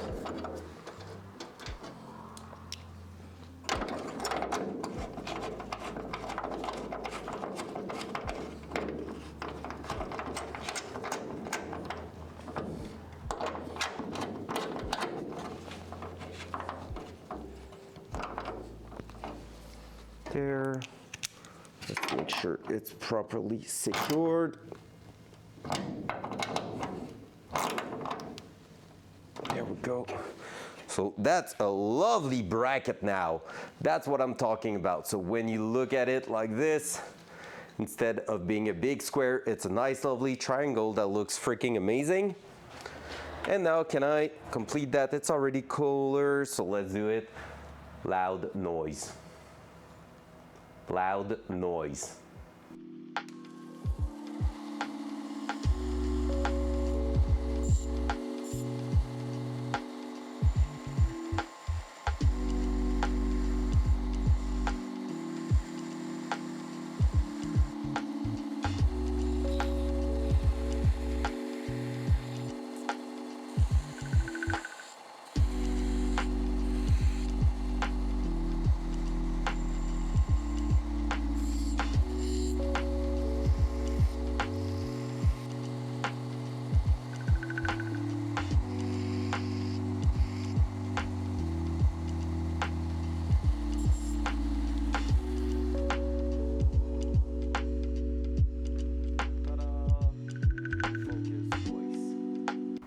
I said, ta-da! There we go. So that's a lovely little bracket that we're gonna bolt down there.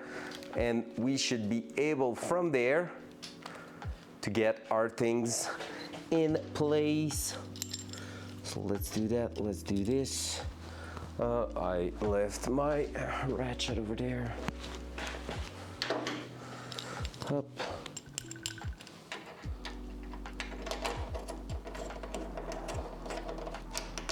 Just like that. That's lovely, I love it.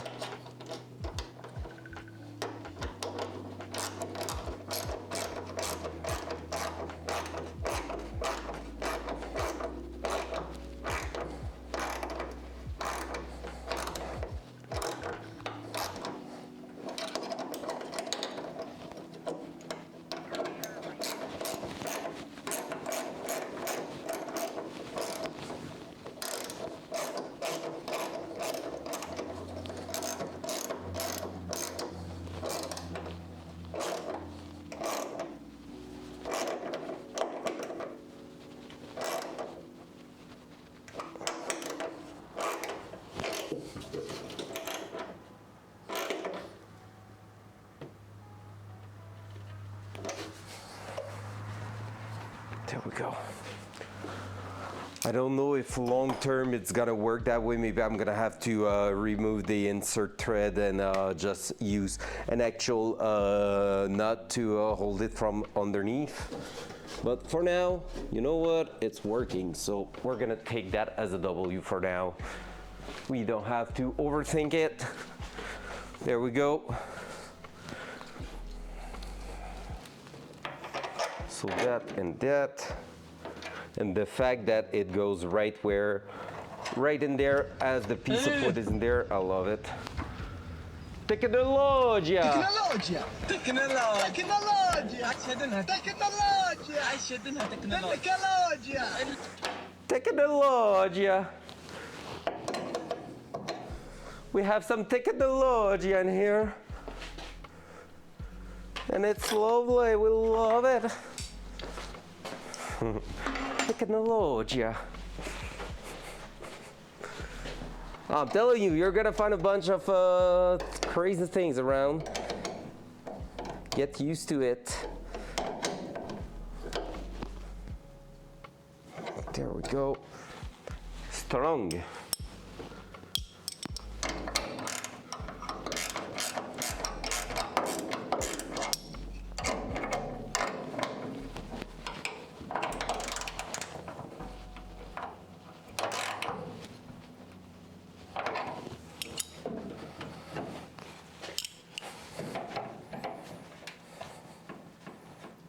We'll see if long term this works. So far it works. I just feel like there's a little bit too much movement in the bracket. Well, we'll see.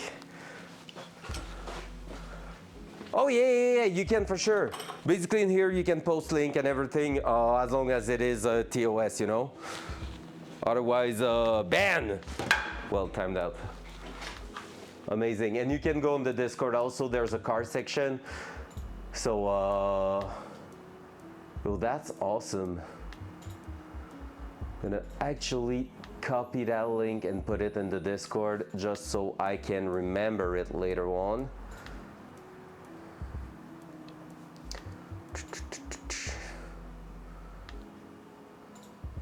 I'm gonna put it in media share because I'm inconsistent in my Discord stuff. I love chaos.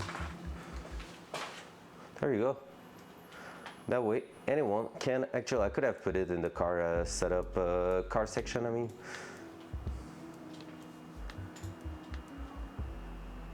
Yeah, I thought about it, but I don't know if it will be too strong now. And like I said, the only reason I'm happy with a single strut one, because technically it's a dual strut setup, that thing too, is that with the turbo there, we don't have a lot of room. Like, let me show you from that side what it looks like. So, yeah, there's not, it's cut in there. Like, by the way, the turbo is going through the fender well. So, you know, like right now, Like I see the bracket move, but it doesn't seem to force too much. I will say, if anything, it's when it's fully raised that it bends the most. So yeah, that's why I'm super happy with a single strut solution there. If you're looking at the end, right here, like we're okay, we're okay, we're okay. Oh, slight bend, but like maybe over time with stress, if anything. But for now, like that one's bending slightly, that one's bending slightly, but I can just go and push, and like when I'm pushing, it's not hard. It doesn't seem too strong. Like look, it holds just like that if I want. So that's the mid way. Nah, that feels good. I'm happy with it.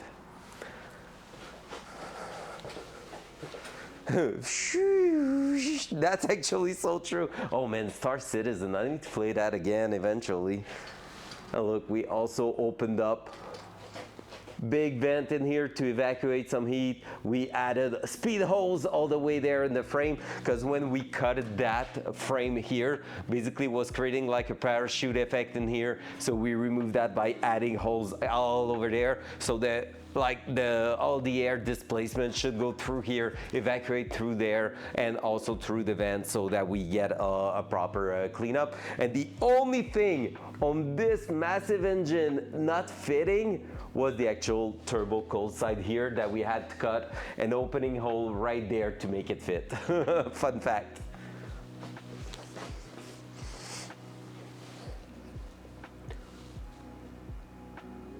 Yeah, eventually that will be a good idea. I'm just not an expert with aluminum, so that will be something. But yeah, actually those two aluminum bracket, what I could do is just weld a tab like a triangle in the inside here, and it will be fixed.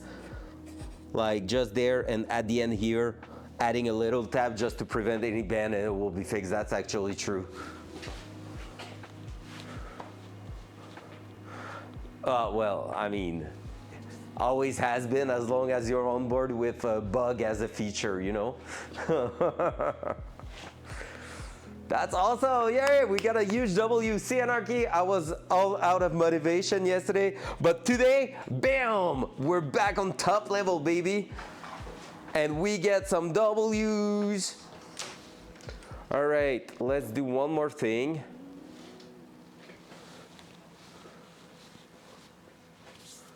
Hell yeah. We're gonna try to get that one here. Ugh. So basically, we saw that we had melted a little part of the spark plug on this side here. What we're gonna do is try to put back the actual Kevlar shield that also melted on top of it. However, we're just gonna try to make it in a way that we can plug it down there and still have the air gap. That will be the best case scenario. So let's try to do it. So what I need to make sure is that I remember where the flat surface is, so that way I can put it towards the headers, because those LS engine, a little crispy, huh? Yeah, just a tiny bit. I'm surprised it's only one, to be honest, that got the issue. Not gonna lie. Like, those freaking thing always get too close to the headers. It's crazy. So like right now it's clamped. What I need to do is that.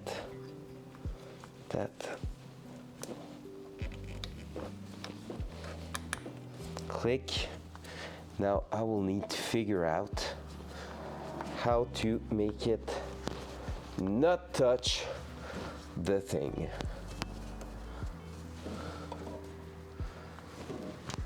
That's the hardest, because I just want to go there.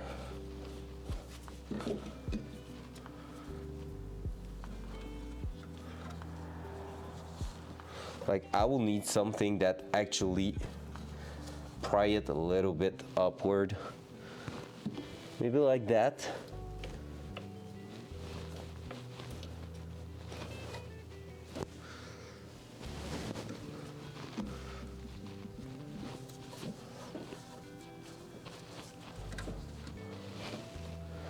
Yeah, if I was to just get like something to hold it there, maybe I could get something out of it. All right, let's try that.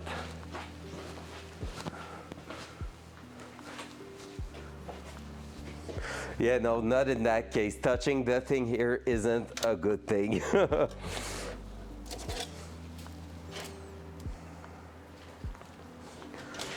All right, let's try with some aluminum wire to see if we can get it to do its job.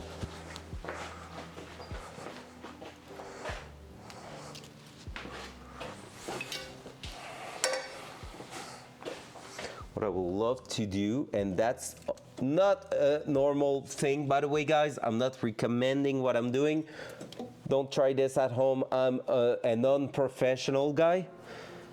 But what I would love to do is maybe hold that spark plug towards there. So maybe we're gonna find a better way to do it eventually in the near future. Near, not so near future. But for now, if I was able to just hold it there, that way we will have a lovely air gap. And an air gap is an actual win in that case.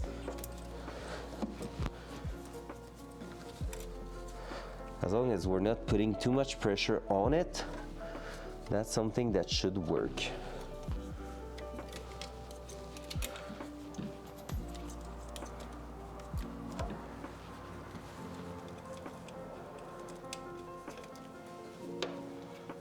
So we're just helping the thing to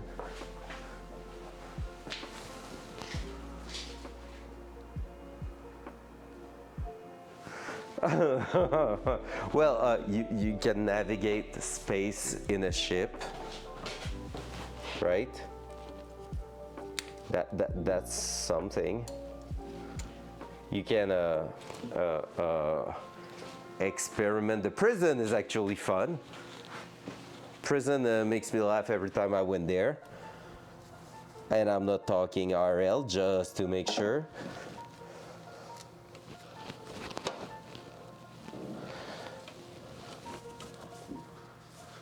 I kind of want to touch, right? Like we said, touching isn't always good, sir.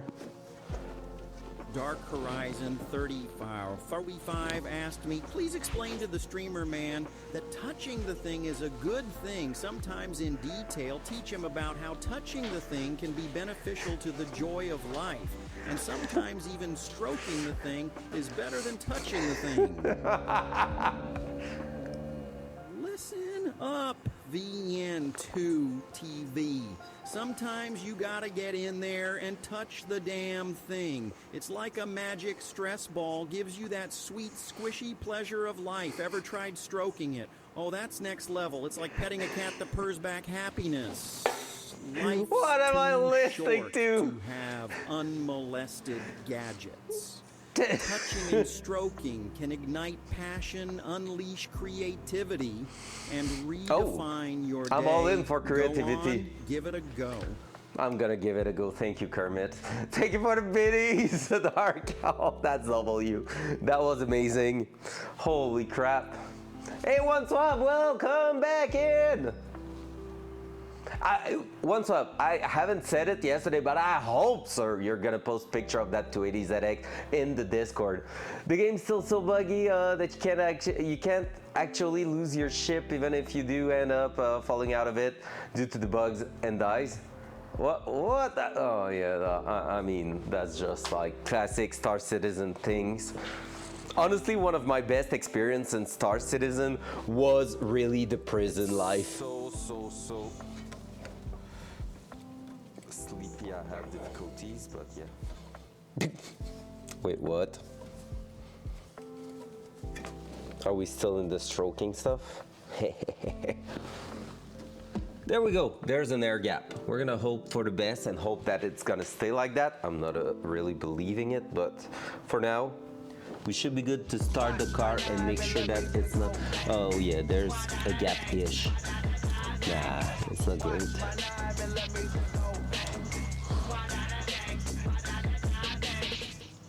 I don't want to be applying forces to that one. Watch my 9mm go bang. We're gonna do another one. Never mind. I don't like what it's doing. Watch my 9mm go bang. Wanna bang, wanna bang. The one on Tenja is such a banger. The long one with like the warship and everything is such a banger. Thank you, Mr. Pound, for reminding everyone that I'm saying sometimes some weird shit on stream. The no context is so awesome. But I need to re-import the other one there. I really thought I did, but I realized that I didn't. All right, so if we're going through here, through there, going back towards here, technically speaking, and if I'm doing that the other way, it's gonna make it even easier on us.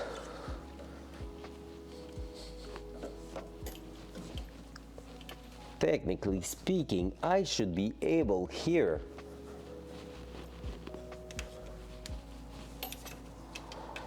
to grab that and make sure that we are out of the way of the exhaust, just like that. It's an awful setup. What I really need to do is to order shorter sparks plug wire, but for now it will prevent us from melting it, and that's a W in itself, right? There we go. Just let that go towards the bottom so we don't scratch our finger on it. There we go. Now we have a gap everywhere.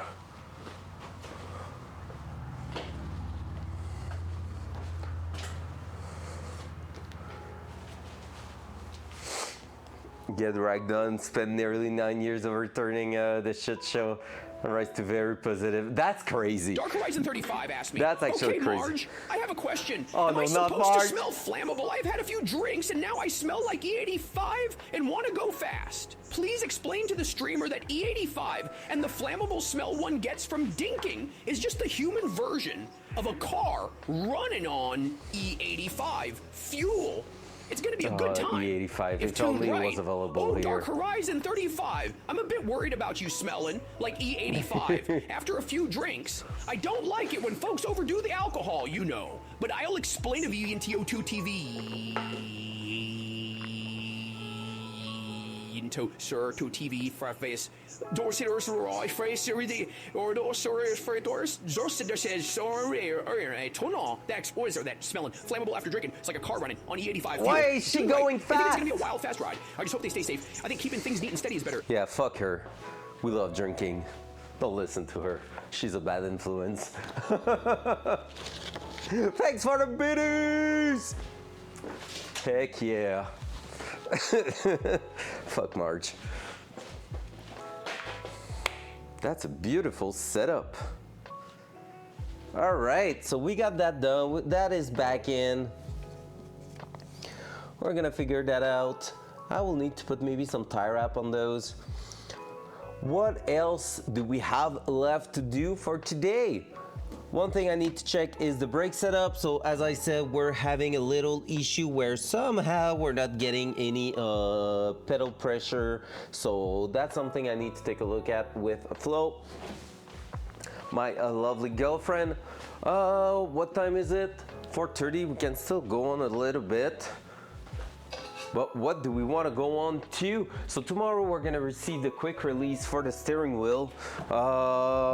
Otherwise, we're gonna make a double check of the cooling system since yesterday. Oh no, I'm not supposed to start it too much, but let's do it. Let's do it. I need to put the battery charger on it too. It starts well, but like right now I drain the battery so bad. All right, guys, just for you. Just for all the biddies. That fuel pump is so loud.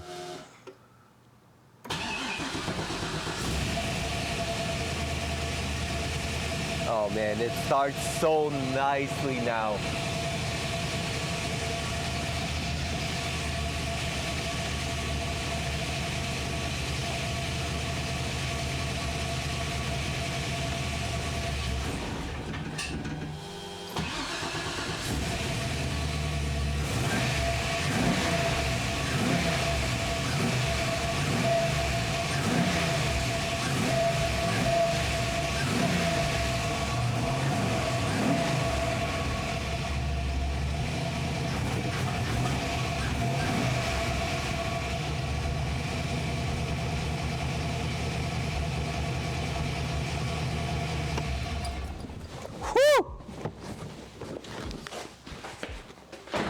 running rich.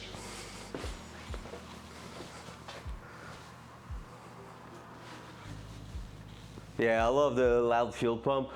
Basically, the one rule I have with it, and actually, it's really not bad. Like for a closed garage and everything at the minute.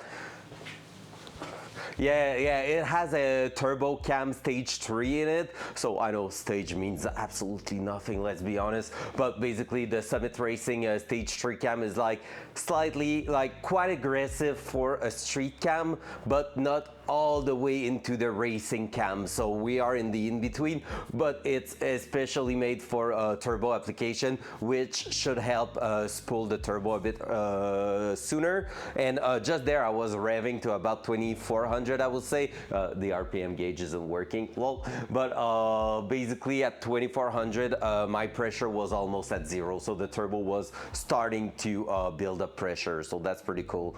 I'm gonna open up the door because right now it smells like fuel in here. Honestly, the car's not too loud. Salut Kimo! My neighbor's dog is here. Front cam. Yeta Kimo. Yeta. Yeta. Hey, hey. Oh. Kimo. Viens, mon chien. Viens, Kimo. Kimo. Yeta, Yeta, viens, viens. Oui, oui, good boy, good boy. Yeta. Viens, viens. Yeta, Kimo. Yeta. Oh, he's scared of the garage. The Datsun scares him. Okay, bye. He's gone. All right, so as I was saying, I forgot what I was saying. Oh yeah, so basically the rule, number one rule in that car is that it needs to be subtle. It's a car I want to drive on the street. It's a car I need to figure out how to insure properly. That's gonna be a thing. And basically, yeah, it's a car that I need to make sure everything's looking fine on it, isn't looking like it's screaming, hey police, please stop, arrest me, come on. Like, I don't want to get an inspection with it. So that's why when we close that, except the seats and the wheels, if I'm driving that on the street, as an Ultima, big brain. But like, yeah, basically if I'm driving that on the street as is, what I want to do with that is like, just go ahead and have a subtle car. So I'm driving it nicely on the street. I shouldn't be arrested for any reason. My girlfriend's brother, so my brother-in-law, I guess. He's like a police officer. I had a huge chat with him, and like he told me, an old car like that, if you don't have anything crazy going on, Canada, Quebec, Canada, that's a thing. That's something here. Like insurance is the biggest thing I have to worry about, because basically, otherwise, as long as I'm not driving like a moron on the street, I'm not gonna get arrested in that car technically, as long as I don't have a freaking obnoxiously loud exhaust. So we put a big Walker exhaust system, well, a muffler on it, plus a Flow FX mid-pipe mid-exhaust muffler, so it has a dual muffler in place and everything, so the sound isn't too bad, but like it is technically a little bit loud. We'll see if it's too much or not once we're driving it on the street, because in the garage it's hard to say. If you say so. Honestly, like that's something to say. They can try to force towards one or two things, but no, it's all good. I don't mind, because I'm not like really into politics or anything, so I don't really give a shit. What I will say about it is like, the reinforcement will vary depending on which city you are living in which places in Canada you're living in, and all that. So it's all about this. Around here in Quebec City, police are usually quite chill, except like late April, early May, where they're just gonna try to push it a little bit, put some inspection and stuff. But otherwise, it is usually quite decent the way they are working here. So like I said, as long as I'm like undercover, it's not a car screaming, hey, come arrest me, I should be all Gucci with that. So except, like I said, the seats and maybe the wheels that are wider, but again, they're not like sticking out of the car, I should be good. So as long as sounds not too bad, there's a near future where I'm saying, hey, fuck it, and I'm putting a bigger center muffler to make sure that I have the big one at the back plus the one at the front, well, in the midsection, which will result technically into some power loss, but that's a power loss I'm ready to have just because it's not 10-15 HP on a 600 HP build. That will make such a difference, you know. Also, let me check. We're close, but not too close to the ground. The rear section is the worst. We might rework that eventually. But yeah, so there we go. All right, on the next part of the stream, what we're gonna do, since we had big W's today, we're gonna try to complete the left side trim in the door, because since we found them, we can do that. And so we just have a few things to do there. Let's do that. You know, the politics part and all, I'm like, whatever, just don't be an asshole on the street and usually you won't get into troubles.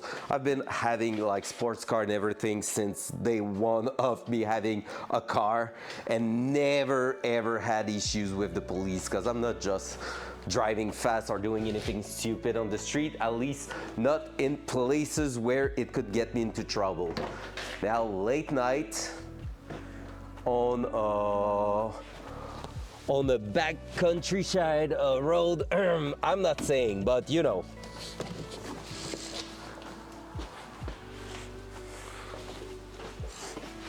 Let's bring the cutter. If you ever come to the Veer for a track day, let me know. Oh man, I will love it so much.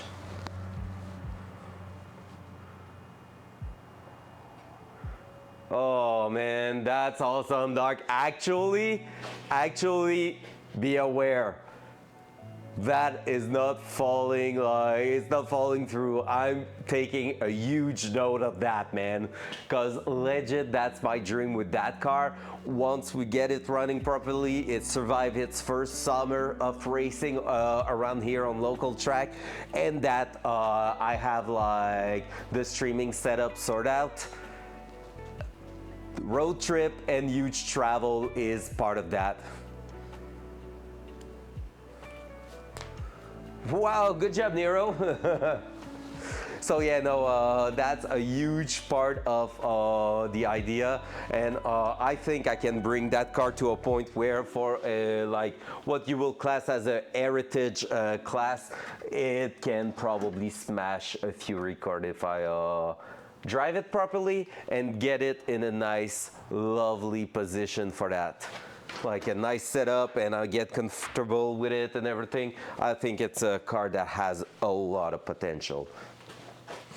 Oh, before we do that, Dark, since you're still there, you want to see the underside of it?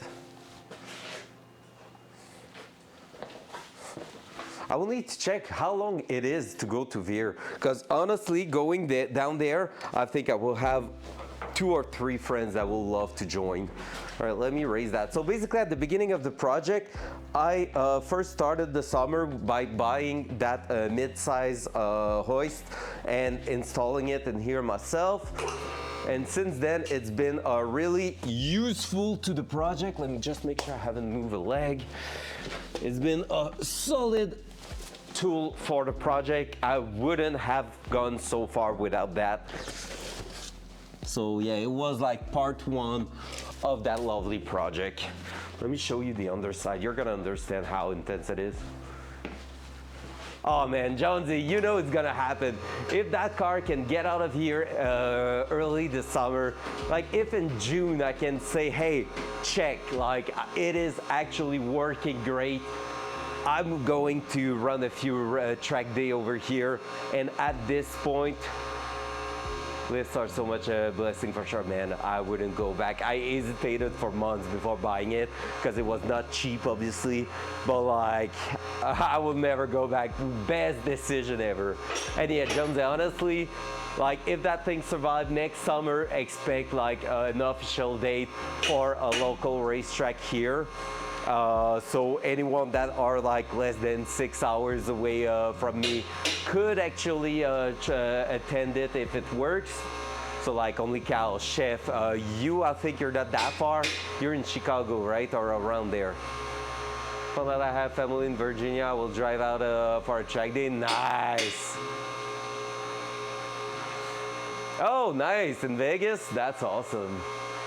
Oh man, imagine organizing like in 2 years from now, saying, hey, I'm taking a full month off work and everything, and I'm going into a road trip where I visit a bunch of people from the community, and each stop is also to go to a racetrack.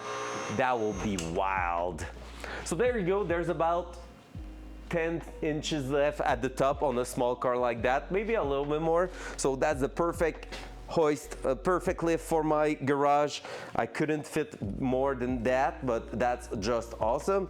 And here we go with the underside setup.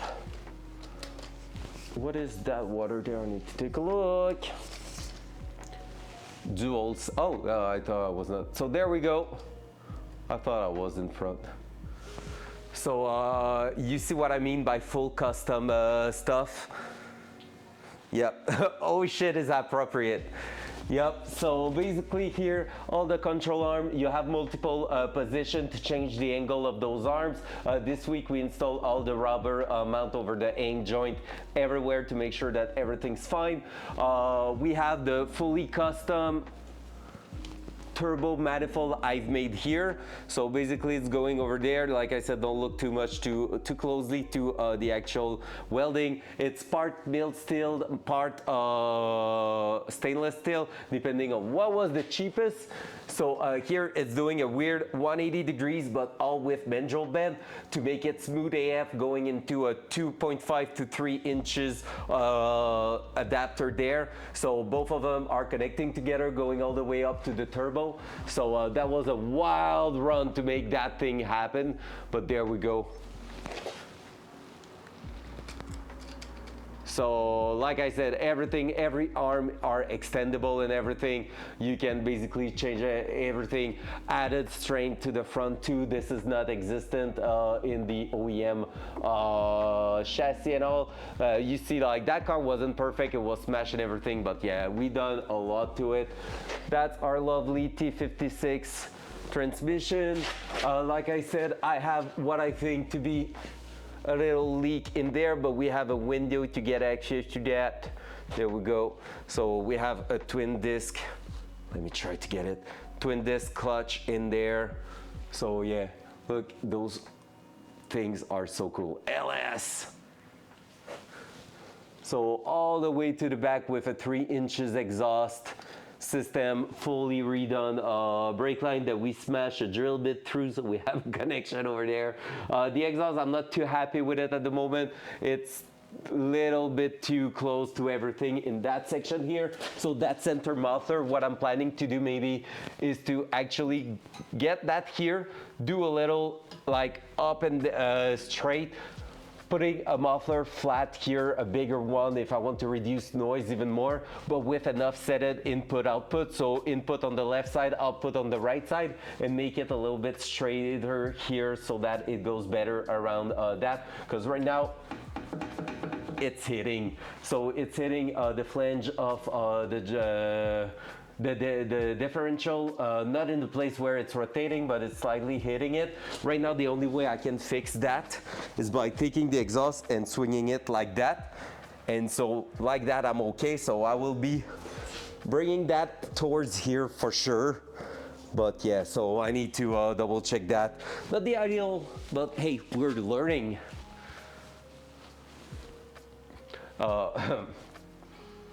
255 at the minute. So it's only some 255s on it. I can go all the way up to 275s on those wheels. Like right now, 255 is flush, flush, flush. I can make it a bit beefier, but that's in the plan. Yeah. The cam make them look good. So basically, those things. Oh yeah, it is car porn for sure, Dorf. By the way, good afternoon, sir. So yeah, there we go. The rear suspension setup is looking like this. 5 pounds, yeah, pretty much.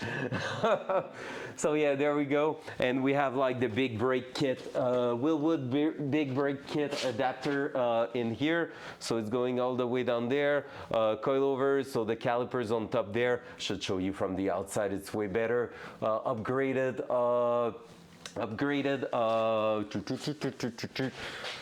coilovers, suspension component and all that.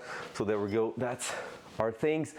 So upgraded sway bar too. What else? Oh, we maintained the actual handbrake. The original handbrake setup is still working. There's the cable going on both sides and everything. So that's a thing that we were able to retain. Otherwise, am I missing anything? Yeah, well, the big brake kit at the front. Those are massive. Like, I can actually put a full finger in the, oh my god, that sounds so bad. But yeah, so those are massive brakes.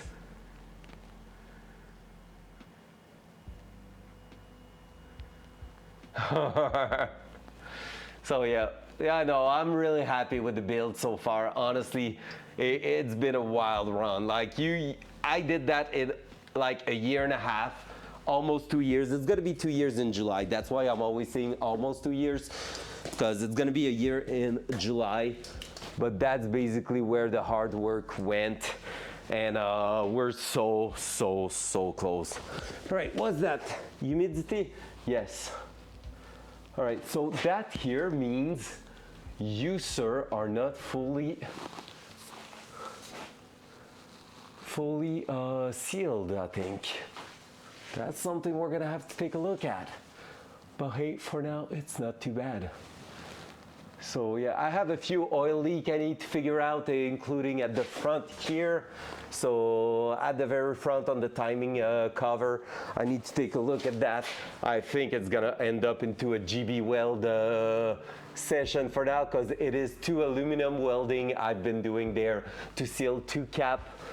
Because I wanted to put the oil return of the turbo on the timing cover, so they had the adapter for it, but in the end they were interfering with my harmonic balancer at the front. So yeah, I got to change my idea there, and so right now it seems like my welds are actually leaking, so I'm gonna be GB welding the thing for now. It's gonna work, and eventually I'm gonna change the cover. The idea is to make it run, test it, and once everything's okay, everything's staying together, I'm not having any dramas with it, if that happened this summer, which I wish, we're gonna be bringing that in for winter, and I'm gonna be removing engine, transmission, like basically everything, clean up the engine bay and the underneath of the car. That's why everything's still on primer and stuff, because we're gonna be doing a Power 15 things to the entire chassis of the car, and so from there it should be rust proof for the rest of its life. And at the same time, we're gonna be doing powder coating on some engine components for the exterior, like the valve cover, stuff like that, you know.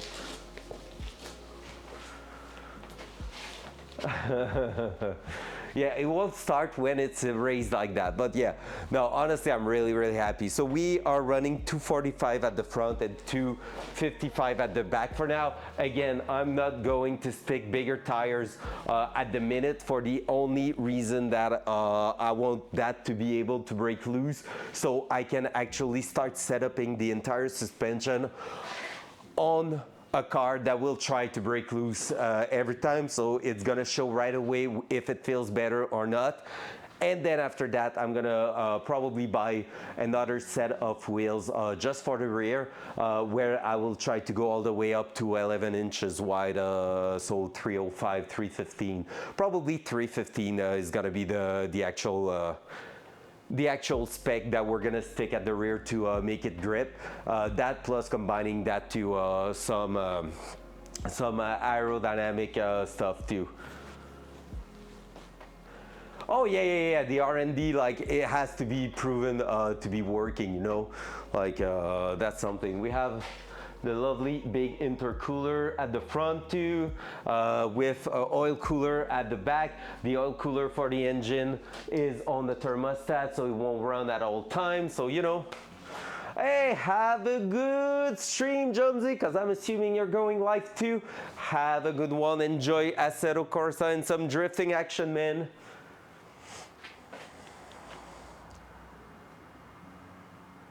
Yeah, see, on my side, Dark, I want it to kind of break loose so I can actually really feel what I'm doing with the suspension setup.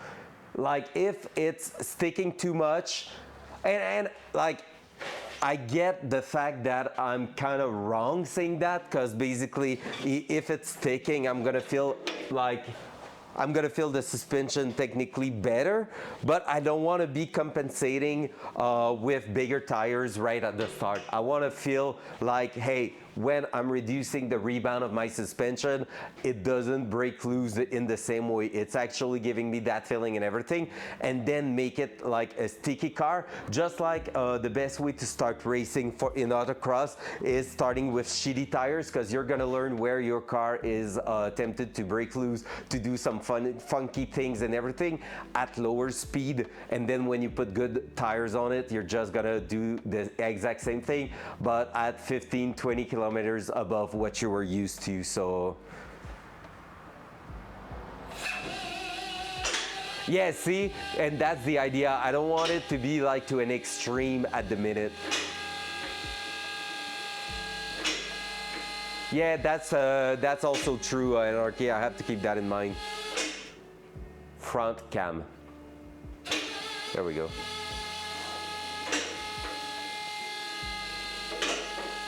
Well, right now they're not pinched, and I'll see how it feels if I'm going up to 275.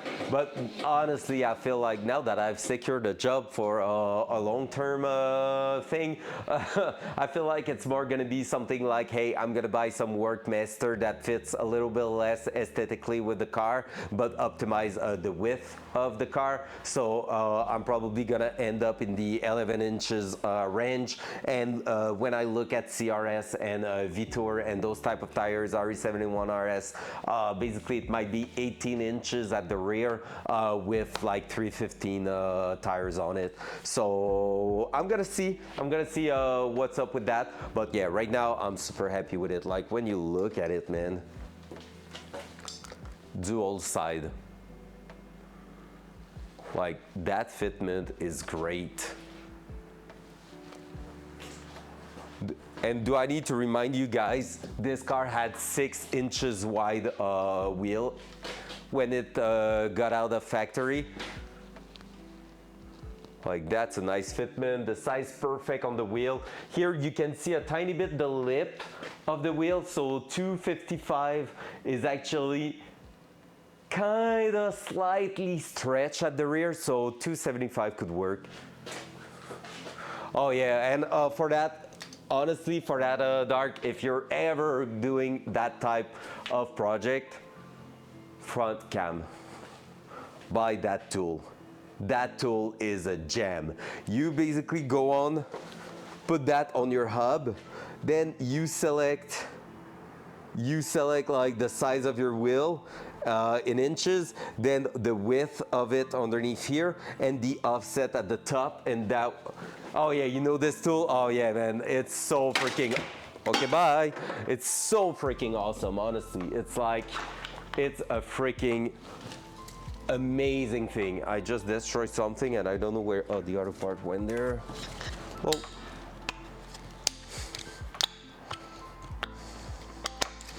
there we go, up.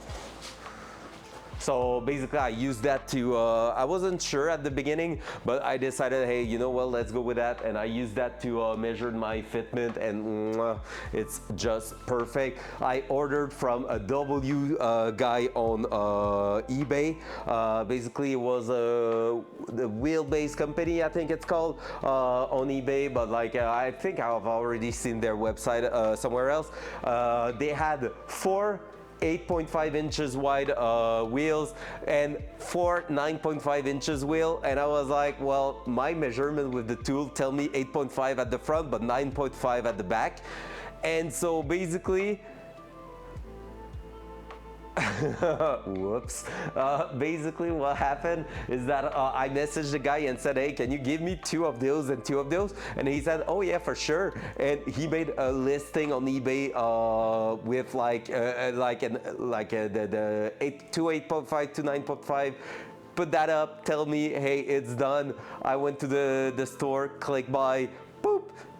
He shipped that to me, and so it was through eBay with all the warranty and everything from eBay. It was like amazing. Honestly, like customer service like I've never seen on eBay. It was so cool. And yeah, ASMR before bed. Oh, whoops. Whoopsie. My bad. Is go another inch wider and fuck them fenders. Yeah, nah. Like I said, street usage must be in mind. Right now, though, we're gonna be pushing out the front wheel, so dual side. So the front wheel here, they're gonna be pushed out by about 1 centimeter, 10 mil, just because right now I cannot lower it anymore, just because the tire is too close to the adjustment ring of the coilover. So I'm gonna add another 10 mil just so I get more clearance there. And the only thing sad is that those hub on the Datsun, they are a weird size, like 72 mil wide, and so the spacer I was looking for, they are not made in those size. So I'm gonna have to get my my actual spacer machined before being able to fit them in, just like I did with the 15 mil that are already in there. So we're going for from 15 mil to 25 mil, but I measured we have enough threads on the extended lug nuts and everything, like the extended studs, I mean. So yeah, that's gonna be a W1. All right, hey, let's try to get one more thing done. Or we keep that for tomorrow? Because I don't see the tools, I don't see my shit. We can probably get some done. Let me try to figure out where my knife is. I'm not stressed, dinner's already done for tonight, so I don't have to really go for it, you know, easy. I just need to find the knife I used to cut the floor mat and everything. And that's the story of my life, trying to figure out where I lost my tools.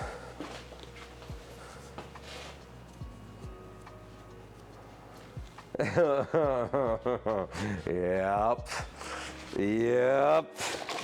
That's 100% me half of the time in here. And actually the garage is not too bad right now. Welcome back, Orange. How we doing? Oh, it's there. It was actually in its place. Ka-ching! All right. Front cam. Front cam. off to my little friend! Oh, there we go. Hey, by the way, Turtle, I think I forgot to say hello to you earlier, if you're still around. I just realized you said I like Turtle, but we were in the middle of chatting. I hope you're still there. I love you, Turtle. Hello.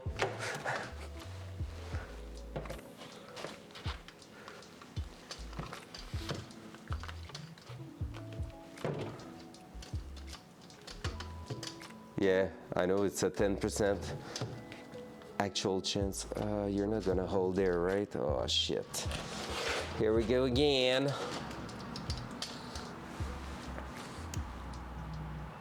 Dual side. So, I broke the cam.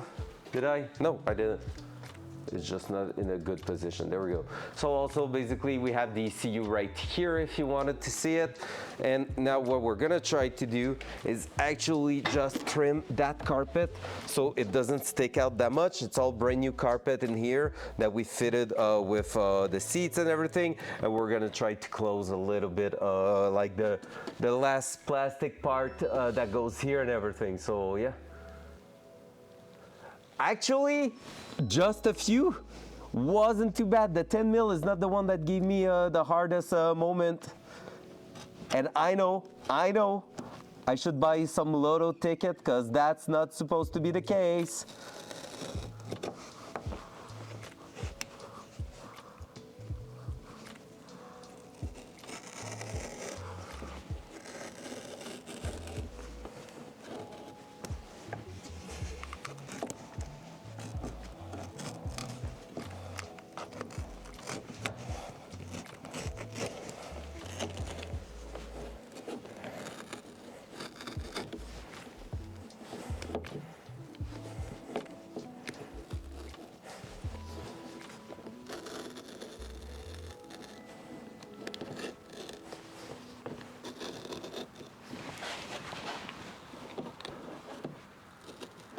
Billbug, comment ça va, man? Hey, ça fait au moins genre 15 ans que t'es pas passé. Devine quoi, je travaille toujours sur le même char. Mine's been 13 mil. Oh man, the 13 mil, the 12 mil, 14 mil, 17 mil. Yeah, all of those, I've lost them plenty of time. 10 mil, maybe I just have enough, so I'm not losing them too much.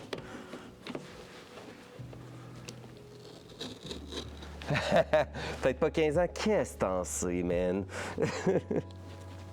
Comment est-ce qu'il va, le monsieur? Alright, I feel like my blade is starting to get a little bit worn out, so let's do actually that. How is it working already? There. Boop. Like that. Like this. Let's swing it to the other side. Oh yeah, it's definitely worn out. We've been doing a lot with it. There we go. As easy as that. So now it should cut a little. Oh my god. It's a whole different world now.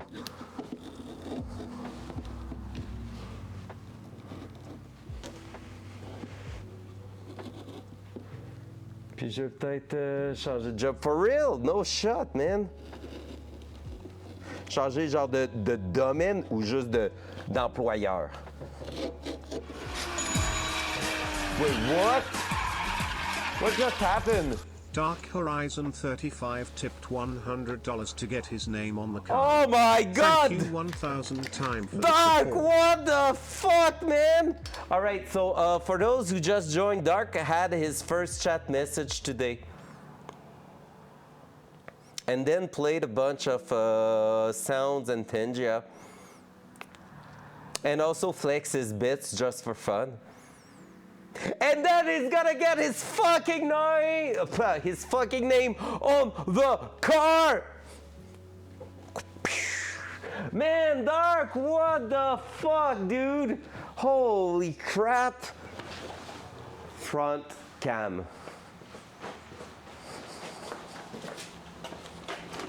That's a hug. That's the best I can do, okay?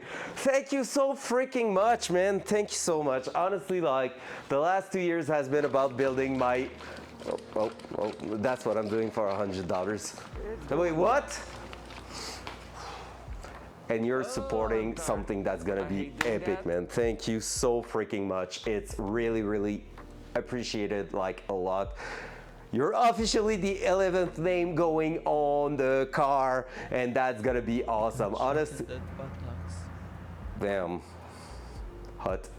And so yeah, basically, did it get to? No, and that's something I've said already, Bill Buck. Just so you know, the idea is to keep the car clean from the outside. I don't want plenty of stickers or anything on it. I want to keep it like as OEM looking as possible, minus like the big brick kit, the seats and stuff like that, the wheels. But like I want to keep it clean. However, since that car is gonna attend a lot of track days and stuff like that, the one thing you always do at the track is pop the hood and open it in the pits just so the heat can evacuate and all that. So basically what I'm gonna ask is my friend who did that sticker there, he owns a company wrapping cars and stuff like that. I'm gonna get a wrap of the interior of the hood with a custom artwork and a special thanks to and the name of everyone in there.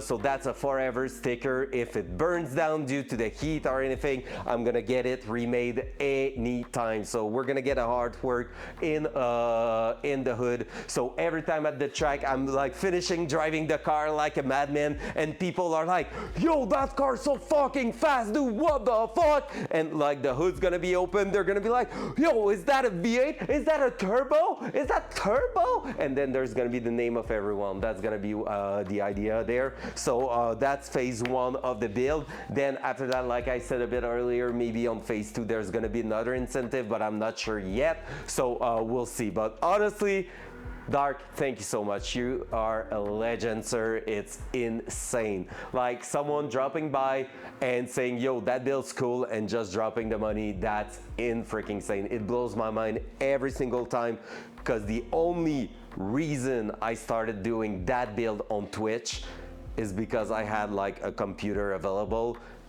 2 monitors available, and I just bought like the mic and everything, and I said, why not? I love streaming like some gaming stuff. There's not much people on Twitch doing that type of content. I'm gonna give it a try. That's it. Everything you see has been done on stream. All the VODs are actually on YouTube, in the YouTube land, from the very beginning of the build up to now. So every single VODs are over there. You can see the car, like the first time it got in the garage, the last time it started on the old engine, that kind of stuff, everything's there. Nothing edited. It's just like basic pushing the VODs, all the music, the song, the Tengia, everything's in there. I don't have like split a channel or anything. Everything's going in. So appreciate it 1,000 times, and that's huge.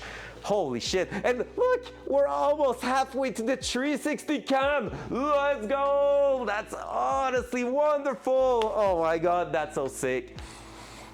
That's so freaking sick. Thank you, thank you, thank you. You guys made this journey so freaking awesome. Like, I know a lot of people building cars alone in their garage and getting demotivated, and even if at some points I'm getting like low on motivation or energy in some days, that's normal, I'm human. You guys always make it like the best freaking thing in the world. I love you so much. Dual side.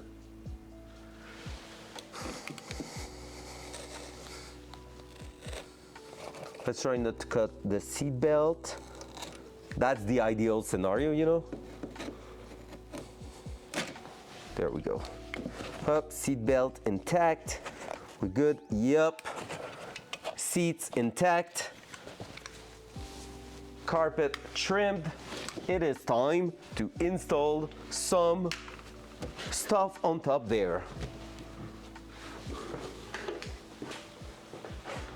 Well, I kind of love belts, and honestly I realize I'm gonna have to take the carpets out and the seats out eventually, and that like make me sad, because it took me 2 weeks to fit those seats, because basically 3 weeks ago I received the seat bracket, and when they are made for the car, and when I started installing them, guess what? I lined up a first bolt and the 3 others were not lining up. So I basically bought a super freaking expensive metal part just to cut it and re-weld it and make it fit. And yeah, and at this point I was not happy with my sitting position on the driver's side, so guess what, I took the time to also modify the floor pan, like the little frame in there and everything, to lower everything up to a point where I'm comfortable the way I'm sitting in the car. So yeah, it's been a journey. It took 2 weeks to basically get the interior done, but it was all worth it. At least that's what I'm telling myself. There we go. We're gonna be washing that. Let me grab a bit of water. Front Actually, dual front. Dual front. Have difficulties with my butt today. My pronunciation must be fucking bad. There we go. So what we're gonna do is wash those little plastic things.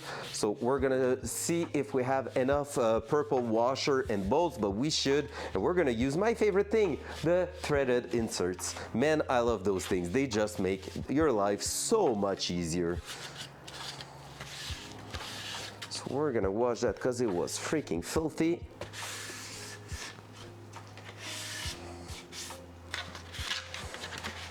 From there, we're gonna install it in the car. That's gonna also cover, you don't see it here, but there's like an ugly, like orange yellowish line in there, just because that exact trim is not in place. So that one's going all the way up, so next to the seat, it's gonna make it look so much cleaner, and that's what I want.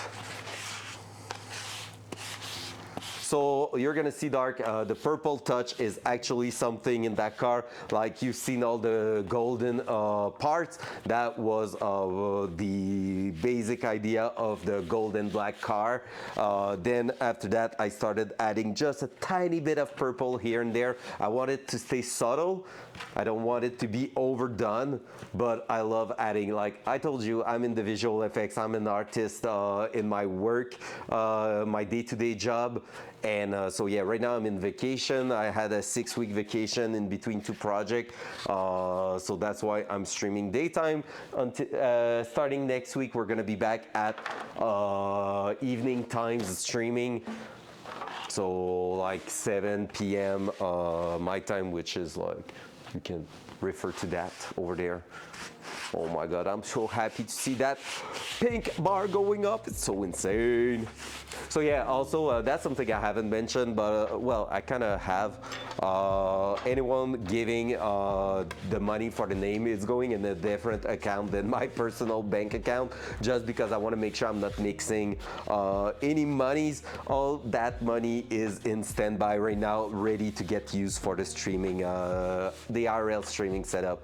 Like there's no mixing or anything. It's not going in my pocket directly. It's going in a saving account, especially for that setup. So that's been how I've been working to make sure, you know, I'm not like, oh yeah, I can spend the money on those parts. The idea is to make that money being reinvested for the future content. All right, that's done, that's done. Let's grab some, yeah, let's go, we have plenty. Those are awesome, let's use that. Dual side. There we go.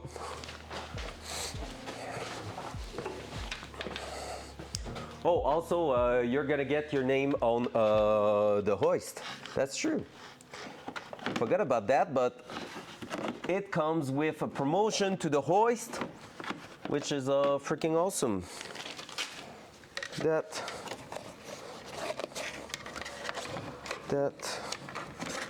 here is gonna go there. That is actually going there. So that one here, why are you not closing properly? Or are you? Maybe you are actually.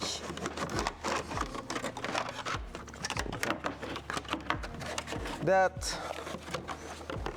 So what I'm trying to eliminate by doing that, it's that yellowish line that we see when we're outside. Let me actually up.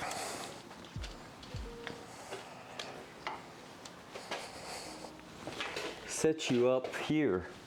You're gonna see a little bit better what I'm actually trying to do.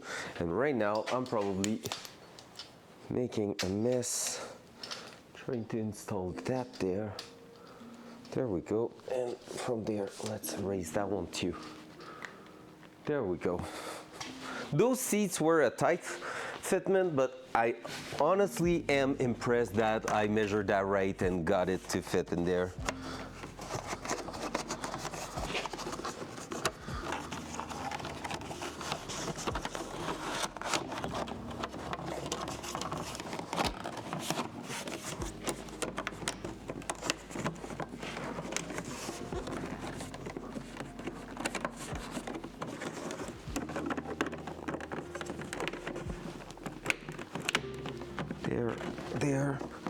that will be fitting awesome.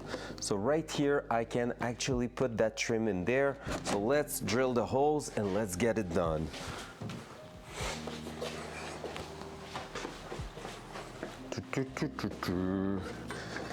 It's gonna be that, yes. I'm gonna bring a couple of those. I think it's 5, 2 on the sides, 3 at the bottom. Let's put that there. And then you're the one, yep.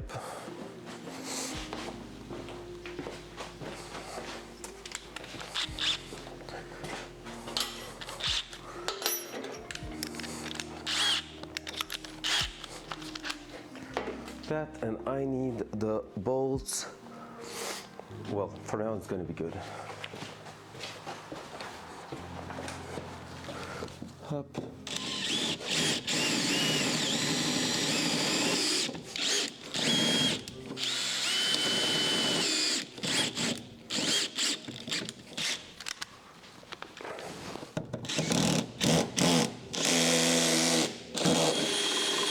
There we go.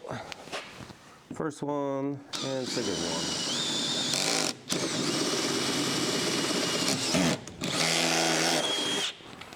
There we go. And from there, we should be good to get that in place. Let's take 2 of those with 2 of these. Just prepare them. We're gonna put the inserts and we're gonna be good. Did I bring the insert tool? I forgot, of course. So let's prepare those 2. Let's go grab it. No, oh, I almost dropped you guys for a second time in the stream.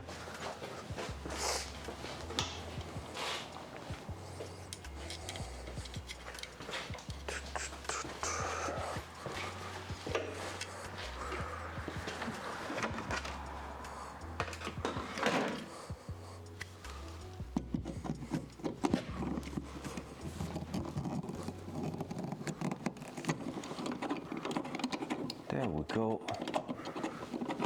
Legit one of my favorite tools.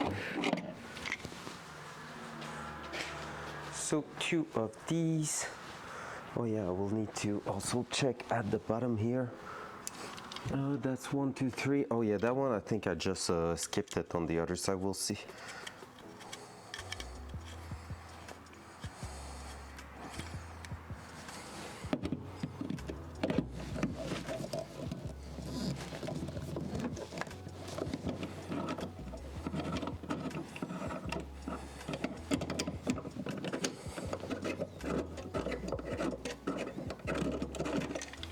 There we go.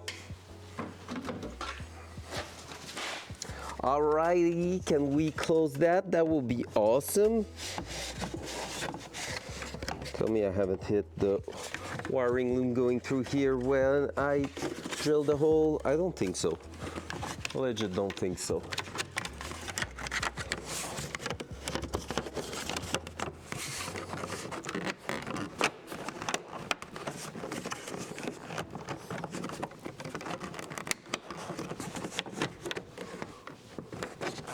There we go. Up, up. And now all I need to do is to make sure we're standing on top of everything. There. Bam. From there, should be able to aim down there.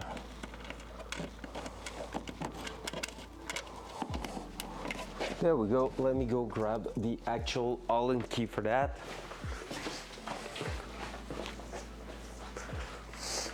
That.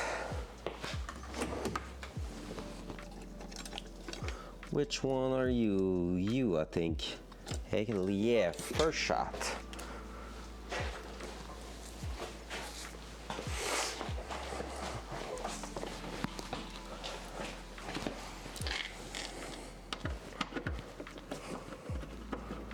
There we go. That's the first one going in place. Now can I get that second one to line up?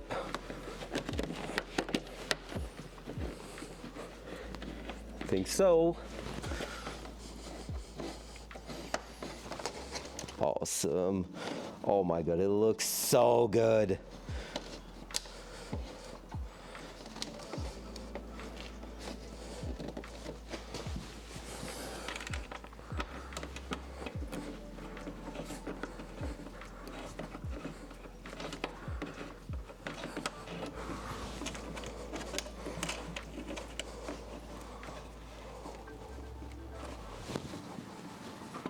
There we go.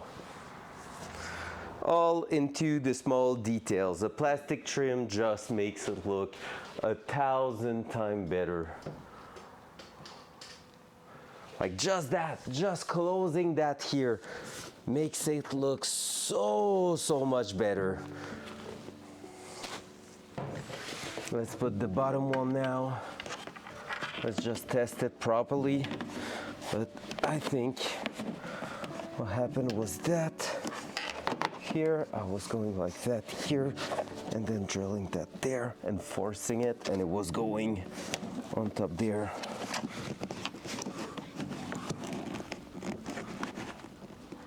Yeah, so maybe I want to try to open it up towards the top, but overall it is working. So let's try that.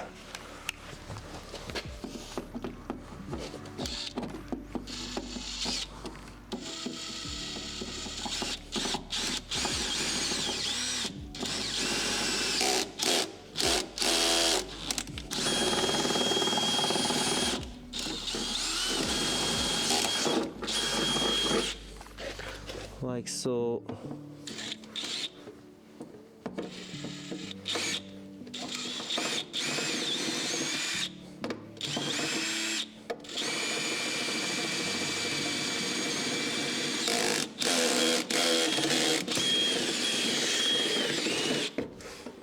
Like so.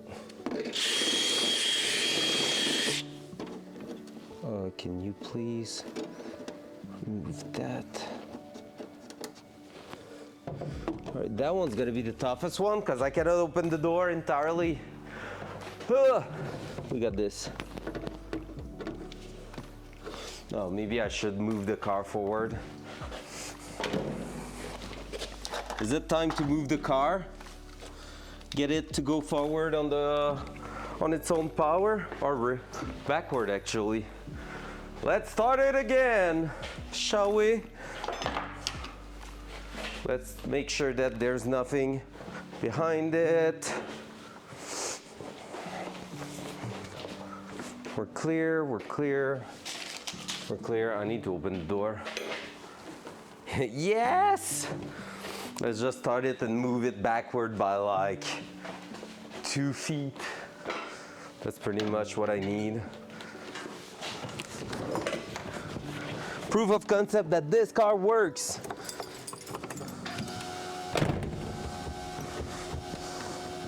But we have no brakes.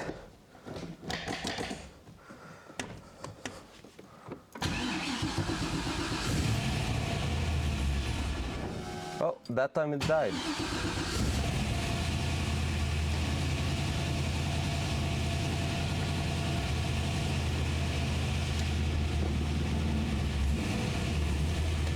Oh yeah, our clutch is definitely leaking. It was hard to push it in gear there.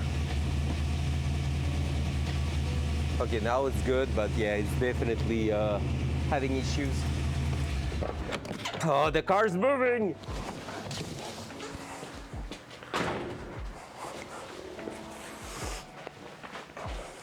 Hell yeah. W car. And now I can open the door entirely. How good is that? There we go. Let's go grab the thing. Hell yeah, Big Dave. We love it, right? We love to hear it go. Loud and clear. Crystal clear. Let's do that so you can see a little bit better what I'm doing-ish. Not for that bolt, but at least for the rest.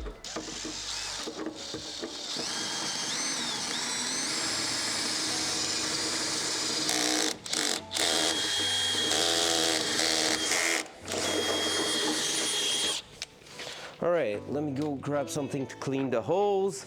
Then we're gonna put the inserts. And bring that back here. That in. Are we good? Yeah. Everything else on the ground there. Awesome. Up.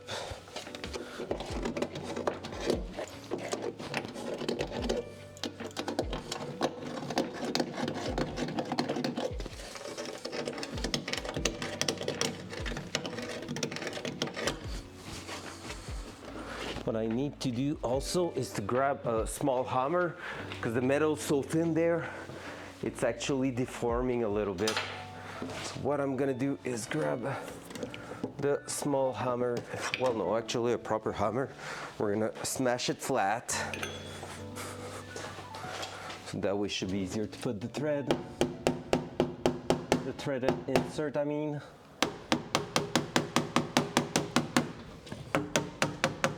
There we go.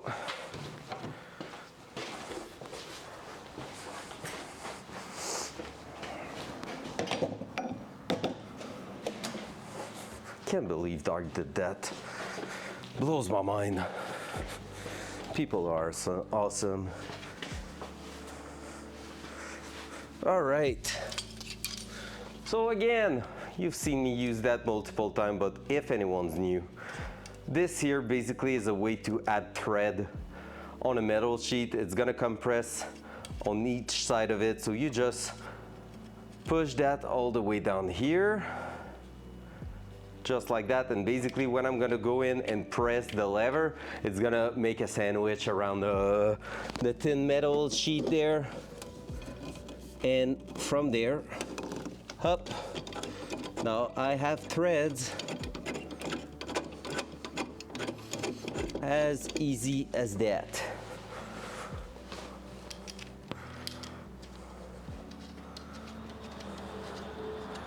I hope I'm gonna have enough clutch pressure to take it out of the garage on Friday. It needs to get out because I have a job to do for a friend.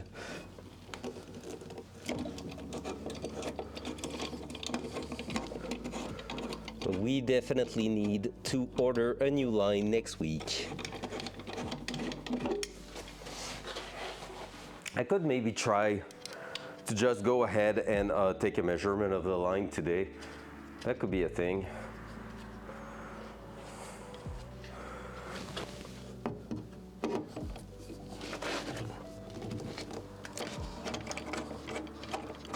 There we go.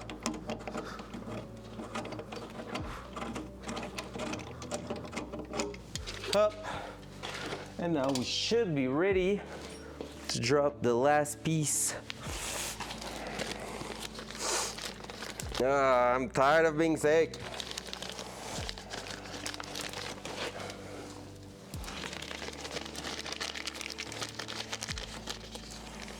Yep.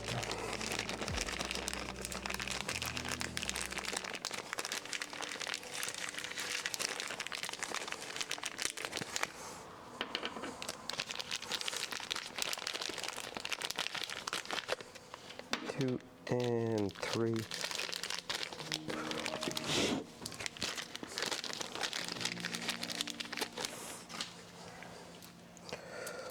One, two, and three. There we go. Installing that, so that going on top of everything here. From there, all we need to do ish, because all is an easy word to say, is to actually manage to start threading that in place, just like that. I think like that. Maybe it didn't go. No, it didn't.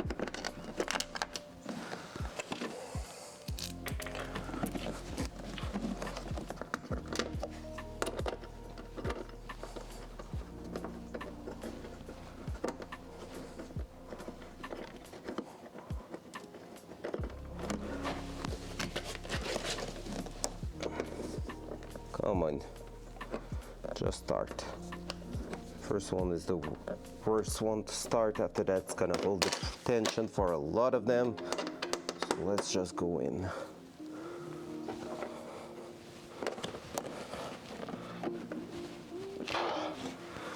All right, let's try to start another one.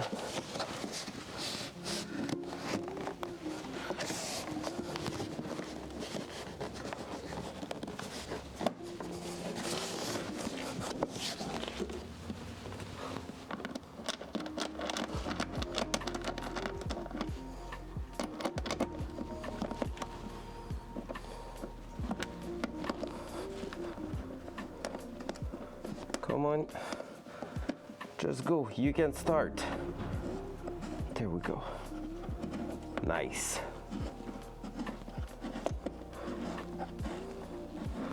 So another one in, and last one to go.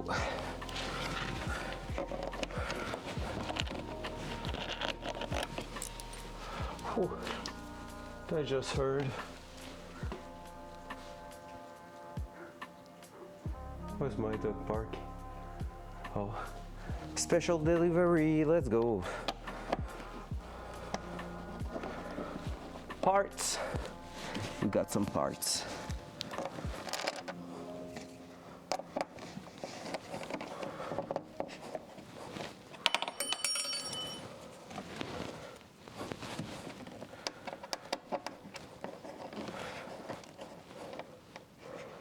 There we go, upla. All right, the hardest part is finishing to screw them all in. Let me check if I can.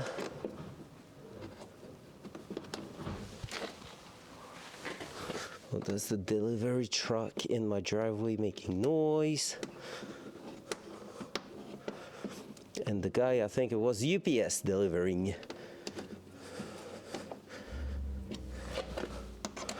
You know, when you now know your delivery guy, that's just how much you spent money into car parts in the last year. Not gonna even lie about it. Straight fact.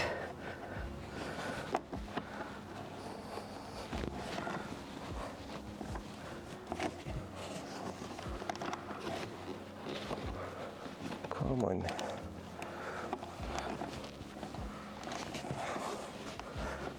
All right, there we go. Up.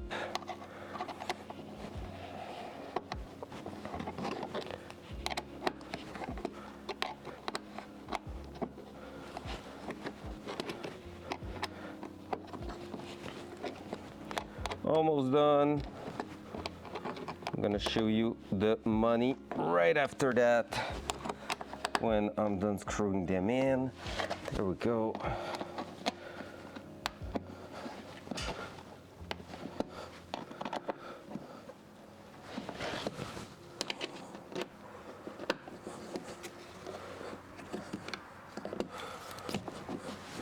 Woo-hoo-hoo, that's beautiful. Love it. Freaking love it. Hup.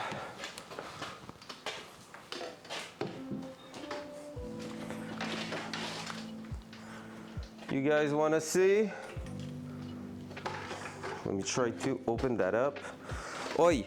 All right, it's getting complicated now. I need my two hands.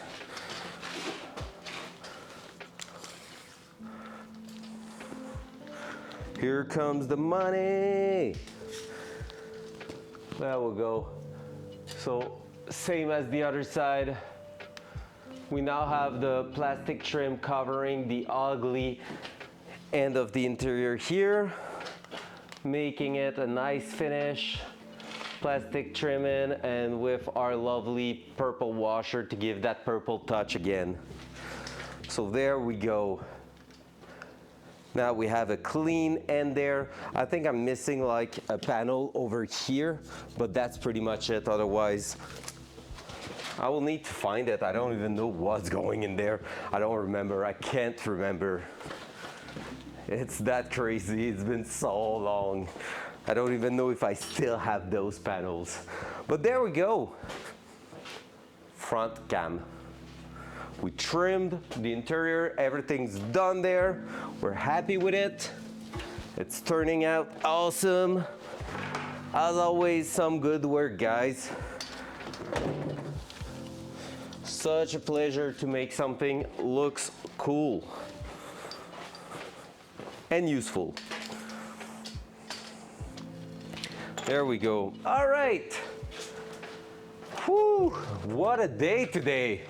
A lot of action, a lot of people. I love that. What a freaking pleasure to have you here. Anyone who just joined in the last hour or so, if you also want to know what we've done today, we basically managed, oh, it's already open.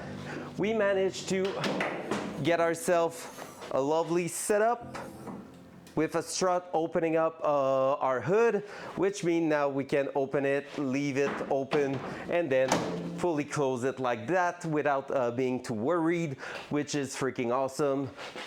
We still need to adjust the hood a little bit, but right now it's closing entirely. It's all freaking awesome. Good fabrication day, good problem solving day. We solved the bad idle issue. So yeah, pretty happy with how it turned out. On this, let's go check who we can raid, because I think we are at this point of our night. It's been a solid 4.5 hours on the car. Okay, let's be honest, about an hour of chit-chatting, but otherwise was pretty much up there. Let's mute that. Let's see who I can bring you to. What do you want to watch, guys? We have Tarkovs, we have a bunch of things. We can go see Jonesy probably, who's drifting. Anyone has any suggestion?